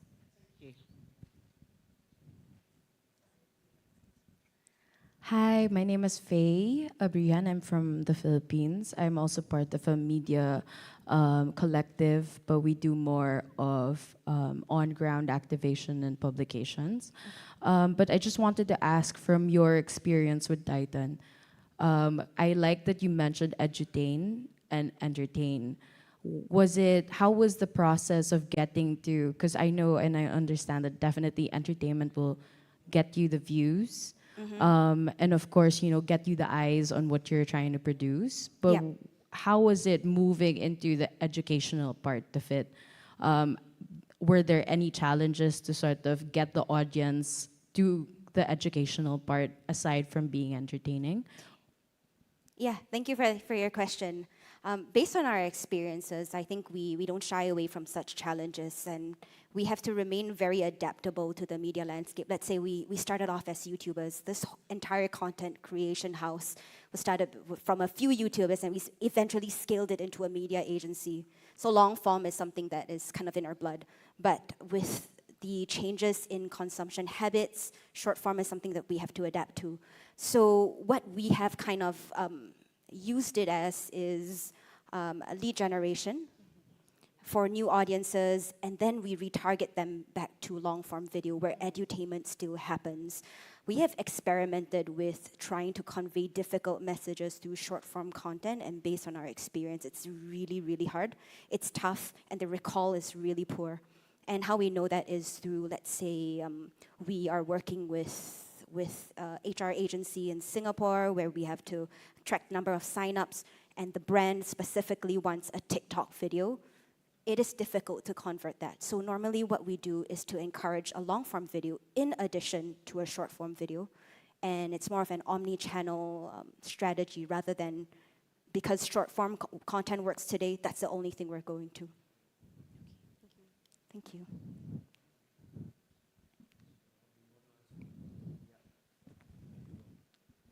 Hi, I'm Rob Curlio from Trust IT. I'm based in Pisa, and a lot of my projects have to do with the European Commission. So I was very interested to see that you did a couple of projects also for governments. But I'm interested to know more, what was your experience maybe pitching these ideas to them? Sometimes, working for government accounts, the tone tends to be a lot more formal. And so I was just wondering, how was the campaign that you ran for them? Was it more along that lines, or did you make it a little bit more, let's say, engaging for the young audiences? Yeah, thank you for that question. It's very government specific. So we have a lot of experience working with the local government in Singapore, and contrary to popular belief, where people think maybe it's very restrictive because the country is very strict and maybe traditional, they have been very responsive towards digital media and experimenting with it. It also, based on observations and understanding the stats of the youths in Singapore, it's something that's unavoidable because stats prove everything, that it's kind of shifting towards new media and it cannot be avoided.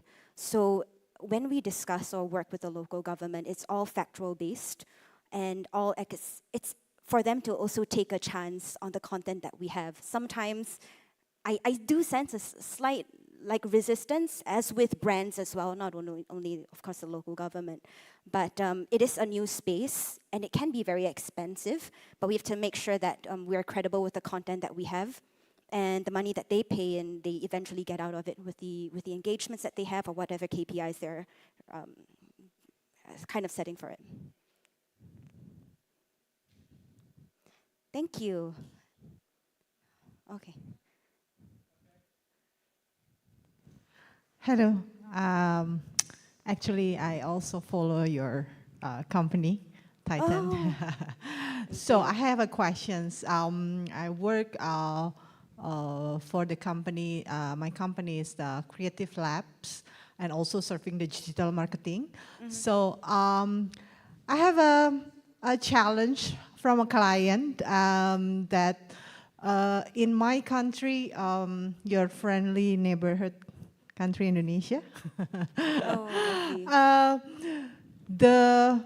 my client is divided into two point of view. The first one is the influencer's believer, and the other is they don't believe on the influencers because they think that it doesn't matter. I mean, like, what if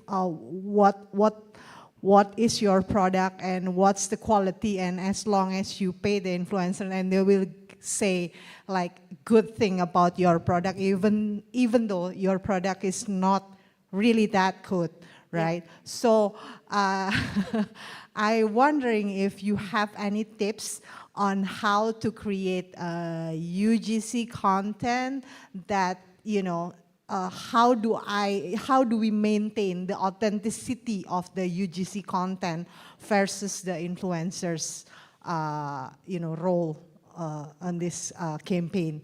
I don't know. I think because that's the question that I have in my head, or maybe you, or maybe somebody else in every one of you guys have these thoughts. I will be happy to listen. Thank you.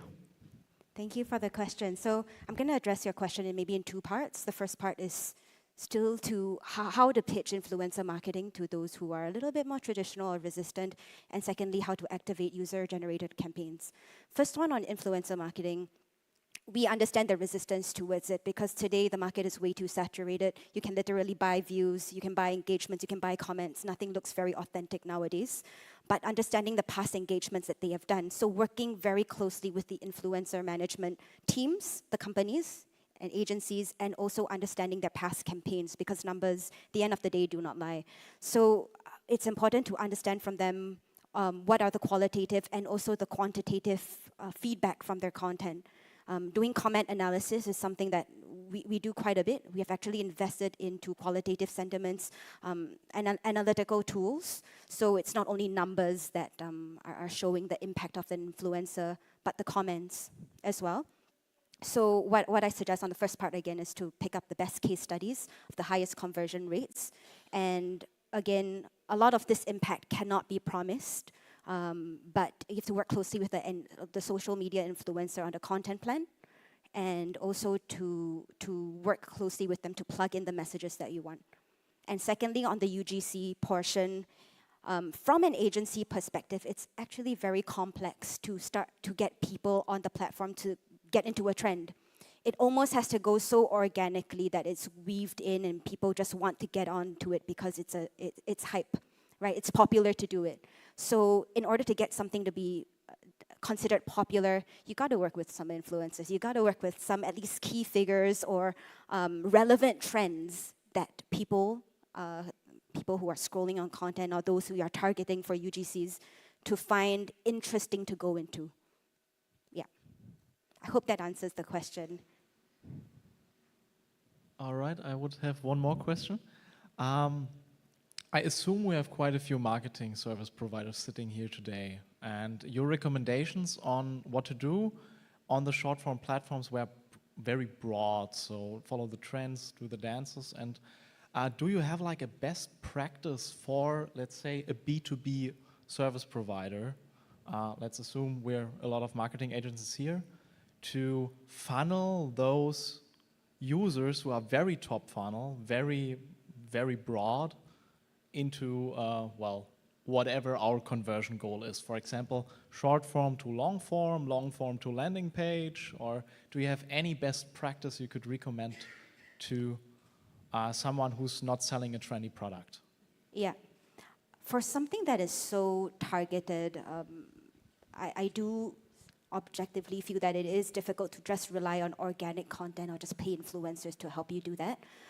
Right now, based on the three platforms, let's say Instagram, YouTube, and TikTok, it's actually YouTube and TikTok that have very advanced targeting tools. For TikTok nowadays, you can actually boost your content with a specific target audience. They have full visibility on how much is being spent on, how much is spent per user, and you can compare it to the market average as well. So there's transparency on how well your post is doing in comparison to other campaigns. And YouTube as well. You're able to lock in based on even details like religion, like age, preferences. So you can really go into the micro details with the targeting tools nowadays. Yeah. I'm sorry? And if you would, as a brand or as a marketing provider yourself, try to build a relevant account yourself. So my question was more focused on, if I, for example, as an SEO agency, do like TikTok or short form content, how would you recommend to someone like me to create a funnel to make actual use out of those users that I reach? So let's say I do SEO content, I don't get views. Let's say I do trend content, I get a lot of views. And how do you convert them into? Exactly. So would you say I should do an evergreen long form video on YouTube, convert them in there, and then convert them into my landing page? So something like that. Do you have experience in that? What you could recommend to us? I think the closest example I can share with you maybe is, again, let's say on the signups of a certain activation that we have done in Singapore was to encourage people to become like policemen. So the local government wanted to kind of encourage more applicants in that space. What we kind of tracked it with are through links on different platforms. We put it through the YouTube captions, we put it on TikTok as well. So the links are a trackable device for us. But beyond that, I don't think there is really a true answer to how we can track that. Apologize if I didn't answer your question. It's okay. It wasn't about the tracking, rather about the how would you recommend approaching this. So okay. Okay, maybe we can chat about this after. Thank you. Anybody else? Okay, before I come, I want to ask something. So for an example, as a viewer, I'm kind of bored seeing the same trends, same dances. It's not my thing. So what for like content creator as you are, like you do the same trends and all, how would a person stand out? Because I don't want to see the same, I'm so sorry to use the word lame, same trends, same dances over and over again. It gets kind of boring for a person. So if you want to do the trend, as you said, because that's what gets you views and followers, and then stand out, what is your like one key that you would do to just stand out a bit? Okay, so this is more advice for content creators, right? It's to find a brand voice that resonates with your audiences. I mean, dances don't work for everyone. Doing organic, like POVs, comedic content doesn't work for everyone, but it's worth experimenting with. There are multiple verticals across digital platforms that you can try out. There isn't really a way to say, oh, because this is trending, you should do it. But it's really, I would say, trial and error to make it happen.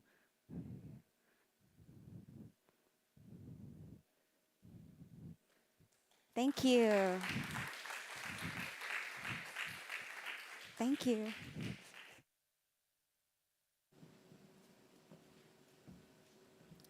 Thank you so much. I think we live in an era where nobody wants to see this, as she was saying, that nobody wants to see like serious content. Everybody wants to just run to our phone on Instagram to see the reels to get, just released from the reality. But that's the unfortunate truth. But if you're good at it, you can sell anything. Anyways, so thank you so much for that. And that was very enlightening. I hope everybody got whatever we were looking for. With our upcoming speaker session on the topic of navigating the AI e-commerce era, are brands actually prepared for the future? Understand the dynamic interplay between the technology and commerce while discovering how brands can harness the limitless potential of AI to reshape the e-commerce landscape. Please join me in welcoming the speaker of the session, Anand Seva, Head of Business Excellence at Nitty Gritty AI Solution Private Limited, who will share the best practices while shedding the light on AI transformative, how the potential we can use in our e-commerce. Thank you. Can I have the clicker, please? The clicker. No, I don't need that. Which is the one that moves this? Okay, thank you. Good afternoon. It's a pleasure to be standing here, but it's also a little embarrassing because I am someone who never believed in this concept called AI. Right? And I'll tell you why. We'll sort of discover that as we go along. But before that, question, because I think we got experts from different facets here, different industries, different verticals. I just want to show of hands or even pass the mic around. What is AI to you? How do you see artificial intelligence? Somebody? Go ahead, go. You want a mic? Still shaping, but yeah, it's still a lot of fade. It's still a lot of buzzing. Okay. At the time. Did you say buzzy or fuzzy? Buzzing. So there's a lot of okay. buzzing words being repeated, but Again, it's different solutions again and being again addressed. and again. Oh, you've been attending a lot of conferences then. Right? See, I never believed that this was supposed to have been called AI in the first place. There's nothing artificial about it. It's based on so much of data. There's tons of data sitting out there. I wish the person who decided to call it AI had chosen to call it something like extended intelligence, enhanced intelligence. Artificial intelligence to me sort of reduces the impact and the possibilities that it can open up, correct? And when you bring it along with e-commerce, it changes the context completely because e-commerce is all about data. It's not about shopping deals, it's not about coupons, it's not about lightning deals. It's not in that era at all, right? So before I get into the next part, again, a show of hands, how many of you here have anything to do with e-com? That's surprising. Okay, this is the first time that the audience has had fewer hands than altogether. Let's discover some of this. And I'm not going to take you through any presentation on AI. I'm not going to take you through any presentation on e-com. But I thought it's important to understand where the conflict starts and why data coming into e-com or e-com driving data is going to change life for all of us, either as business people or as individuals, right? And where did this learning come from? I'm a co-founder of an organization called Nitty Gritty.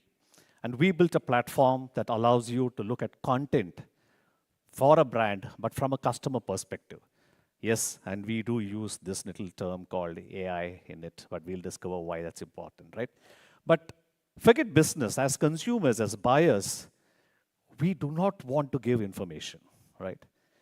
We want information. We want to know where this product was manufactured. We wanted to know where the prices are better. We want to know how long it will last. And we want to know where the best deals are. But we do not want to give our email. I don't want to give my spouse's name. I don't want to give you any more details than telling you where my address is and where I want this to be delivered. So customers are increasingly wanting to give less, right? And brands are saying, hey, I have an AI. I have a data pool. I have a data nest getting built. I have a data lake. Now start feeding data, right? So this conflict is brands constantly pulling one end of the rope saying, give me more, and the customer side saying, listen, I'm not going to give you much, right? Where does that leave us? You could look at data across multiple verticals, right? Look at any industry. You will never see these kinds of staggering numbers unless you're looking at somebody in the spacecraft space. Right? They're the only ones who are talking of data of a different caliber, right? But if you start piecing these pieces together, sort of bringing them together into this little jigsaw board, you'll find a lot of data coming into play very differently. Take this simple, very simple, right? 2.75 billion people shopping online, which means 1/3 of the world's population is buying online. That's huge. Right? Let's look at some more numbers. I'm going to make this a little interesting, right? Look at some of these numbers. If you went back, Kelly just spoke about content. Look at this number. Brands will spend or already spending $3 trillion only pushing their communication, their content onto social platforms. And this is only into social platforms. And they're not doing it without reason. They're doing it because that's where they know a lot about you, about us. All right? Which motorcycle do you like? What was your last meal looking like? Right? Where did you go on your last holiday? And for that, they will be creating close to 150 billion content units. Right? And the data just gets even more intriguing and interesting as we go forward. right? Look at this. On the financial side, huge, right? It's a deluge of data out there. And when you put out something like 29 million transactions that Visa processes only on e-com, you're only looking at a transaction. Imagine each of those transactions follow a trail of data. Which card did you use? How many times did you swipe? What was your OTP? At what point in time did you swipe? Which browser did you use? Which mobile phone did you use? Right? Just start compounding these data points in your head, and you will see how this changes completely. Right? I'm going to give you a little data point that will be very interesting. I don't know how many of you know this. I'd like you to harbor a guess. Could you take a guess on what that number could be? That's probably the smallest number in my 10-slide presentation. I have a gift for the person who gets it right. And I'm not kidding. You have it right? Yeah. 71,500. It's got to do with vehicles, it's got to do with the police, it's got to do with the New York City. 71,500 parking violations only in one city. Mind you, this is not the anecdotal part, but this is actual data that goes back to a brand that needs to stop all of these if they need to make money somewhere. But it's a leaking bucket, right? Let's look at some more numbers. We're not done. Nitty-Gritty operates on Amazon, and we sort of dabbling with Amazon data day in and day out, right? And putting Amazon data on one slide is probably a disgrace to what Amazon does, but it's also in a way revealing to the amount of data that we don't know. But these numbers, right? We'll take a pause here and tell you why these numbers become important. If you are a brand and need to survive in e-com, or you need to survive in an era where e-com is going to take over our lives, we'd better start paying attention to these numbers. Because if these numbers have to make sense, you have to start understanding where it starts hitting or helping businesses, right? I'm just going to break this down into little small parts. When you talk of e-com, right, we keep talking about products and sale and numbers, right? Look at some of these numbers, right? If a brand selling on e-commerce does not pay attention to these numbers, right, something like 76% of people will stop doing business just after 2 experiences. Now, what does that mean as a pressure point to a brand? It means they can't afford to have those 2 misses happening. They cannot afford, which means they need to know you.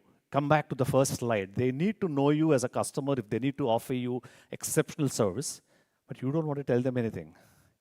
You only want to tell them, hey, will you just solve my problem? Doesn't matter. Don't ask me for my name, my mobile number, my email. Let's not start there.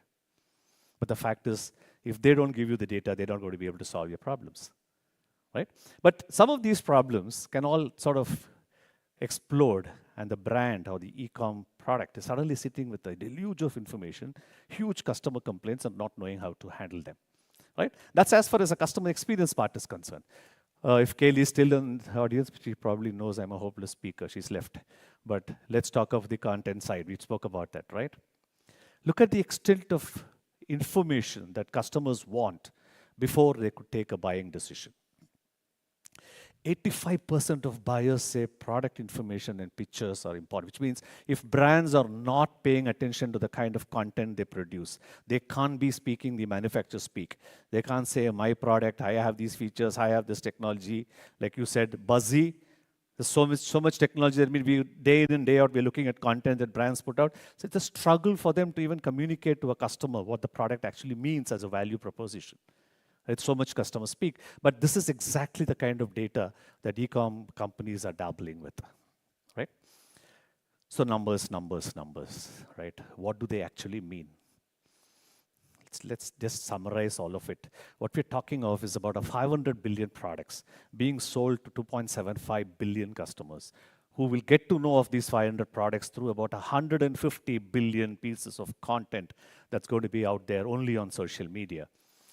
How on earth will brands ever manage this kind of volume? And this is where this big balloon of AI comes into play. Because if they are not in a position to outsource their thinking, if they can't get something else or someone else thinking faster and better and at scale than they can, They can never go walk through this labyrinth of data, right? So which means what AI is doing, and the reason I call it enhanced intelligence, is because it's helping brands do a lot of things that they could never do before. If you have worked with companies that are evolving new products, designing new concepts, trying to dabble with what they should come out with, AI is actually helping them go to market faster than anything else. How many of you shop on Etsy? Right? Looks like more Etsy than Amazon, right? But do you know that 20% of products on Etsy are actually printable 3D files? They are not real products. You download a printable 3D file, which means customization has reached a new level altogether, right? So companies are able to use this to say, how smartly do I start innovating, creating products, creating prototypes, producing them faster than it took me earlier, experiment with new customers, do my test marketing, and decide on what my go-to-market plan must be before I can get out into the market. So the time crunches between concept to launching a product has changed, right? We spoke about customer management. We talked about how customers are sort of moving away. We all know that there are a lot of chatbots, and sometimes very irritatingly chatbots, because you know you want to have a human conversation, but you also know there is something sitting out there and talking to you, not someone. But that's not going to change. That's only going to get worse. You're going to have more machines talking to you while you remain a human. And that's not going to change. But the fact is that the interaction between the machine and the human has to change and will change. And that's where this deluge of data is going to come into play, because one of the conversations that's happening today is saying, what words do customers choose when they have a certain expression or an emotion to come out with? What are those 10 words associated with happiness? What are those 20 words associated with unhappiness or dissatisfaction? And then you start having more meaningful conversations. But customer management is going to go through a change, because you're going to be engaging in a more defined way. For those of us who grew up in the generation of call centers and IVRs, we know how irritating it has been to keep pressing one number after another. Finally, when you get a message that says, now please press 9 if you want to talk to an executive. And they know by then you're exhausted, you don't want to touch that button. Right? Now we are in that space with bots, and that will change. Right? But let's look at the content part. And this is an area of expertise for us, and we know the space very well, right? And we look at this and we realize how ill-prepared brands are for this space, because you sort of underestimate the value of good content. When customers don't read the right things, they don't buy the right product. When they don't buy the right product, they throw it back on your face. When they throw it back on your face, bad news, gentlemen, ladies and gentlemen, we lose money. Right? But the fact is, content is going to be driving that. And content is going to go through a big change. Like she was talking about, nobody's got 6 hours to create content. We are today talking about creating images in 8 seconds. We are talking about creating videos in 4.5 minutes. Videos in 4.5 minutes with images, motion, music, soundtrack, signature line. Right? I'm going to show you a little example of how fast AI is changing life. Right? How long do you think it takes to create a website? How many of you have had this experience of building a website? I know it's a nightmare to recall, but let's go through it again. How long did it take you? Anybody who got it done in less than a month? You did? Sorry? You used Squarespace, okay. I'm going to give you a little number here, right? If you're familiar with these logos, right? Which is DALL-E, Midjourney, and of course, Editor X. Okay? And now finally, one more icon that you probably started missing or don't even realize you're missing is something called as human interaction. Right? But let's look at those numbers. This is a real example. Let those numbers come out. So if you look at number 0.8 all the way to 360, those are in seconds. That is the time it will take for you today to build a website. Right? What you need to factor in is the time that will take for you to look at those 10 logos that Midjourney throws up, and you want to decide which one to go with. Or you want to create your own permutations and combinations, you want to create your own options. But it actually means that from the time you start to the time you get a ready to publish website, you're probably something like about 8 minutes away. I'm not kidding. Pick up a topic of your choice. Let's say you want to sell what? let's say, handmade soaps. So just go to ChatGPT and say, give me a website for handmade soaps. And I can tell you, you'll have a sitemap ready with you on your screen in less than a second. A sitemap, right? As the topic narrows down, you start creating those really, really sharp focused content. But it's not far away when you can actually publish a website. Well, this is good, right? This is good for technology jargons and conferences. But in real life, in 3 days, you can have a website up and running, right? And what does it mean is that brands are going to be under that. You know, we saw a number in the first slides, which is about 3 million e-com companies. That's going to change, because what is stopping many people going online, starting their own store, is the fear of setting up that huge little monolith called a website. But if intelligence is being outsourced to a machine, and the machine is going to build it for you without having to depend on one web agency, one coder, one developer, one creative agency, one content agency, and then somebody to administer your site, you're going to be doing this pretty fast. Right? So brands are going to come under the threat of suddenly seeing this mushrooming of websites and e-com sites that are going to come up, especially with quick commerce, mobile commerce coming in faster than you can say mobile, right? Sorry, I'll just go back for a minute, right? So what it also means is, because you're going to get into a lot of outsourced technology, which is open source, your ability to move this faster than you ever thought. You don't need to plan a budget to set up an e-com site now. There are case studies of e-commerce sites being created and set up, and actually businesses starting in less than 15 days. So which means you're not paying for a lot of people, your overheads are coming down, therefore your entry costs are going to crash, and therefore big brands waiting there for the small local community shopping to happen are going to be missing out on this trade, because there is opportunity for local sellers to become bigger than the big ones. That's a threat for the brands. Content on demand. You know, we heard about UGC earlier. You're no longer dependent on expense. When I spent 22 years in advertising, there have been instances when we had a concept of a script starting and execution, find the film coming out 8 months later. Right? All of that is changing. Today you call up in the morning and evening, you have 6 videos that you're struggling to choose. That's how fast, right? You're going to be spoiled for choice.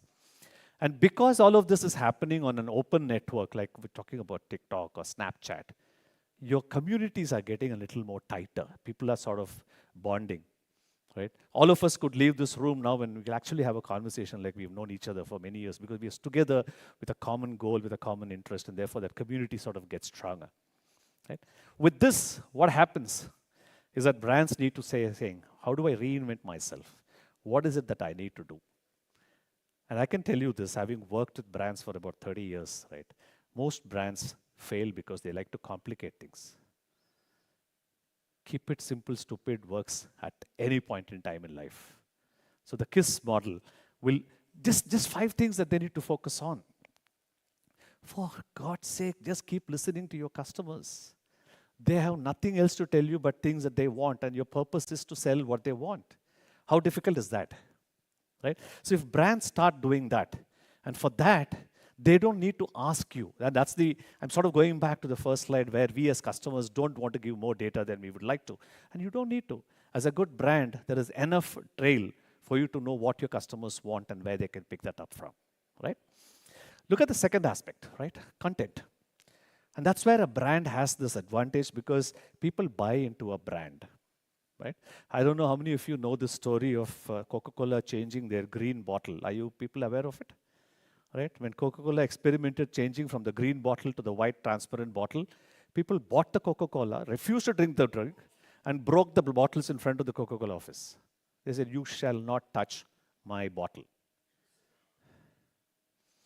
It's a very remarkable incident. You must read up about that. Similarly, Harley-Davidson had this problem. They tried to make this change. They wanted to bring in a younger crowd. They wanted to take the macho image away. People drove their Harley-Davidsons, parked outside, and walked away. And that's how you build iconic brands. Because, you know, I used to be part of an organization called Saatchi and Saatchi, and we had this concept of a love mark. A love mark is where the brand owner is now the customer, no longer the company. And that's what happens with iconic brands. Right? So content is going to be a big player there, because when you start creating content that makes you stand out, you have people who want to buy into the brand. And that's important. Right? Let's look at this one. This is a very favorite area of mine, saying, what is your bar? What do you want your customers to know you for? What qualifies to be a customer delight space? And then how do you change? All right. If you don't realize that, and that mostly happens when brands refuse to acknowledge that they made a mistake. I had a very interesting experience yesterday when I checked into this hotel. I waited 22 minutes before I got my turn at the registration desk.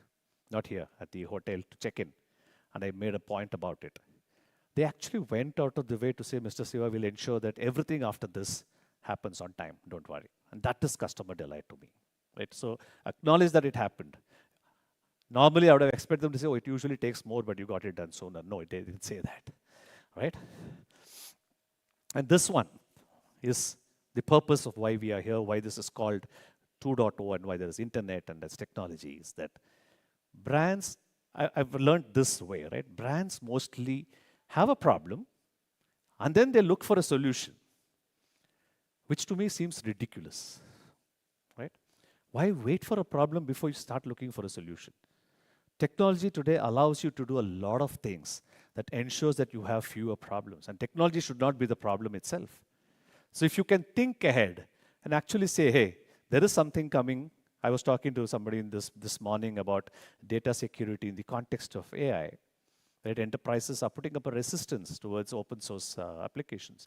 How do you foresee that and say, have this, instead of waiting for a customer to raise a privacy issue and then you go take them to court, they take you to court, you have all of this, a whole lot of bad media, and then you finally realize that you have a new problem to combat, right?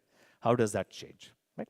So the context of brands in the era of e-com, in the era of data, is to say there is a lot of data, there is a lot of transaction, there's a lot of customers, but if we can't see the big picture and bring them all together, we will forever keep talking about these in isolation, in silos. They don't exist in silos. They sit in a common universe called the world of economy, right? With that, we'll just take a little time off to bring some smiles on for those of you who are expecting for this to drag on. I'm going to show you two images. Any of you here from India, please don't answer, but can you tell me which one is the real image and which one is the fake image in this?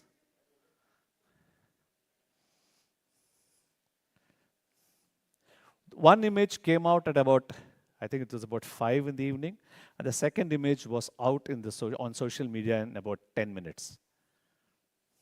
Okay? Now let me tell you. The one on the left with those girls looking really disturbed were actually the ones who were arrested and taken to a police station. And the one on the right was created by miscreants to show them that they were very happy going to the police station. This is the big peril of AI. And 2 minutes to create this image. No Photoshop, no retouching, no creative artist. But then look at the brighter side. If you have a bad photograph, it takes you exactly 2 minutes to make it look like a good photograph. Right?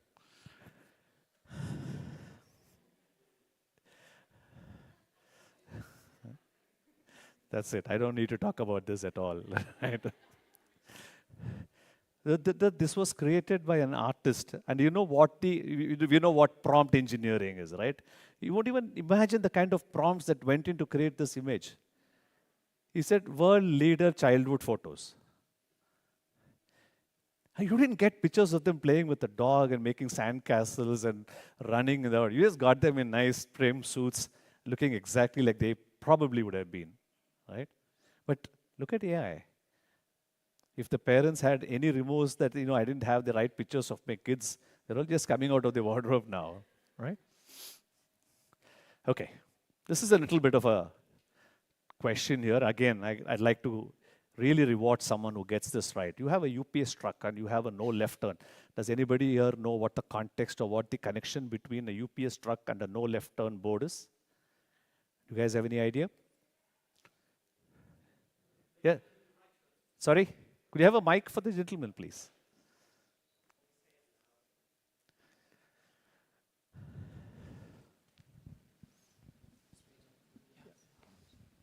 Do you want to answer? Oh, no. Together? No. Okay. That's okay. I saw your hand first. Okay. They only do right turns, don't they? Yeah, but what? Why? because it's shorter. They had like an AI probably that figured that out. That's an easy way out.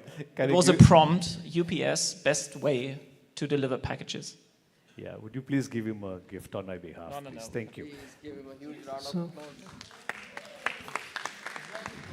For those of you who've taken a cab ride on somewhere in Manhattan and then waited in 22 signals before you got to that building 3 blocks away, right turns can cost you a lot of time, they can cost you a lot of money, they can cost you a lot in terms of just fuel, right?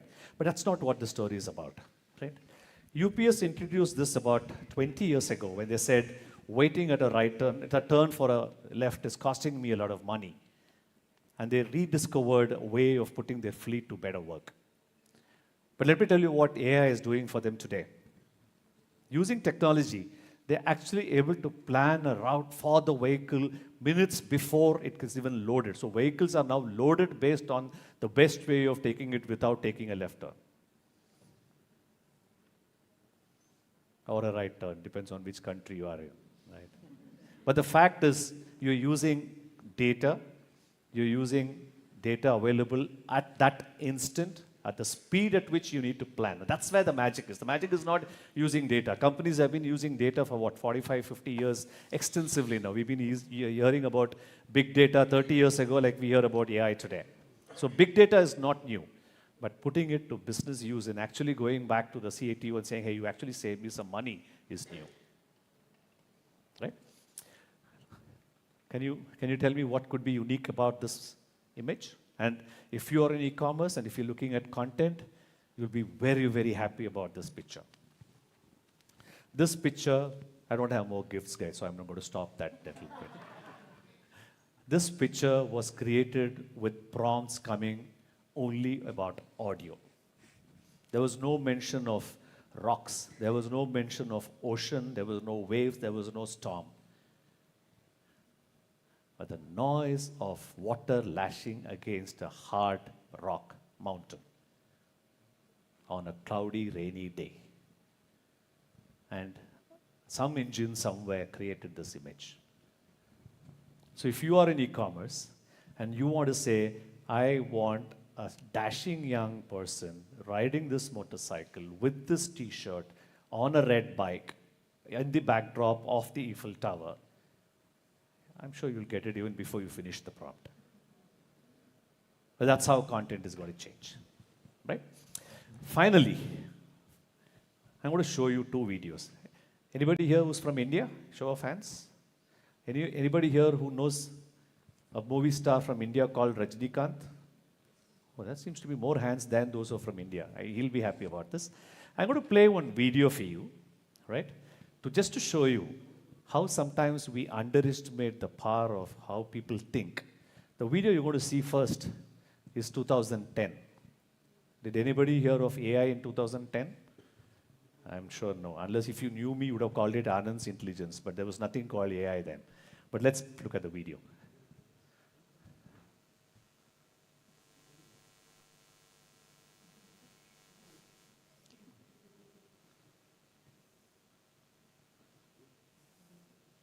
Okay?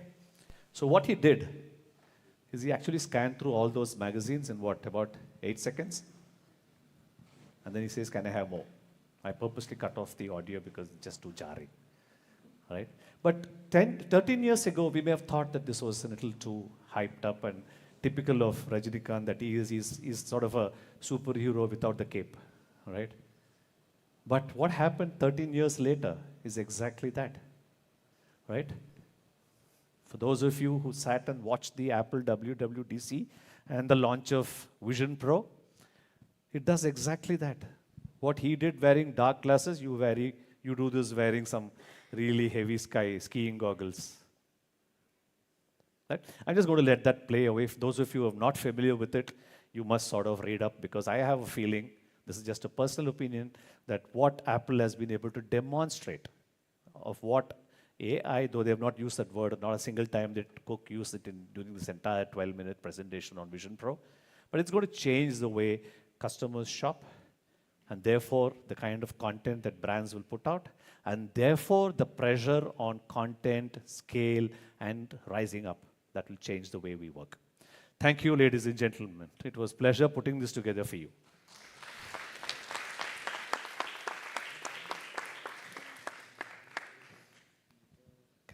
Any questions, or can I just walk off? Is somebody there?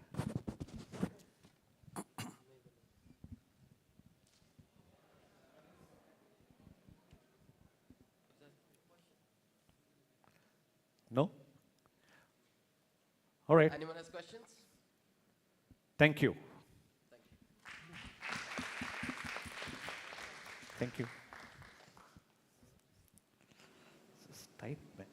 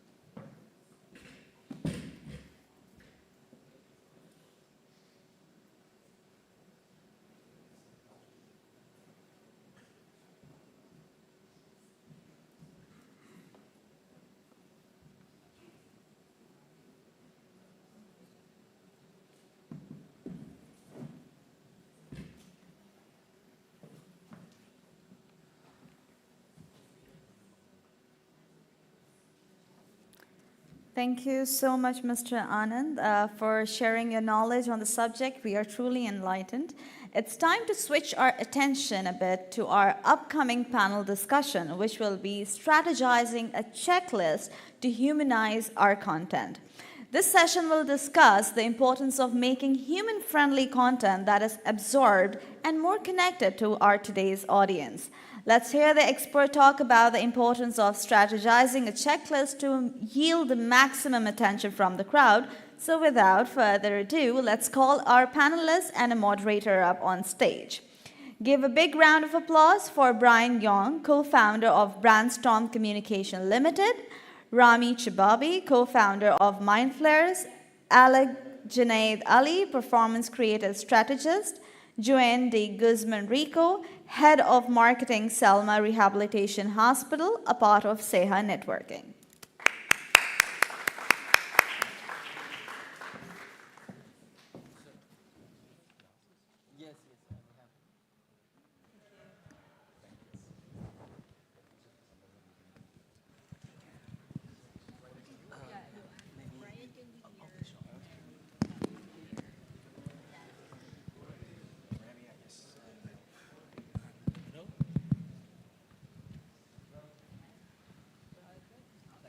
Hi, good afternoon, everyone. I know it's a time that everyone wants to sleep, to go off, and have some refreshments, but we'll make it very interesting for you.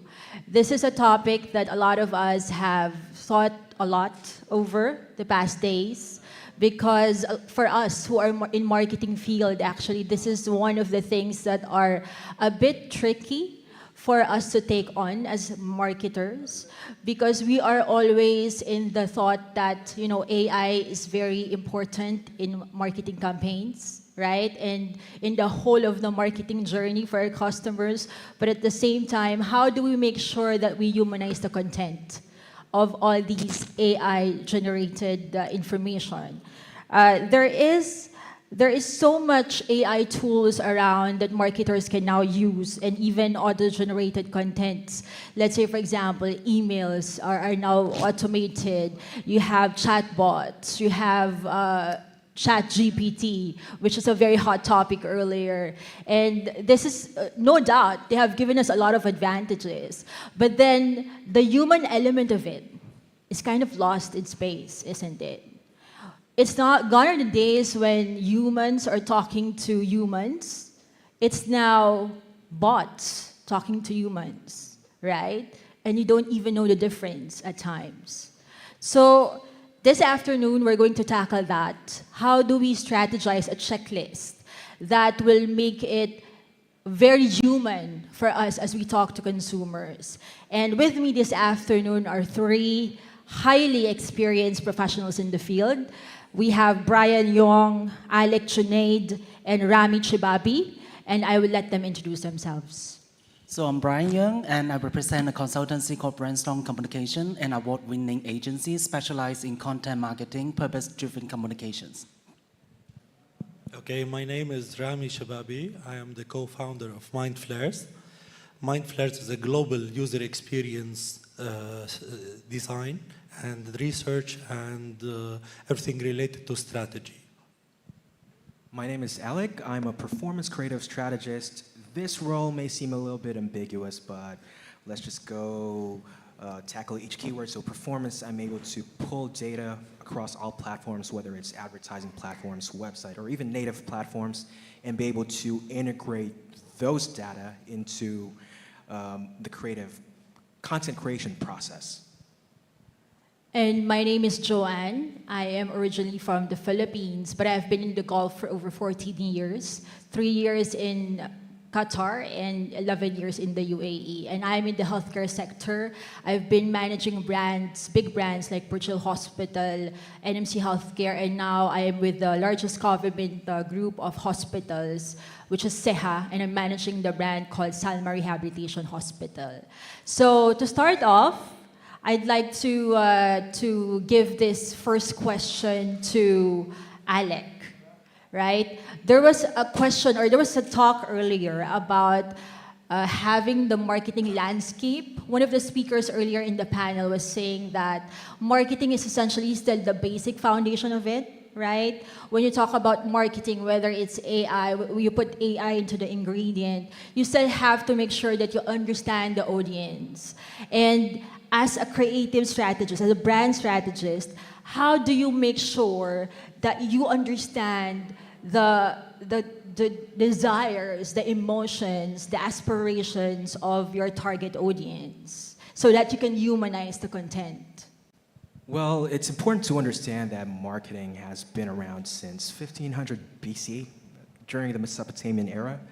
So it's always been, and I'm a firm believer that marketing is more art than science. And I know it sounds cliche, but obviously, as years went by, marketing has slowly shifted to a more scientific route.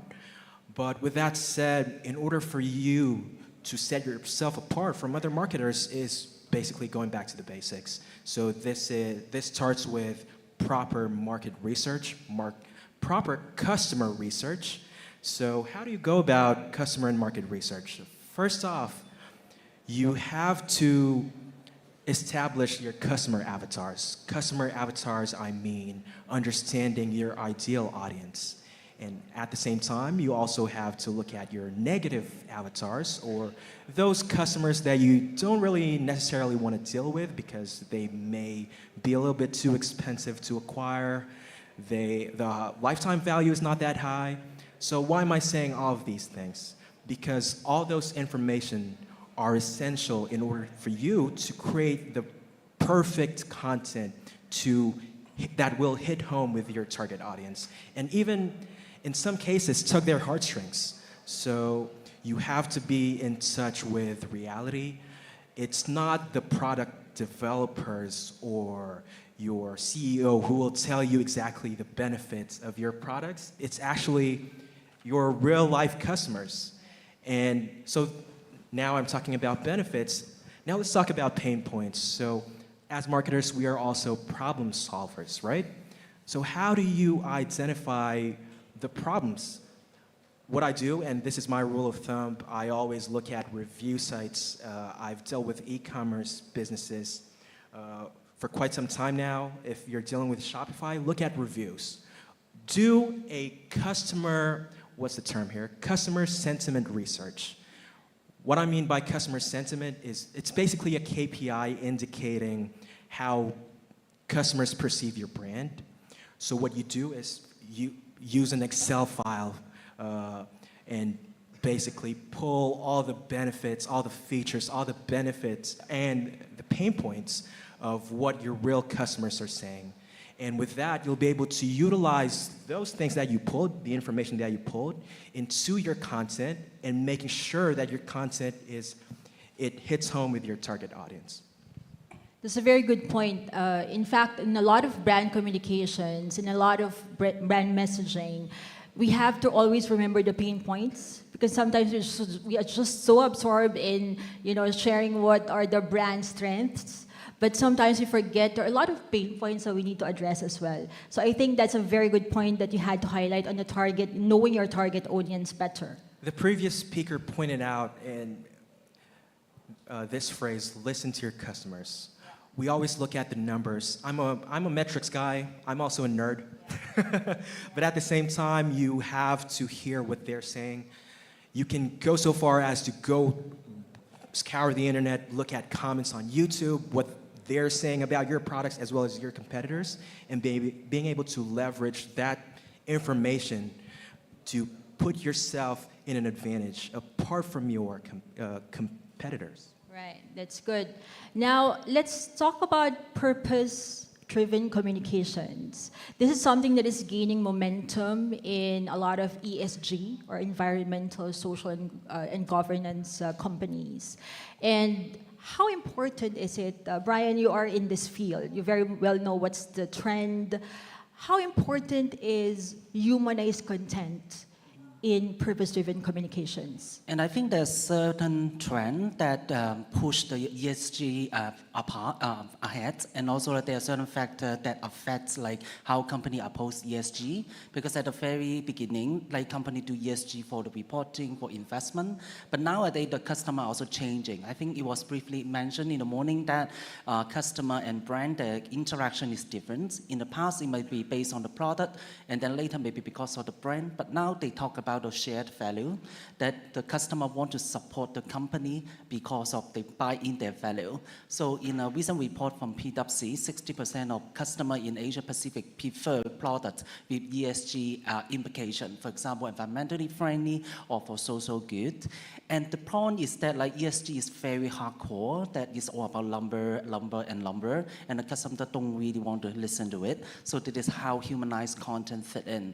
But then like in the world of marketing, we always try to pretend to listen to the customer, we can ask ChatGPT, I did that too. I asked ChatGPT to give me 4 different versions of social media copy and see which one looked the best. But then like humanized content, I would say like the major change is that like who is going to tell the story? Because in the past, the marketer would just say like, oh, we find a video cool to do a beautiful video of them about the brand, about the product and so on. But nowadays in all our campaign with digital clients, we actually get the customer involved.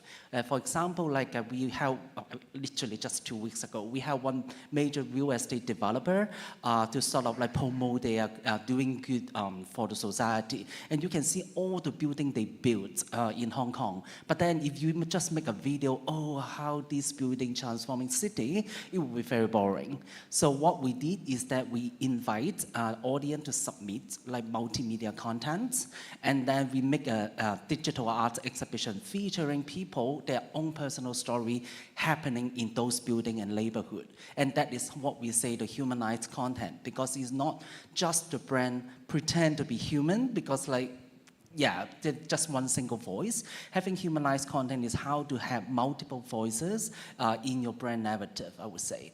That's a very interesting insight. Multiple voices coming together, personal stories, that makes it very powerful as a story for any brand out there. Now, Rami, you're in omni-channel platforms, and I'm sure there's a lot of talk about how do you humanize content in omni-channel platforms. It's a very complicated route for any brand journey, but can you just share us a few insights? How do you make sure that conversational language is there and is key in making sure that the whole journey is more humanized? Thank you. The omni-channel, I will tackle the digital part of omni-channel. The omni-channel could be, let's say, a web administration. It could be a mobile application related to an agent, related to a user. And each one has different user types. Before making them as persona, persona which is a fictive person. In order to make sure that the conversation is good, there is an attraction between both parties, they should know each other. So we start by knowing the customer. Like Alex said, listening to the customer. Before, let's start by knowing the customer. And how to know the customer. We should know the culture, we should know location, age. Okay, I will go into details, but the global idea is to know what he wants and what he not want now only, what he will need in the future. So this is the first part. The second part is the provider, which is, for example, an application. If I'm tackling a user for youth, so I need to make sure that all the terminology, the user experience writing, the wording they made a point for these people. Let's say I have a phrase, if they are millennials or Gen Z or Gen X, they differ. Okay, and in a universal application, they have the global wording, which is more neutral. So on the first part, we discussed, the audience. On the second part, we have those channels. How can we humanize this? If they talk, if we speak their language, we speak like they know. And all of this has a one recap. You know it, you can hear it. When you are in a, let's say, discussion, and they say, I like this application. It's easy. It took me 30 seconds. So it's behind those minutes, those seconds, they have many layers and checklists. We attack seamlessly, and that's why you can have a humanized content in this. That's a very good point. When I was studying omnichannel as a brand myself, I was trying to figure out how do you make it, because it's very easy to create a content across different platforms, but it's all automated, right?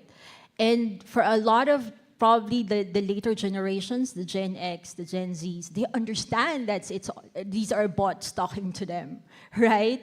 So as marketers, it's a big challenge. How do you make it consistent? How do you make it relevant? How do you make it timely, right? And I think what you have shared to us is something that is enlightening, because it boils down again to knowing your customer, listening to them, and making sure that you structure it in such a way that the buzzwords, right, will actually hit home. Yes, true, right? True. Okay. You should know. That's why maybe we'll talk another time about personalization of this.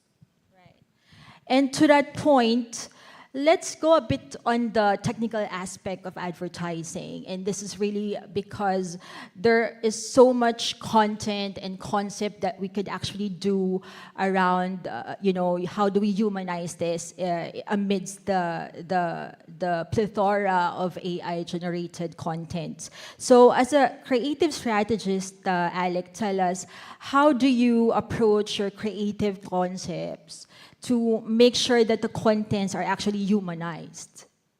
Okay.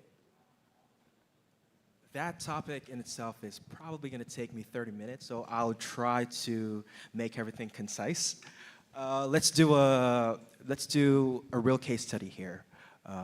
I've dealt with a client, and they're asking me to produce new material for their upcoming campaign.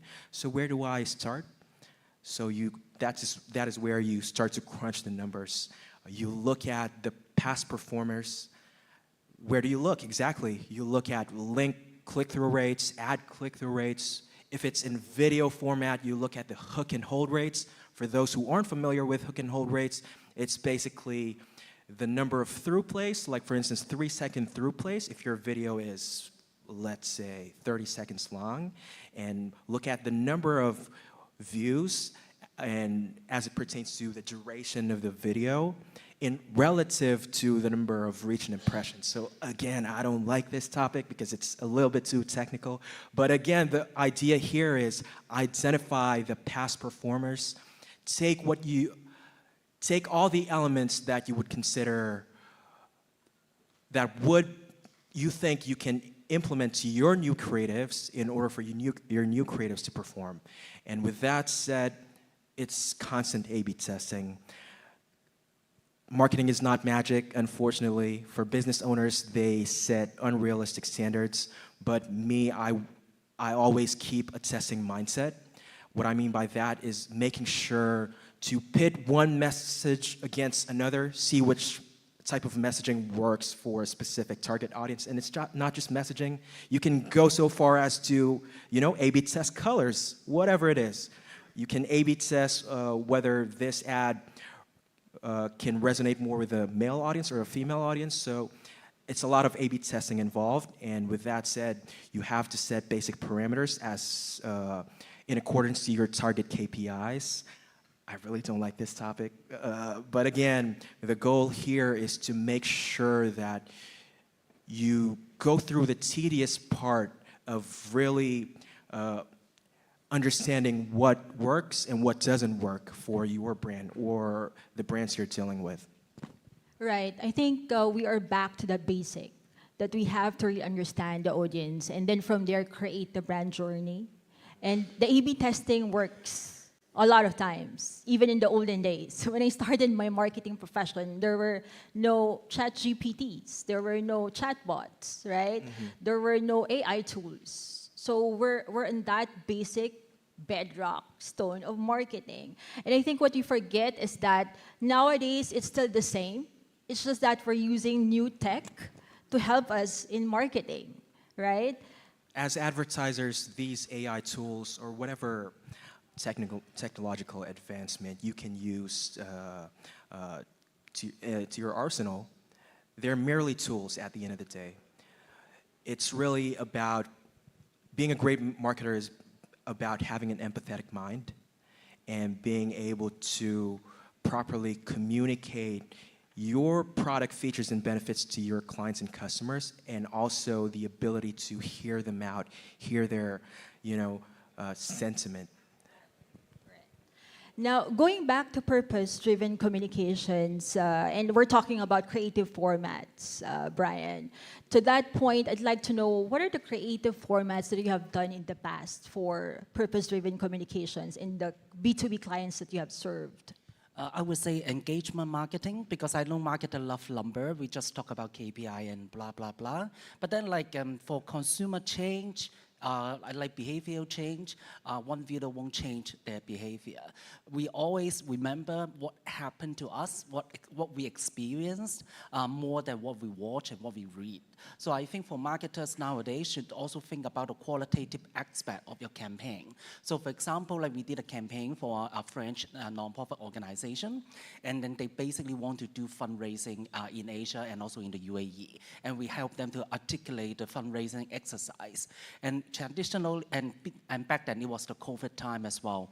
And then traditionally, we will do fundraising, dinner, charity auction, all this kind of standard thing. But with COVID, everything under restrictions. So there are some social distancing measure and so on. So we think of some different component to run the campaign. A, to get the money from the donors, and B, also spread the message across. Because from a purpose-driven communication point of view, it's not just about how many people you have reached, but how you achieve the objective. Even it might not be business related, but also fundraising is a kind of commercial in a way, that objective. So what we did is that we did SDG games. I don't know whether you have heard about. It's a card games. So it's a kind of card games that to teach people about different UN Sustainable Development Goals. And back then, because it was at least in Hong Kong back then, it was still under lockdown, and then basically we don't have strict lockdown, but we cannot fly overseas. So basically parents have nothing to do with the kids. So a lot of parents want to do something meaningful to their kids. They join the SDG game section and pay as a donation to the non-profits. And we also organize this kind of SDG game training workshop for the business, for the HR department, that if you want to improve the SDG understanding of your employee, the organization organization can help you to run the trial. And then with the card game, basically, the company buy courses from the nonprofit because they are at the frontier of doing SDG-related work. At the same time, they can also tick their box of internal training. So I think, like from my experience, I would recommend always to think about what is really the end goal to run this campaign, instead of just having a lot of reach, a lot of view, but then are they really acting, making an action in response to your marketing objective? I think that is the most important thing, yeah. That's a very good point. In fact, in one of the conferences that I attended, one of the speakers was telling the audience that, if you don't have any use for the technology, you don't even need to buy it. Right? Because a lot of marketers tend to be, okay, I have to be updated, I have to get this, I have to know this technology, I have to apply this to the brand. But at the end of the day, do you really need it? Do you really need to have those technologies? Because what you're saying is you have to have the end goal in mind. And from that, you kind of backtrack. What are the technologies that I need to cater to this end goal? May I also add one point is that, the digital platform provider, they all love marketers because we pay for their platform. So all the analytical reports we get from the platform are usually orchestrated in a way that make us want to pay more. So I think it's important for us to really assess the whole pipeline and see if certain advertising or pay component is really necessary. Yeah. Good point. Now, let's go back to omnichannels, where it's a very interesting topic because a lot of brand marketers are using that right now. How important is personalized recommendations in digital communication? And do you think this is a slant towards humanizing content? Okay, you mean recommendation? Yeah. Okay, let's get to the real world. And you're talking to someone, and this someone gives you advices, and this someone doesn't know you. So either he can hit 1 in a million because he doesn't know you, either if he knows you a little bit, he can hit more. If he knows you more, he can hit more. That's the same thing in recommendation. If you want to attract people, we should find first their pain points. What are their pain points? I mean digitally and non-digitally. So if I know their pain points, I know their what they need, what they want, I can address more what I want to say to them. Especially if I know their culture. Two people have the same pain points, will react differently in different culture. Let's say in the Gulf versus someone in, let's say, in the States. So each one has a way to express his need.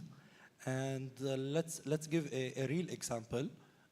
In the Gulf or in the MENA region, they are more emotional versus, let's say, Europe, at least the North. So if you want to talk to them, if you want to personalize your recommendation, you should insert some emotional language, some emotional touch point that he think that you are talking to him, or talking to her, not talking to a general audience. And this is very important, especially as a simple, let's say, flow in an application, let's say in an onboarding or paying, or let's say choosing. If you talk like he's someone you know, and that you are recommending something depending on the talks before, the AI or the machine learning or what we have data for you, it's very good to address a pain point and not to label this person and not to bombard this user with lots and lots of ads on the same topic. So if you are seamlessly grabbing his attention and giving away a good recommendation, he will come again. He will say to other people, let's try this. Go and try this. They are easy. They are ongoing. They recommend this for me, and he will be happy. He will be the ambassador of this platform or application. That's a good point. In fact, when we talk about personalized recommendations, I cannot help but remember Google, for example, right? The moment you Google one word and then you scroll your Facebook, wow, lo and behold, what you have Googled will appear as a sponsored ad in your Facebook. Yeah. And I think this is one of the, hurrah and, hurrah times for marketers. But then again, is this something that kind of penetrates more than just, like it can be intrusive for some users, right? Thinking that Google records everything that they actually search for, that we as users search for, and that is where the privacy issue comes in, right? And by the way, you can search for it. The sponsored ad on Google have less click-through rate than the because you are okay. They are targeting you, but maybe they are not the best. Maybe they are not. I don't know why they sponsored their ads. Maybe they should be in a search, the real search. That's the point you can tackle. Right. So personal recommendations they indeed make it more humanized, right? But to a certain extent, there's still a school of thought that kind of thinks that the privacy, issue is being intruded, And especially when it tackles as well, for example, healthcare, insurance, hospitals, something personal. So you cannot throw out the recommendation. You should pinpoint. The real word should be in its place for this person. Right. And that we will go back to that part where there are differences in culture and religion in different regions, and we have to be as marketers sensitive to that as well, right? But before that, let's move on and talk about the balance of using AI and humanizing it. And this is, I think, the crux of the whole discussion. How do we leverage AI and make it humanized as we move along and use these tools? So that's for you, Alec. Well, as someone who's worked with and led 3 content writing teams, let's just say we've just recently accepted the fact that, in order to attain efficiency and pump out content at a pretty rapid rate, you should start using AI. That's a given, but at the same time, we don't want to be out of touch and be far away from our original objective, which is to, again, what I mentioned earlier, hit home to our target audience and go so far as to tug their heartstrings. So how do you humanize AI-generated content? It's not as easy as saying, hey, ChatGPT, prepare the website content for this website, and then you think you're so smart by adding a little phrase there, make that sound more humanized. That doesn't cut it. So, which brings me back to the research aspect of this entire thing. You do market research, and then you do customer research. You understand the pain points, you identify them, and then you feed all that information into your AI tool. And right now, I'm using ChatGPT as well. So it's not just a simple one-liner prompt. I usually feed AI with all the information it needs, and then I make sure to make my prompts very specific. And obviously, I'm not just going to simply copy and paste what was generated.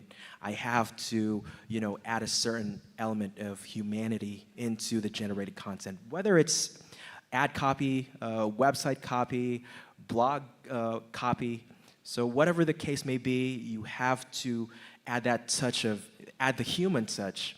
And you also have to make sure that you run everything by an AI checker. So I don't know if you guys are familiar with AI checker. It's the bane of my existence because as someone who also handles SEO, we submit guest posts to certain websites, and these webmasters, more often than not, they reject the submitted posts because they tag certain articles as AI-generated content. So how do you circumvent that? Well, we got tools like Killbot, DeepL. You use those tools to it's a simple, these are simple paraphrasing tools, so you don't have to go back from scratch and, build the entire content on your own, because that defeats the purpose of using AI. So again, you beat AI by using AI. So my advice here has been more practical than theoretical, because it's what's relevant, and the stuff I'm saying right now may not be relevant in the next, I don't know, 1 to 2 years. So again, that's where constant research come into play.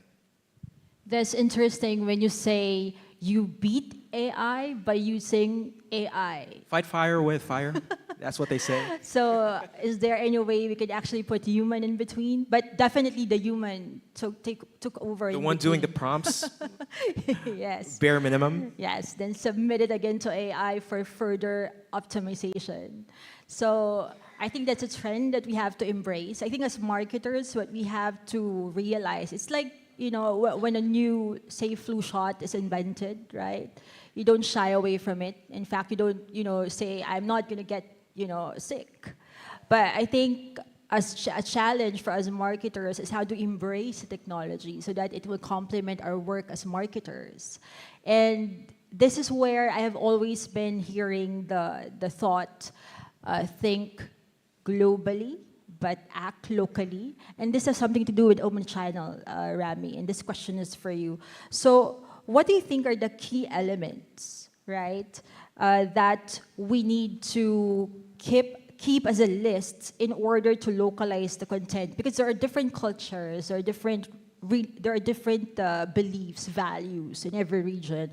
So how do we localize content such that it would still, be a tick in the humanizing content strategy?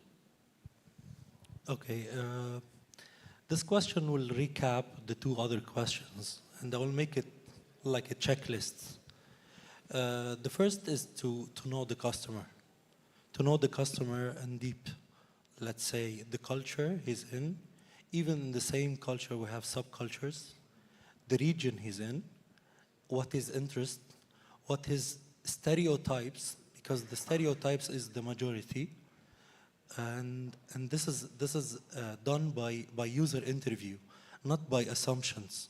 Assumptions is always leading to something else, not real. We should take some real personas, persons that we can create later on, personas, talk to them, because what they talk sometimes is not what they do. They speak something that is everyone know, which is like something like best practice. We don't need this. We should find what they need really. This is 1. 2, the stakeholders, the objectives of the stakeholders. In order to meet the objectives of the stakeholders with the audience need or the user's needs, that's the main 2 things. Then comes tackling the pain points and finding solution for those pain points. If you find solution for those pain points, and one by one, not all of them, you can make like a learning curve with those users in order to understand how you can solve their problems, how you can touch, for example, if I am cold now and I need a jacket, I won't put lots of information about jacket and wool shirts and socks. I put this jacket. The second day, I will put something else, or the second week even. So if you do this as chronological, I think this is the best checklist to get an answer and to get those people as buyers and ambassadors, as I said before. That's a good point. In fact, when I was in Qatar, then I moved to practice here in the UAE. I've seen there are a lot of, they're in the same region, right? But the pain points are different, right? The way that they deliver healthcare, for example, is very different from how we do it in Qatar and here in the UAE. And hence, the way we talk to our patients are also different. And I think what you have given as an example, knowing the pain points, understanding your market, it really boils down to knowing your target audience and this basic marketing framework, right? So I'd like to know at this point, as a purpose-driven communicator, Brian, is there any gatekeeper list that we have to actually remember and keep in mind if we want to avoid any PR crisis? Because this is very, very common, right? Because there are a lot of contents that are automated, right? And sometimes if marketers are not careful, they will just post it without checking what's the sensitivity of the region about it, right? They would just create, for instance, I was working with an agency in the past, and we're creating an advertisement about dermatology. And we know very well that when you talk about dermatology, you show body parts, right? Skin, elbows, underarms, right? And that's the global thing. But locally, there's regulatory, the Department of Health regulation that for us, marketers, we cannot expose certain parts of the body of a woman. We cannot show the chest area. We cannot show this area. So we cannot show the knees, right? So if it's an automated content, probably an advertisement that is created through ChatGPT, the bot would not do that, right? So how do you have this list, or is there any gatekeeper list that we have to take into account so that we don't get into any PR crisis? The rules are always very simple, but people still constantly forget about it. So I'm going to tell you the rules with one case study, how it really screw up. Then you will remember the rules. So the first one is authenticity. So like when we want to create humanized content, make sure it's based on real or authentic story, because one non-profit in Hong Kong, I'm not giving the name, but then it became a big PR crisis, is that they ask people to make donation to Africa. So they create like content such as like photo shooting of those like beneficiary, and then also every year they will get one letter from that beneficiary in return. And then one day, just one donor tried to find that African beneficiary from Instagram and realized that he's driving Ferrari and he's smoking as well. And then the donor was shocked. I make the donation and he's living a posh life in Africa. Then he messaged the person and say, hey, are you the same person? And he said, I'm just a professional model.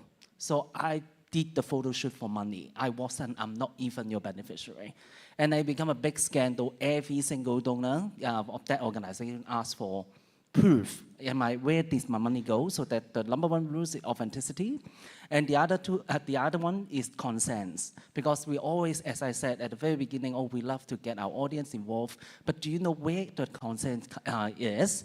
And what is the limit? Because there is another school doing like fundraising exercise. So basically the school interview 4 or 5 young girls about their upbringing in school, about their adulthood, and make a documentary for fundraising. But all of them gave consent when they were underage. And they forgot to ask them for their consent again after they become an adult.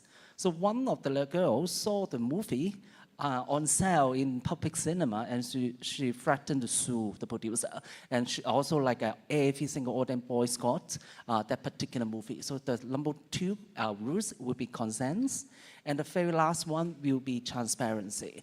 Because like nowadays, no matter you use AI tools or ChatGPT, whatever, and then everyone can also do the fact checking. Especially in communication, journalists are very well trained in detecting whatever that could be false. If you're using ChatGPT for content, good for you, but don't forget to do the fact checking.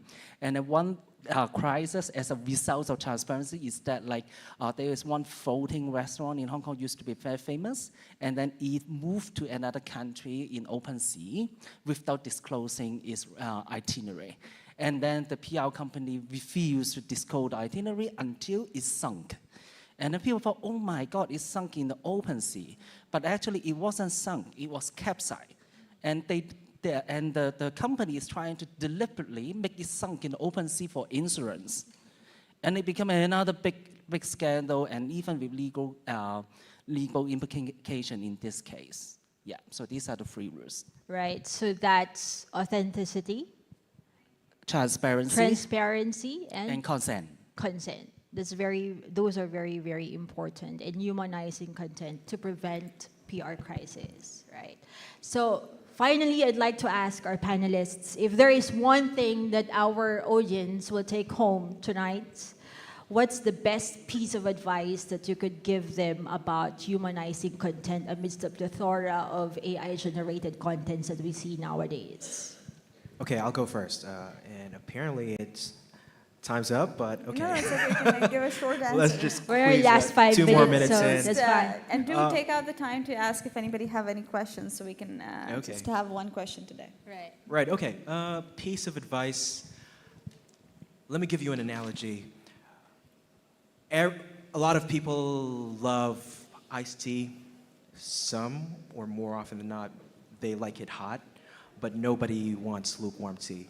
So as it pertains to messaging, you can't just dump all features, benefits, and pain points in a single piece. You have to be very specific. Otherwise, now we're talking about A/B testing. There's nothing to A/B test because there are too many variables involved. So again, be very specific. I'd much rather create 2 pieces of content with very different messaging and pit them against each other, and maybe give or take 2 to 3 weeks, I'll be able to identify what messaging works exactly for a specific brand. Right. So Thanks. think of tea. Thanks, Alec. Rami? One sentence. One-liner. She's looking at it. She's looking. Okay. Let's not look at her. Be genuine and relatable. Thanks, Wow, Rami. I like that answer.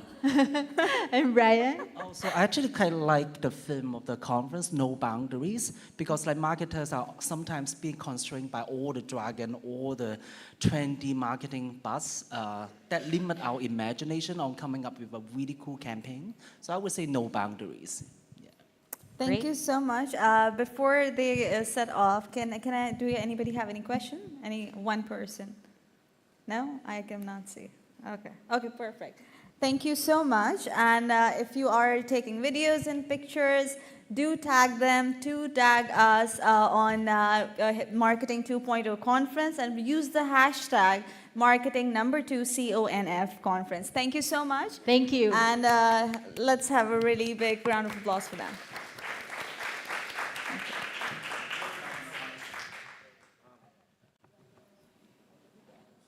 Okay.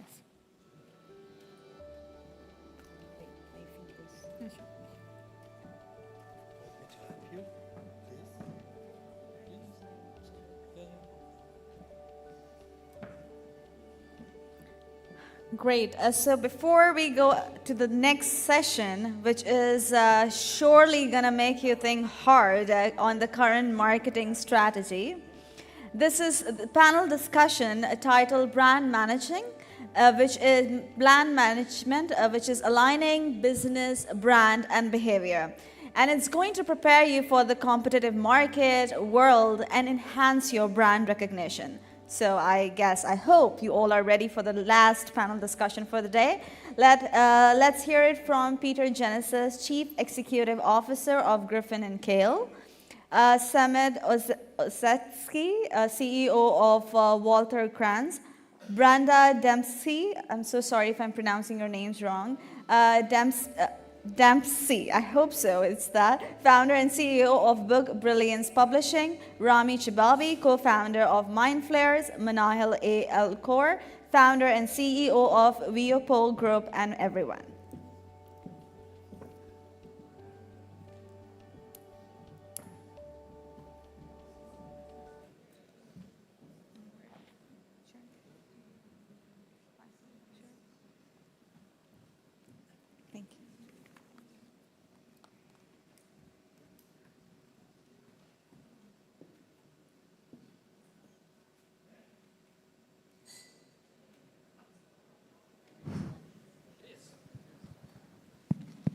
There you go.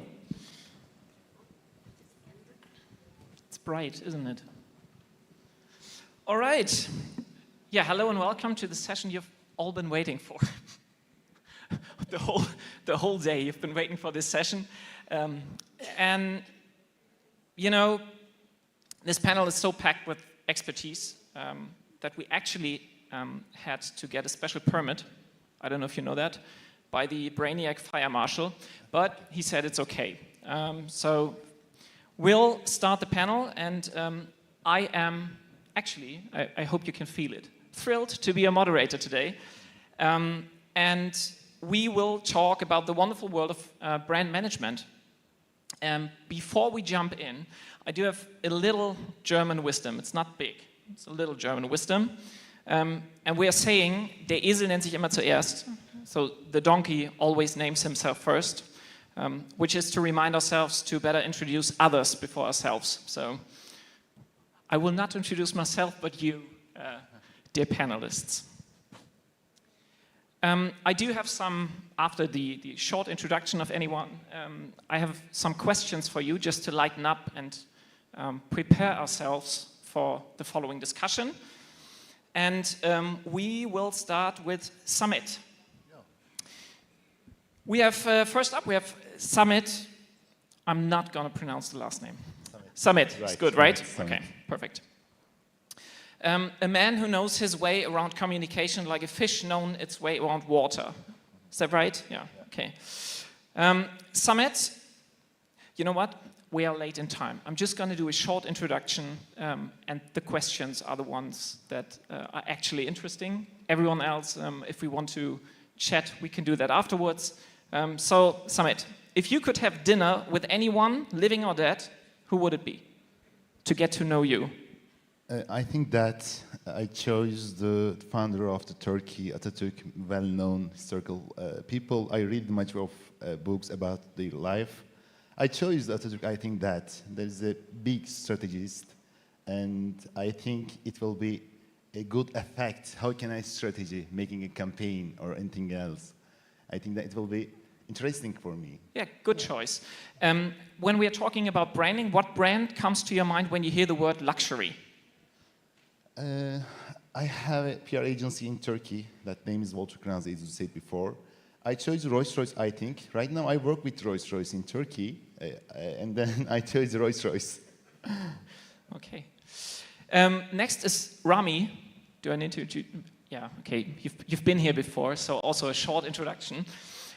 Rami, he is a design maestro, I would say, and who thinks UX and UI is a better pair than peanut butter and jelly. Is that right? Okay. Also for you, I get some light-hearted questions. If you were to write a book, what would it be about? Peanut butter and jelly. Embracing change. Because we are and always change. We have change every couple of years in our personal life, in our business life. So embracing change.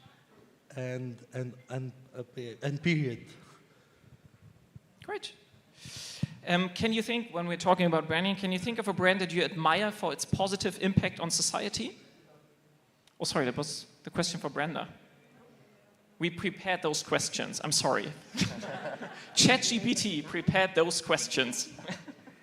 No, it's a joke. Is there a brand whose adverts you particularly enjoy? Yes, that was the one, sorry. Yeah, no worries. I choose two. One for the digital, which is Apple. It always has something different than the others, and gives something simplicity and luxury at the same time. And as a product, I love the humor and the excitement about Heineken ads. Always there is something that is flashy and out of the box. Nice. Mana Hill, was that right? Yeah. I'm doing good with the names. We have then Mana Hill, and she's a powerhouse who fuses creativity and technical expertise like a Michelin star chef blending ingredients. I think that's a good introduction, right? Also, two questions for you. If you were to be a superhero, who would you be and why? First of all, thank you so much for having all of us here. It's Manahil Alkur. I'm a Viopa founder, and coming back to your question about, I would love to be a superwoman, a Vioper, who's enabling, empowering, and humanizing businesses in the marketing field. That's why we're different. can you think of a brand that you admire for its positive impact on society? Honestly speaking, it's an interesting question.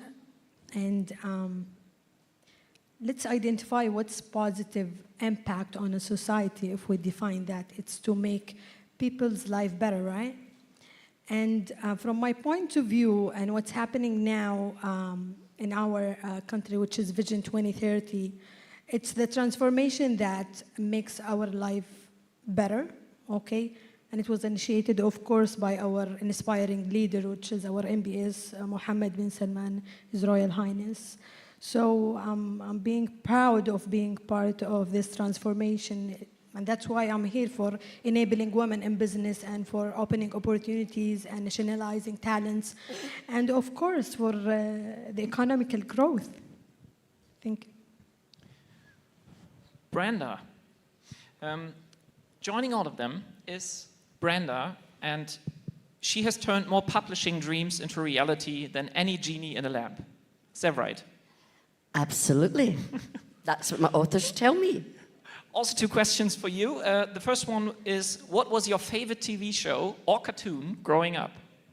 So it's Snow White and the Seven Dwarfs, and if we had more time, I would go really deep with that one, because it gives you insight into what's going on in your subconscious mind.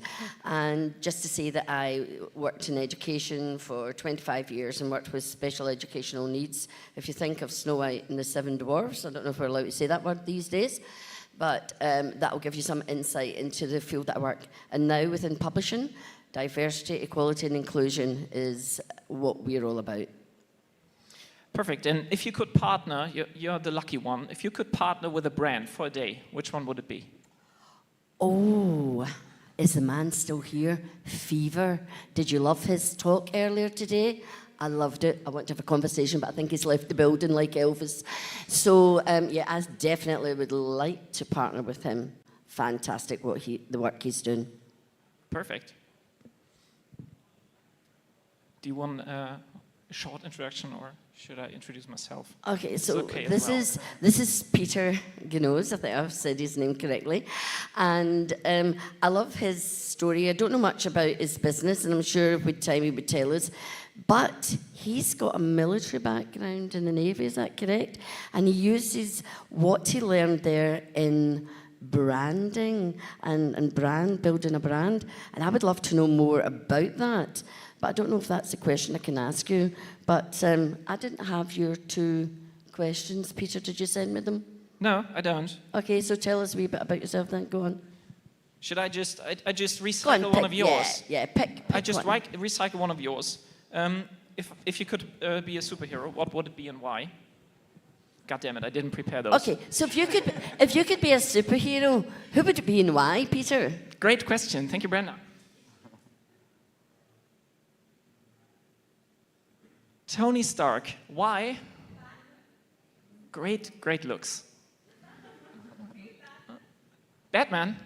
No, I really like my parents, so I can't do that. Okay, the second question I'm going to ask you, you've not got a choice.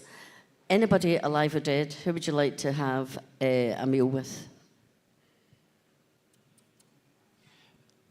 It comes to my, Simon Sinek. That would be a good chat. Also about branding. Speaking of which, we will be talking about branding, and we set out to have a little bit of we do have questions that we can answer, but we do want to have a discussion, and a lively discussion, as you can imagine. And we do have 3 topics we want to look into. First is brand basics. Want to talk about what a brand is and what it means to have a good brand. Then also the impact of brands. And speaking of the impact of brands, how do brands behave or can prepare for crisis?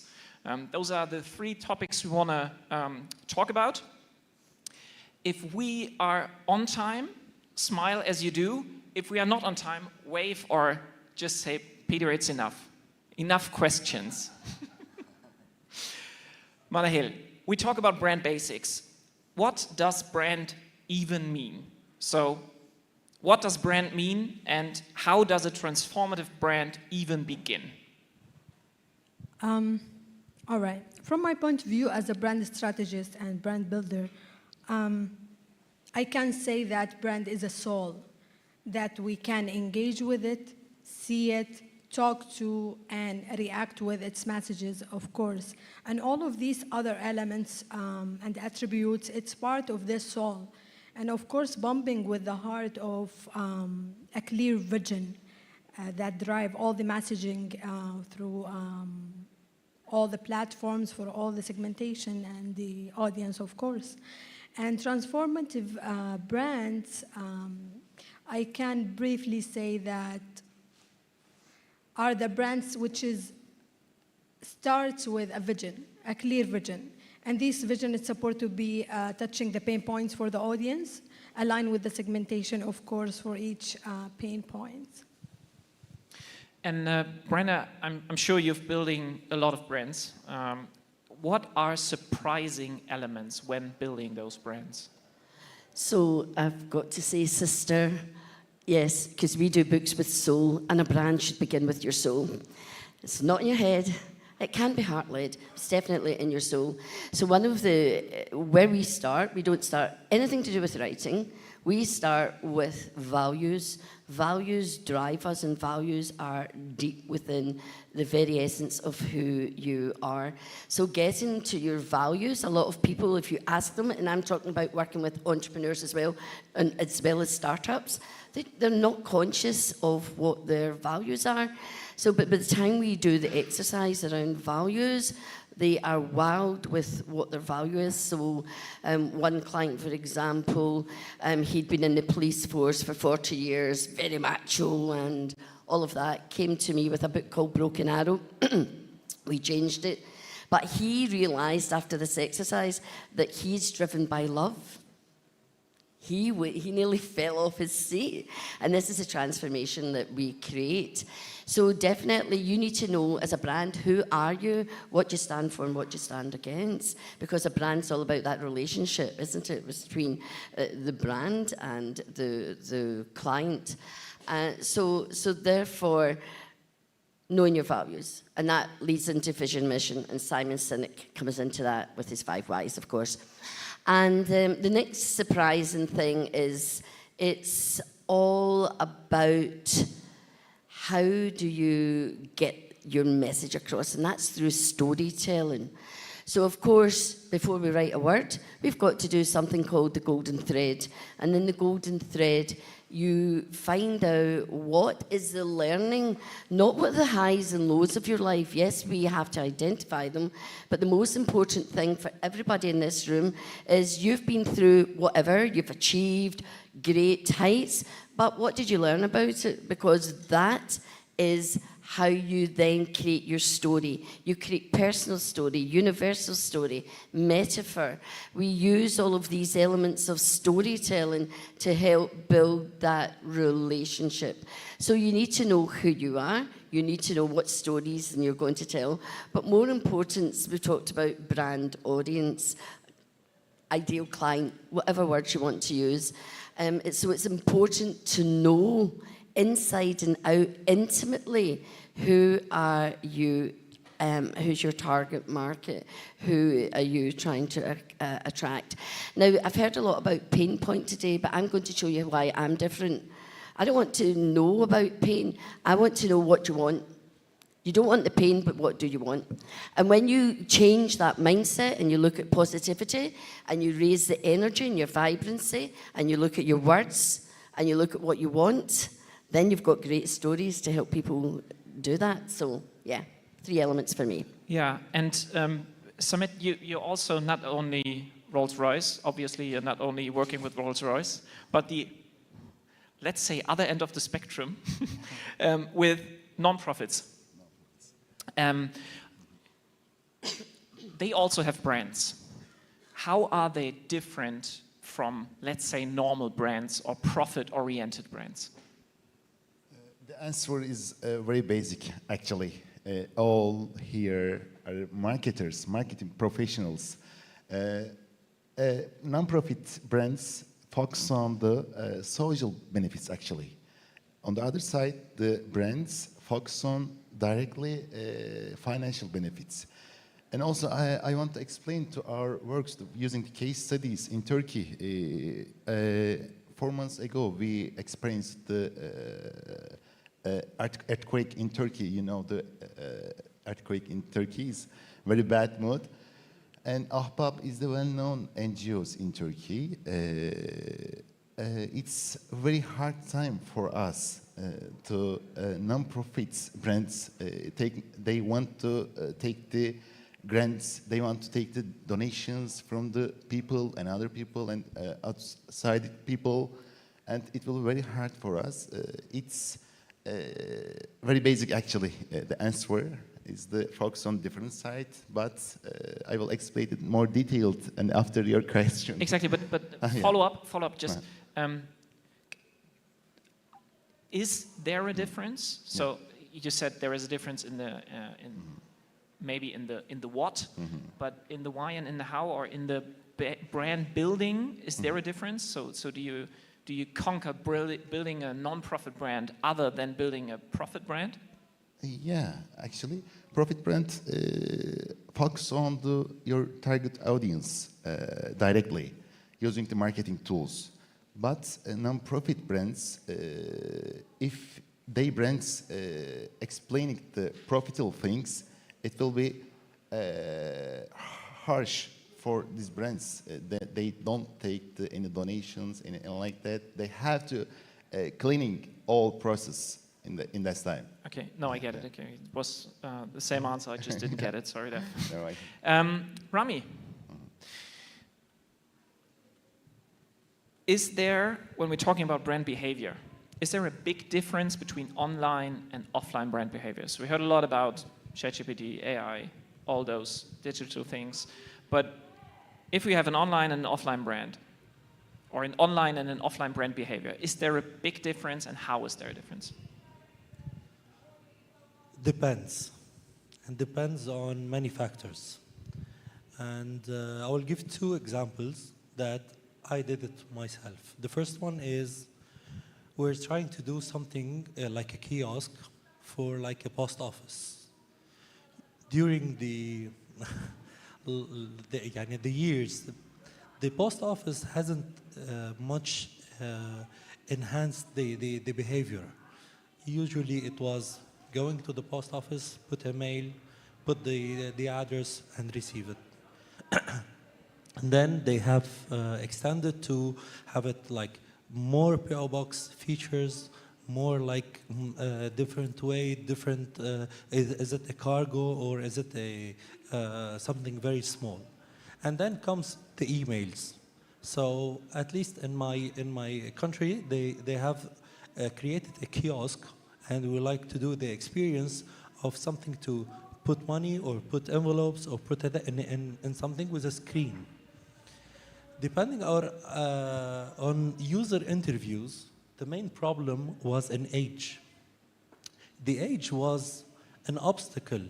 When you go from an old to a young user, the more you're old, you fear the screen.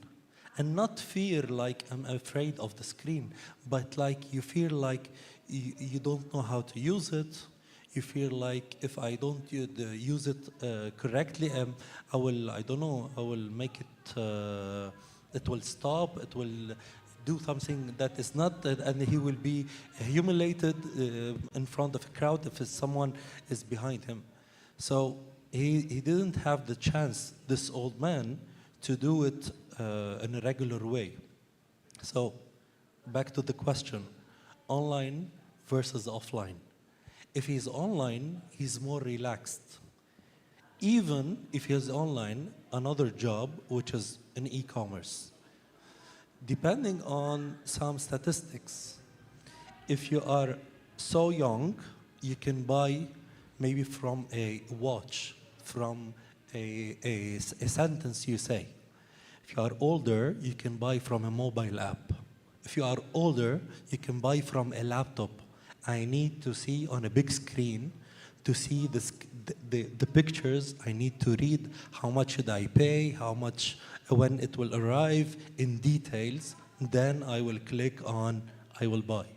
So online and offline behavior, depending mainly, this is our short experience, depending on the age, it will come closer at the end. If they are millennials or Gen Z, it will be way more, there is no distance. So after we talked about behavior, there is also the need, and we had some discussions and also keynotes about different platforms or different vehicles to talk about the brand or the product. And Brenda, you have to maintain brand consistency over different platforms, obviously. But how do you do it? How do you do it on social media? How do you do it? So consistency, brilliant word. Use it all the time, every day, be consistent. So let's go back to what I said in the beginning. When you know your values and when you do the 9 elements of the brand strategy that I do with my authors, you then have a 1-page document with everything that you need to remember about who you are, your brand, your audience, brand voice, brand identity, brand personality, all of these elements.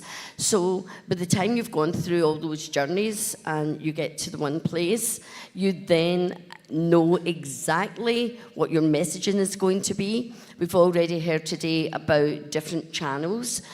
So what you might say on LinkedIn, that's a platform I use a lot. Will be different to what we say on Twitter, what we say on Instagram, what we're doing in our videos. But the messaging is the same, the phraseology is the same, the tone is the same.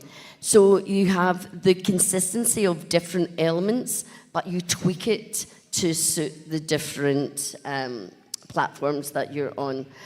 But you have to maintain the message and do it consistently. Rami, back to you. Actually, pretty much the same question. So we have to be consistent over platforms. Okay, consistency, great. How do you prepare brands, big brands, small brands, to do so? Okay. Back to the digital part or the omni-channel part. And there is a confusion between the brand, which has a branding tone of voice, which is very consistent, as said Brenda, very consistent, has a personality, has a soul. But when it comes to digital brands, each, let's say, each app or each platform has a different tone of voice. They are all related to the same family. But each one is like siblings. They are from the same family, but this one is, let's say, it's different of characterization of personality. When it comes, for example, from an admin console or something which is too techy, mostly the IT people or the people in technology will use it. So I should speak their tone of voice, their characteristic, but in relation to the main brand guidelines. If I will speak to the, let's say a nursery app or a school app, if I want to speak to the parents app, which is an application, which is a sub-brand of the main, I should speak to them as parents, as grown-ups, as what to do, and speak like they are the owner of this product. But if I have something, let's say for the students, I speak to, it's very specific, but again, same family, but different characteristics. And from a practical point of view, on what are you relying? Is there a brand book involved, guidelines, SOPs, whatnot? What is your go-to? Mainly, we start by user interviews. We get as much as we can from different personas. We get those users. We do lots and lots of discussion, alone first, and then as a focus group. Because when you speak alone to someone, he can say many things, and everything is written. And what he said is not what he does. And then when it goes to focus group, and especially when a focus group should not be really big, maybe maximum of 8 people. And after having those discussions with those 8 people, it could be, and it happens every time, that the minority will change their answers, because the majority will take over during the discussion. But we have their own answer, and we can build on that. Perfect. Manahil, we're talking about brand voice, and what do you think? How is it playing a role in shaping the image of a brand?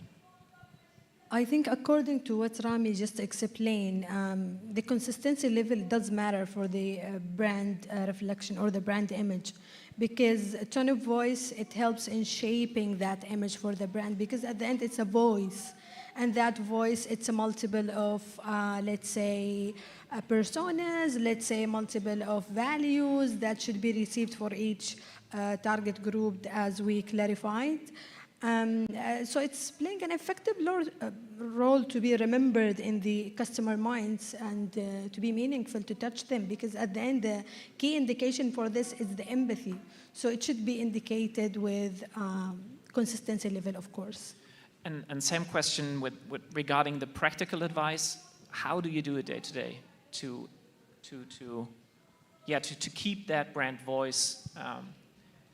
Within the company, within every social media post, how do you do it?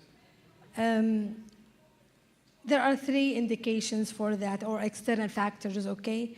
The most important thing that we aligned this messaging with the pain points of each segment to keep the consistency level for the tone of voice and the persona, of course. And the second thing, which is the belief.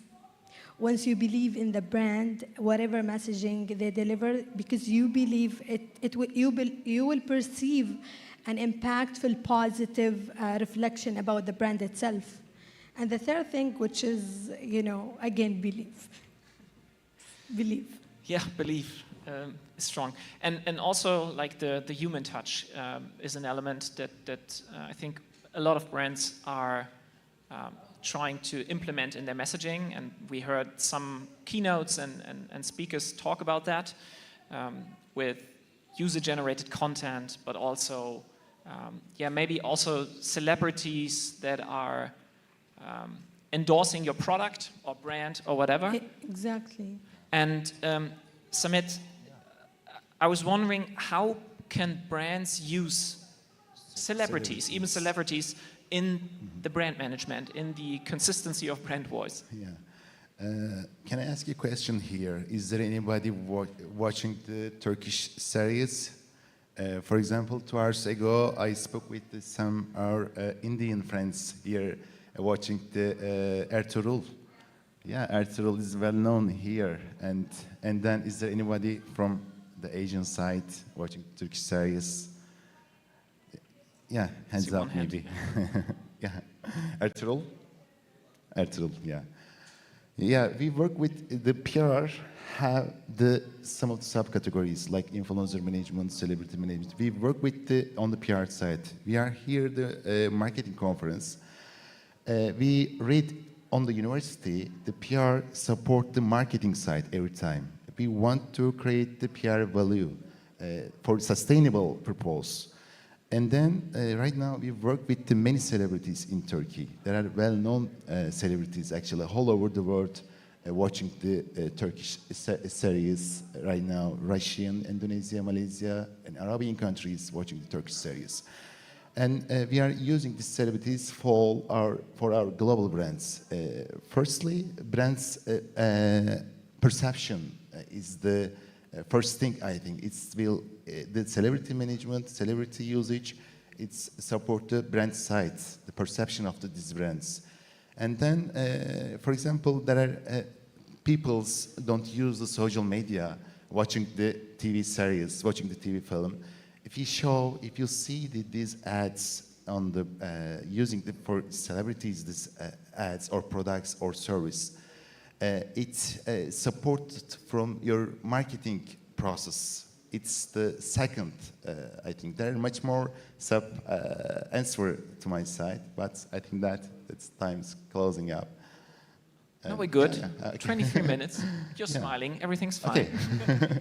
We spoke Turkish series. Yeah, celebrity management Yeah, is a word celebrity management, yeah. I think I use more often now. Yeah. It's a good word. Thank you. Is it, I mean, I don't have experience with big influencer management, but maybe you with celebrity. Is it, what are the challenges when dealing with celebrities and aligning them with your brand? Actually, the actor and cinema is not hard for us, but in the football side, it's very hard. All of the footballers take much more money, $1 million, contacted the football club. But if you use the brands, for example, we say, hey, boys, we want to take the 4 posts on stories. They say that it's my budget. We want to take the $500,000 like that. It's very hard. And also, it's differentiate the category by category, actually. If we use the lifestyles celebrity or influencers, it's very easy for us because they know how they work with the brands. But if you work the singers, if you work the footballers, it's very hard for the brands and agencies. Is it harder with profit brands than with non-profit? So is there a difference? Yeah, there is very So big celebrities differences. are easier when it's non-profit, right? Yeah. Okay. It's Okay. very- So let's talk crisis. We haven't had enough of that in the last years. So let's talk crisis. Manahel, can you prepare a brand for crisis? And if so, how? That would be the. Yeah. Absolutely, absolutely.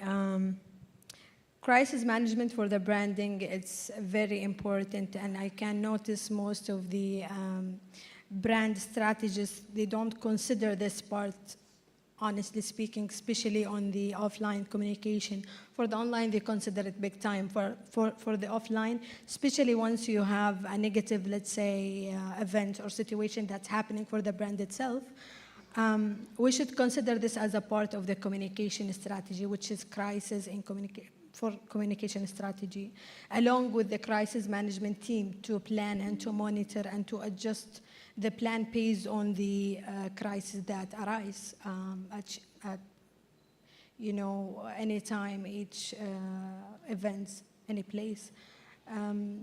Yeah, because the reputation of the brand, it does matter, but at the end it's a perception about the brand itself. So once we are raising this visibility and this reputation, it's very hard that we're losing this, win for the brand just because of an event. So we have a big role to strategize that in the communication strategy to be part of the strategy. And Brenna, how do you do it from the get-go? So when you're doing like the first audits on a brand or the first work on a brand, maybe establishing a brand firsthand, how do you implement those preparations for crisis into the branding process? So I rely on my experience within education, and everything's got yin and yang. So as well as looking to all the positive, you've got to look at each person, each brand, each author, each business, and think, well, what are the challenges that you might face?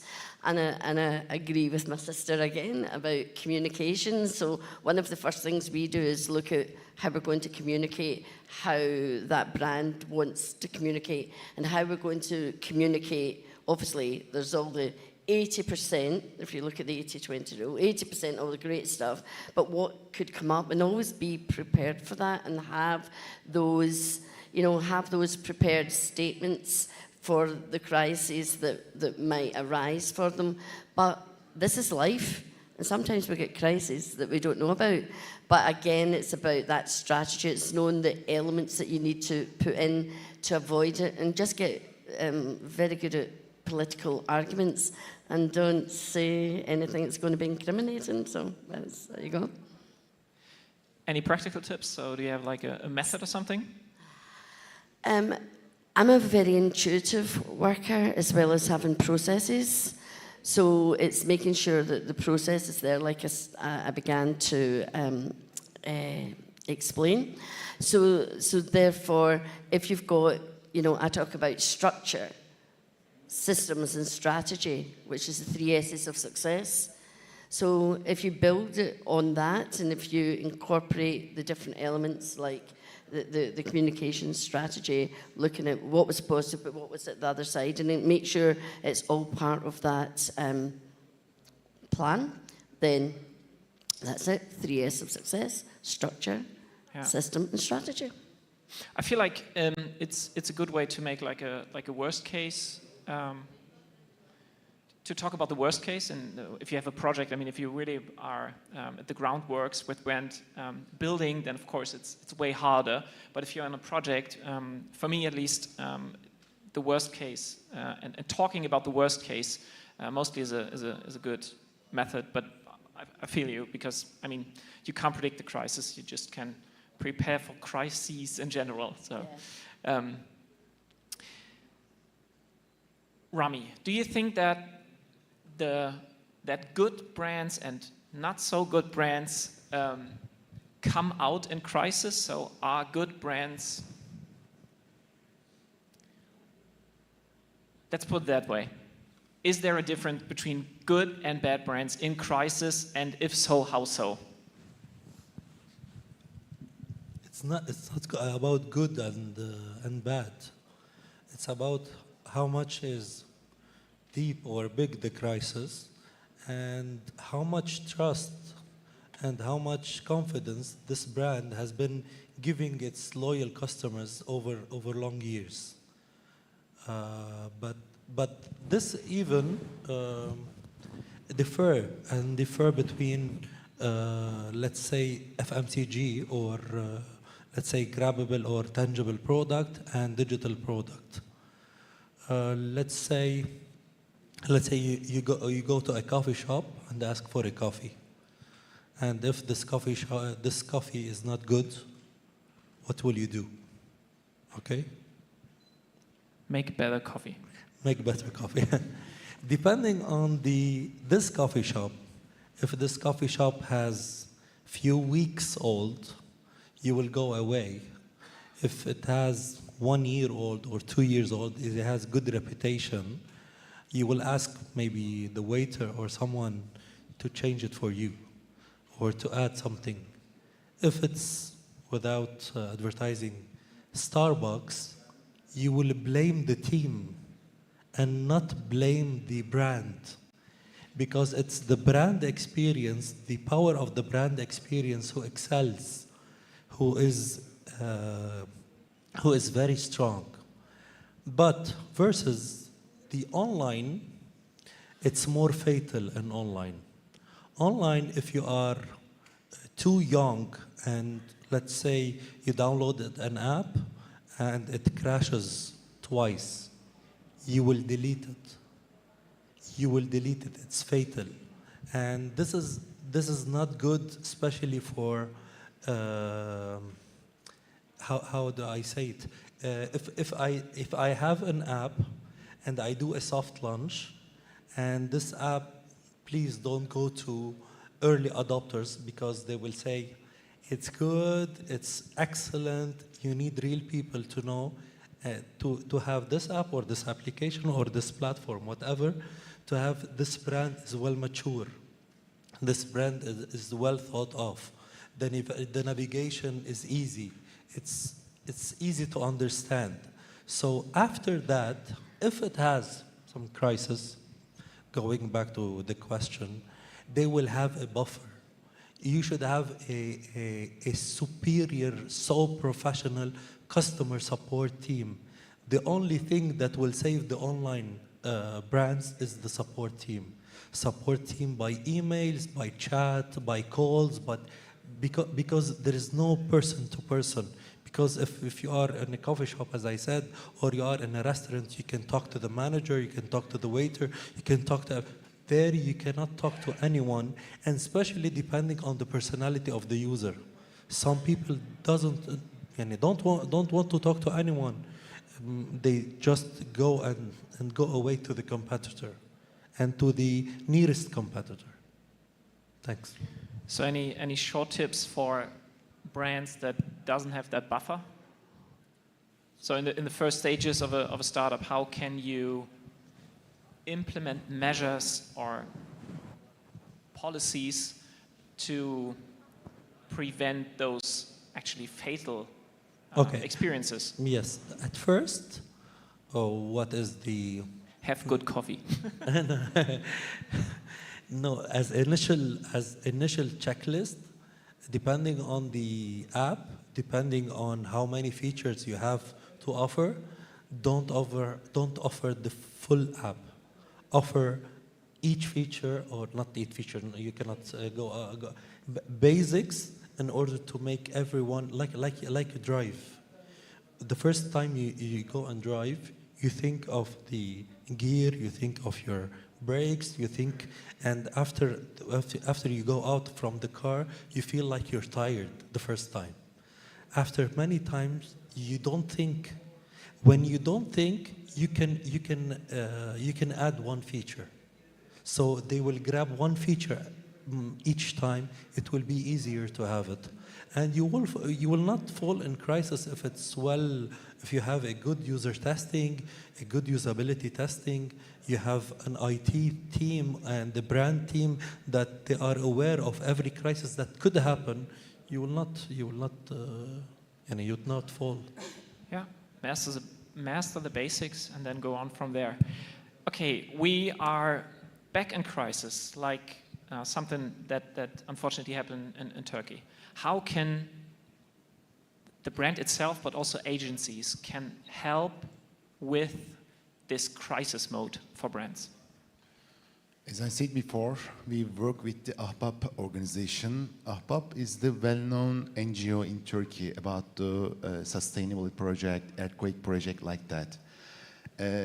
Before the earthquake, 3 months ago, we started with Ahbap. That's the very big challenge for us in the earthquake term. We created the crisis plan in Turkey about on the communication side, what we spoke, which platform we use, if it's a crisis happen, which spoke. Like there are many subcategories on the other side of crisis plan. And we explained the brand's clear message to audience. Publics and influence and people want to give the donation, this NGO. It is the first side, the crisis side, in the NGO side. On the other hand, we have 7 or 8 which runs crypto exchange. In Turkey, 7 or 8 brands we have. We manage the whole communication process. In Turkey, we created firstly the opening the donation using the crypto. This is the first thing in that time. We collect the government side and NGO side, and brands want to make a donation using crypto. Is the unique example what we do in the Turkey. I think that $3.5 million we take the whole over the world, not using our brands, using crypto. It is the actual well-known case study in Turkey right now. Amazing. Yeah, we had quite the journey, I would say, and the journey is coming to an end. Not quite. I think we can conclude that branding in general is do good and talk about it. Yeah, okay, we can do about that. And as we conclude this panel, the questions, I want to express my sincere thanks to everyone. So that was really nice. Thank you very much. And I think we can have a little applause for everyone. So thank you very much. Thanks. No. I have 8 minutes here. So we go Q&A, right? Do we have time for Q&A? Yeah. Okay, perfect. Then that is your chance to ask questions. Anybody?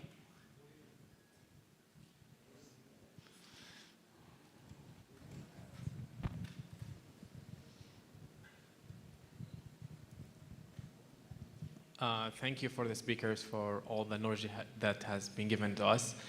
Maybe my good question is, we all create content to talk about the good things that we do for our brand. So reaching to the best tone of voice is not an easy thing. The communication strategy. Also, like, we are dealing with different generations nowadays. We are dealing with generation who's 18s, who's 25, who's 35, and it's totally is not an easy thing to find a unified tone of voice.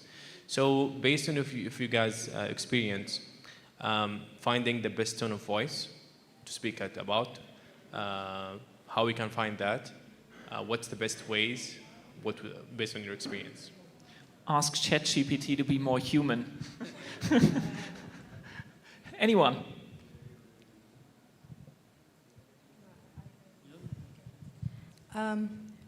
First of all, thank you for designing the tone of voice for each segment.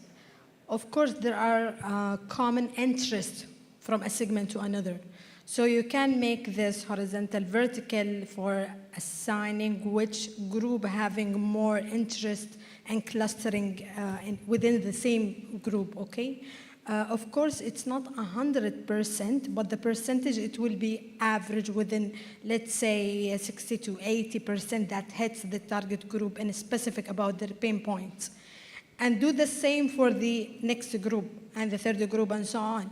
And so once you're doing the sampling or the testing for these groups, you will notice which most interest indicating and connected with those specific group. And this specific group with those interests, how many percentage they are in the market or in the geographical area that you're targeting. Thank you. I think we're going to make the organizers happy and finish on time. Thank you very much. Anybody else? Oh, they were great. That's why they don't have any questions, I guess. Thank you so much, guys. Thank you so much. Don't forget to share on your socials. Do tag us on Marketing 2.0 Conference. Tag me, that is Thalia.mk. And don't forget to write hashtag Marketing #2 Conference. That is CONF. So this was amazing and really enlightening, and I hope you all had a really good first day. And before we end our first day of Marketing 2.0 Conference, it's almost an end, but before that, we would like to give a recognition, to the remarkable leaders in marketing who have outdone themselves at every challenge and achieved greatness in this field. That's the reason we all are here and growing every day. Before we, are we done?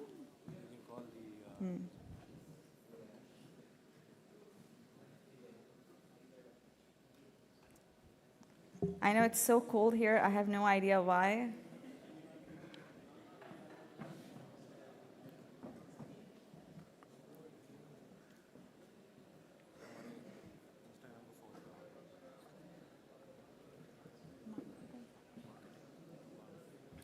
You can tag us on Instagram, that is Marketing 2.0 Conference. I'm your host, Thalia MK.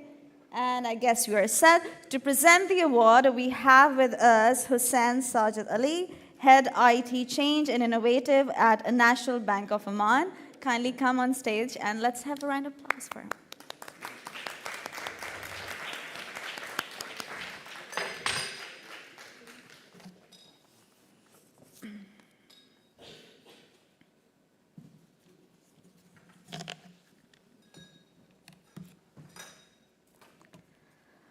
So the first award goes to Aditya Krishnan for outstanding leadership. Where is he? Aditya serves as the digital business manager at Performix Public Group, specializing in digital marketing, content strategy, and consumer insights and analytics.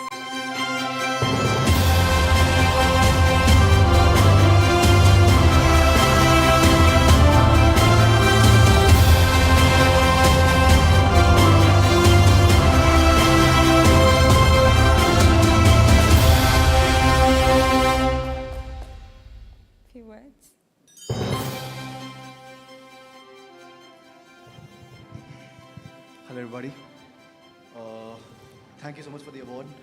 This, I mean, honestly, when I got this, I was not exactly expecting me to actually be here in Dubai to receive this award amidst, such beautiful minds here. So looking forward for the next couple of days with you. Thank you so much. Cheers. Next is Asim Zishan for outstanding leadership.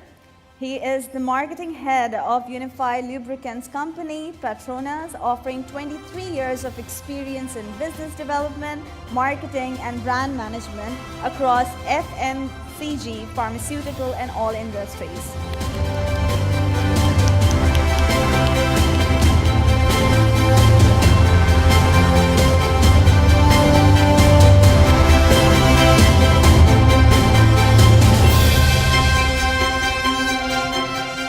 Good afternoon, everyone. It's always an incredible feeling to get recognized. And thank you, Marketing 2.0, for giving this opportunity. And I wish everyone good of luck. Thank you so much. Next is Claudia Wolfgart for outstanding leadership. She is an internationally renowned marketing expert and visionary leader known for her groundbreaking approach to brand development and radical collaboration.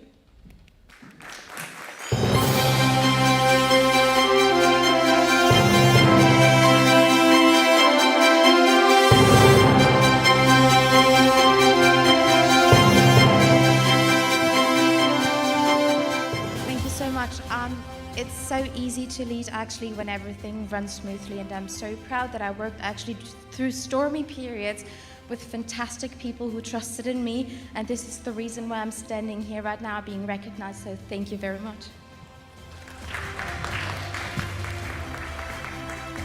Next is for Social Hustle Marketing 2.0 Conference for Outstanding Organization Award. And the Social Hustle is an award-winning agency specializing in digital marketing, web development, and creative design.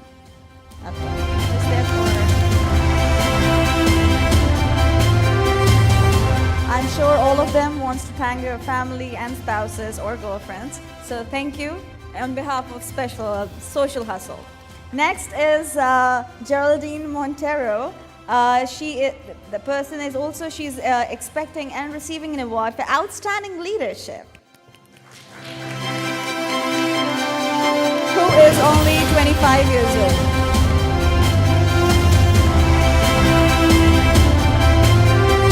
She is the CEO and founder of 23rd Collective and marketing director at More Flavor. And she was also our keynote speaker today. Firstly, I'd like to thank Marketing 2.0 for this amazing recognition. And also I'd like to thank my husband for the support, my kids for the inspiration, my parents for bringing such an incredible person to this world.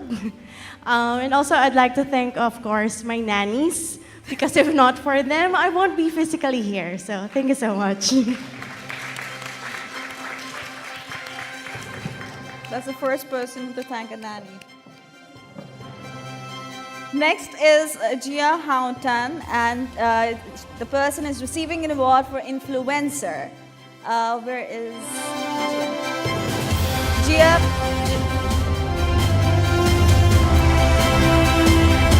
She is the founder and CEO of Titan Digital Media, a renowned YouTube celebrity with over 6 million subscribers on her main channel and nearly 10 million subscribers across multiple channels, leading Titan Digital Media and manages production studio, advertising agency, and multi-channel network. Hello everyone. I'm very honored to be here on behalf of my company, Titan Digital Media, and my CEO, Jian Hao Tan, who is unfortunately not able to be here today, but he sends his regards. So thank you, Marketing 2.0, for the amazing recognition. Thank you to our amazing brands and our clients who have trusted us over the years. And we are here because of you, so thank you very much for being part of our journey. Congratulations. Next is Jatinder Singh for outstanding leadership. He's head marketing at Alter Analytics. Jatinder is a digital evangelist with 10 years of experience in helping businesses rank at the top.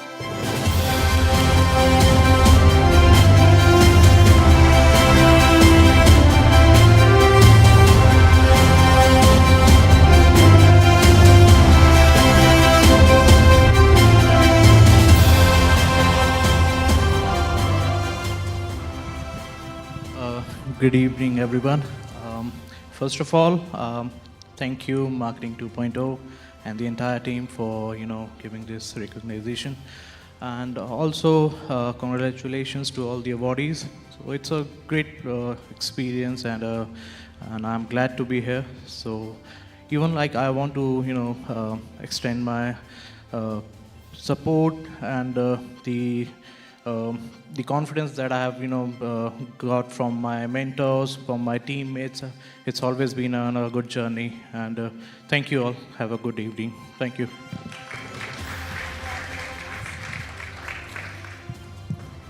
Next is Kamran Khan, receiving an award from Marketing 2.0 Conference as an Influencer Award. He is the Chief Operating Officer at Tarfi Company, a senior hospitality executive with 20 years of experience in the restaurant, cafe, and hotel industries.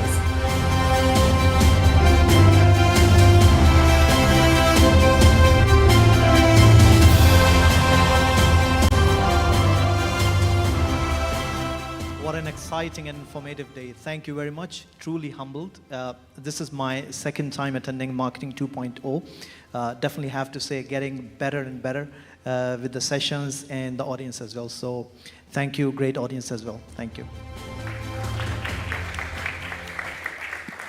Next we have is Carmina. Carmina Yordonova, I hope I'm pronouncing the name right, and she's receiving an award for outstanding leadership. Oh, you were here. The most smiley face. She is the Director of Marketing Activation at Editas and Reebok, expertly blending data-driven strategies with her intuition. Her career began in 2007 in the supply chain in Editas, later transitioning into digital marketing.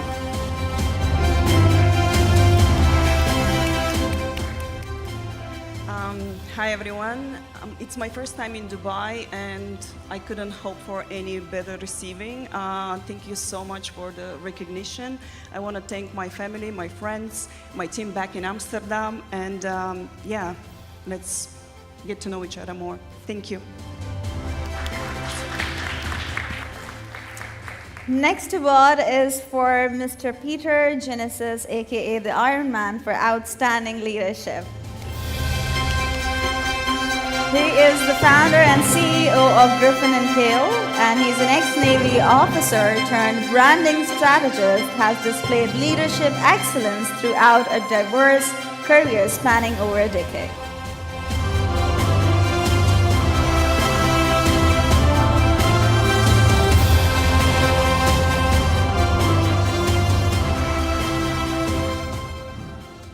Got a nickname. That's a check. Yeah, I've been in the Navy for like 13 years, didn't get a leadership award, so I had to change careers. And here I am.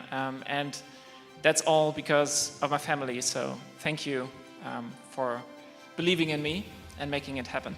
And thank all of you. I'm very honored. Next is Mindflare Marketing 2.0 Conference for Outstanding Organization Award. Mindflare is a leading global UX and UI design agency with 18 years of expertise in crafting digital products centered on human goals, with diverse industry experience and a strong portfolio including MasterCard and UNDP.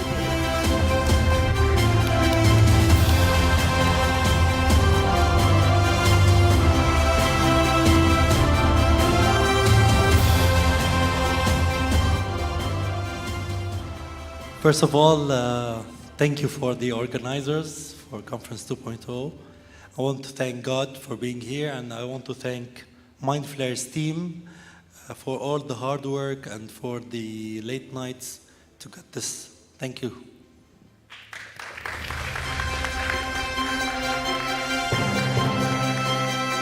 Next is Rwimbo Gore for outstanding leadership. Ms. Rwimbo, a founder of Elite and Sophisticated, empowers individuals to reach their potential through educational webinars. Yes, she is here. Passionate about her personal development, she guides clients in her life skills, sustainability, and financial literacy, aspiring to achieve gold recognition for her transformation work.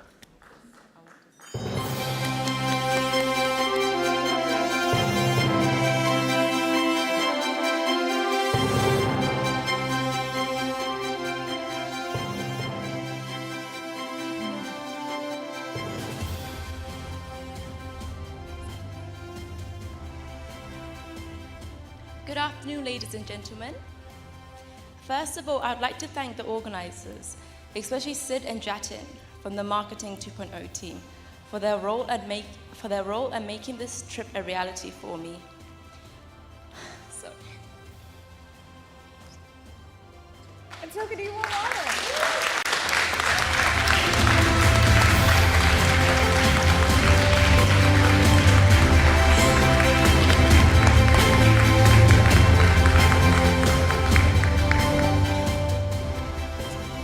It's a real honor to be here, for me to be here, as this event allows us to soar higher than we would have ever imagined.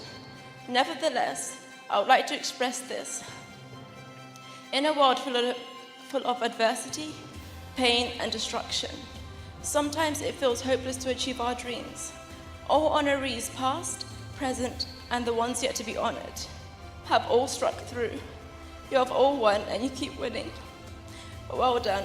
You've got what it takes. Keep being the leaders that you are, and keep inspiring nations and the younger and older generations that success is what you make of it, and that failure is not definitive towards your intended destination. Thank you.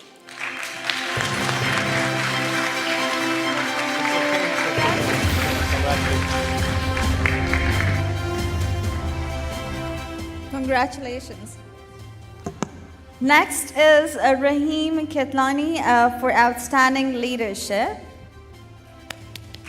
Rahim is seasoned, a C-suite technology marketing professional specialized in B2B performance marketing with expertise in content marketing.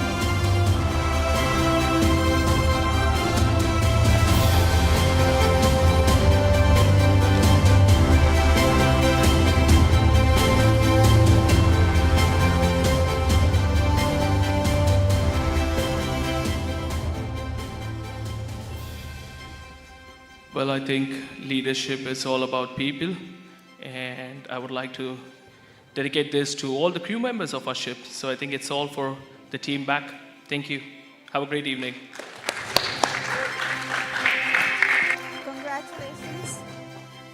Congratulations to all the awardees, and this brings us to the end of day one of Marketing Conference.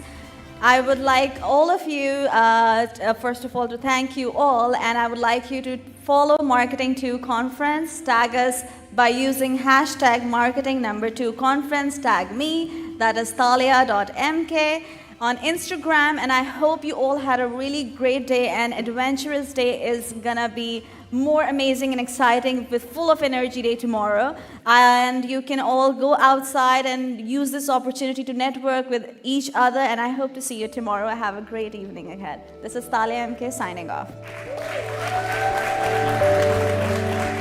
Thank you, presenters and awardees. Thank you so much.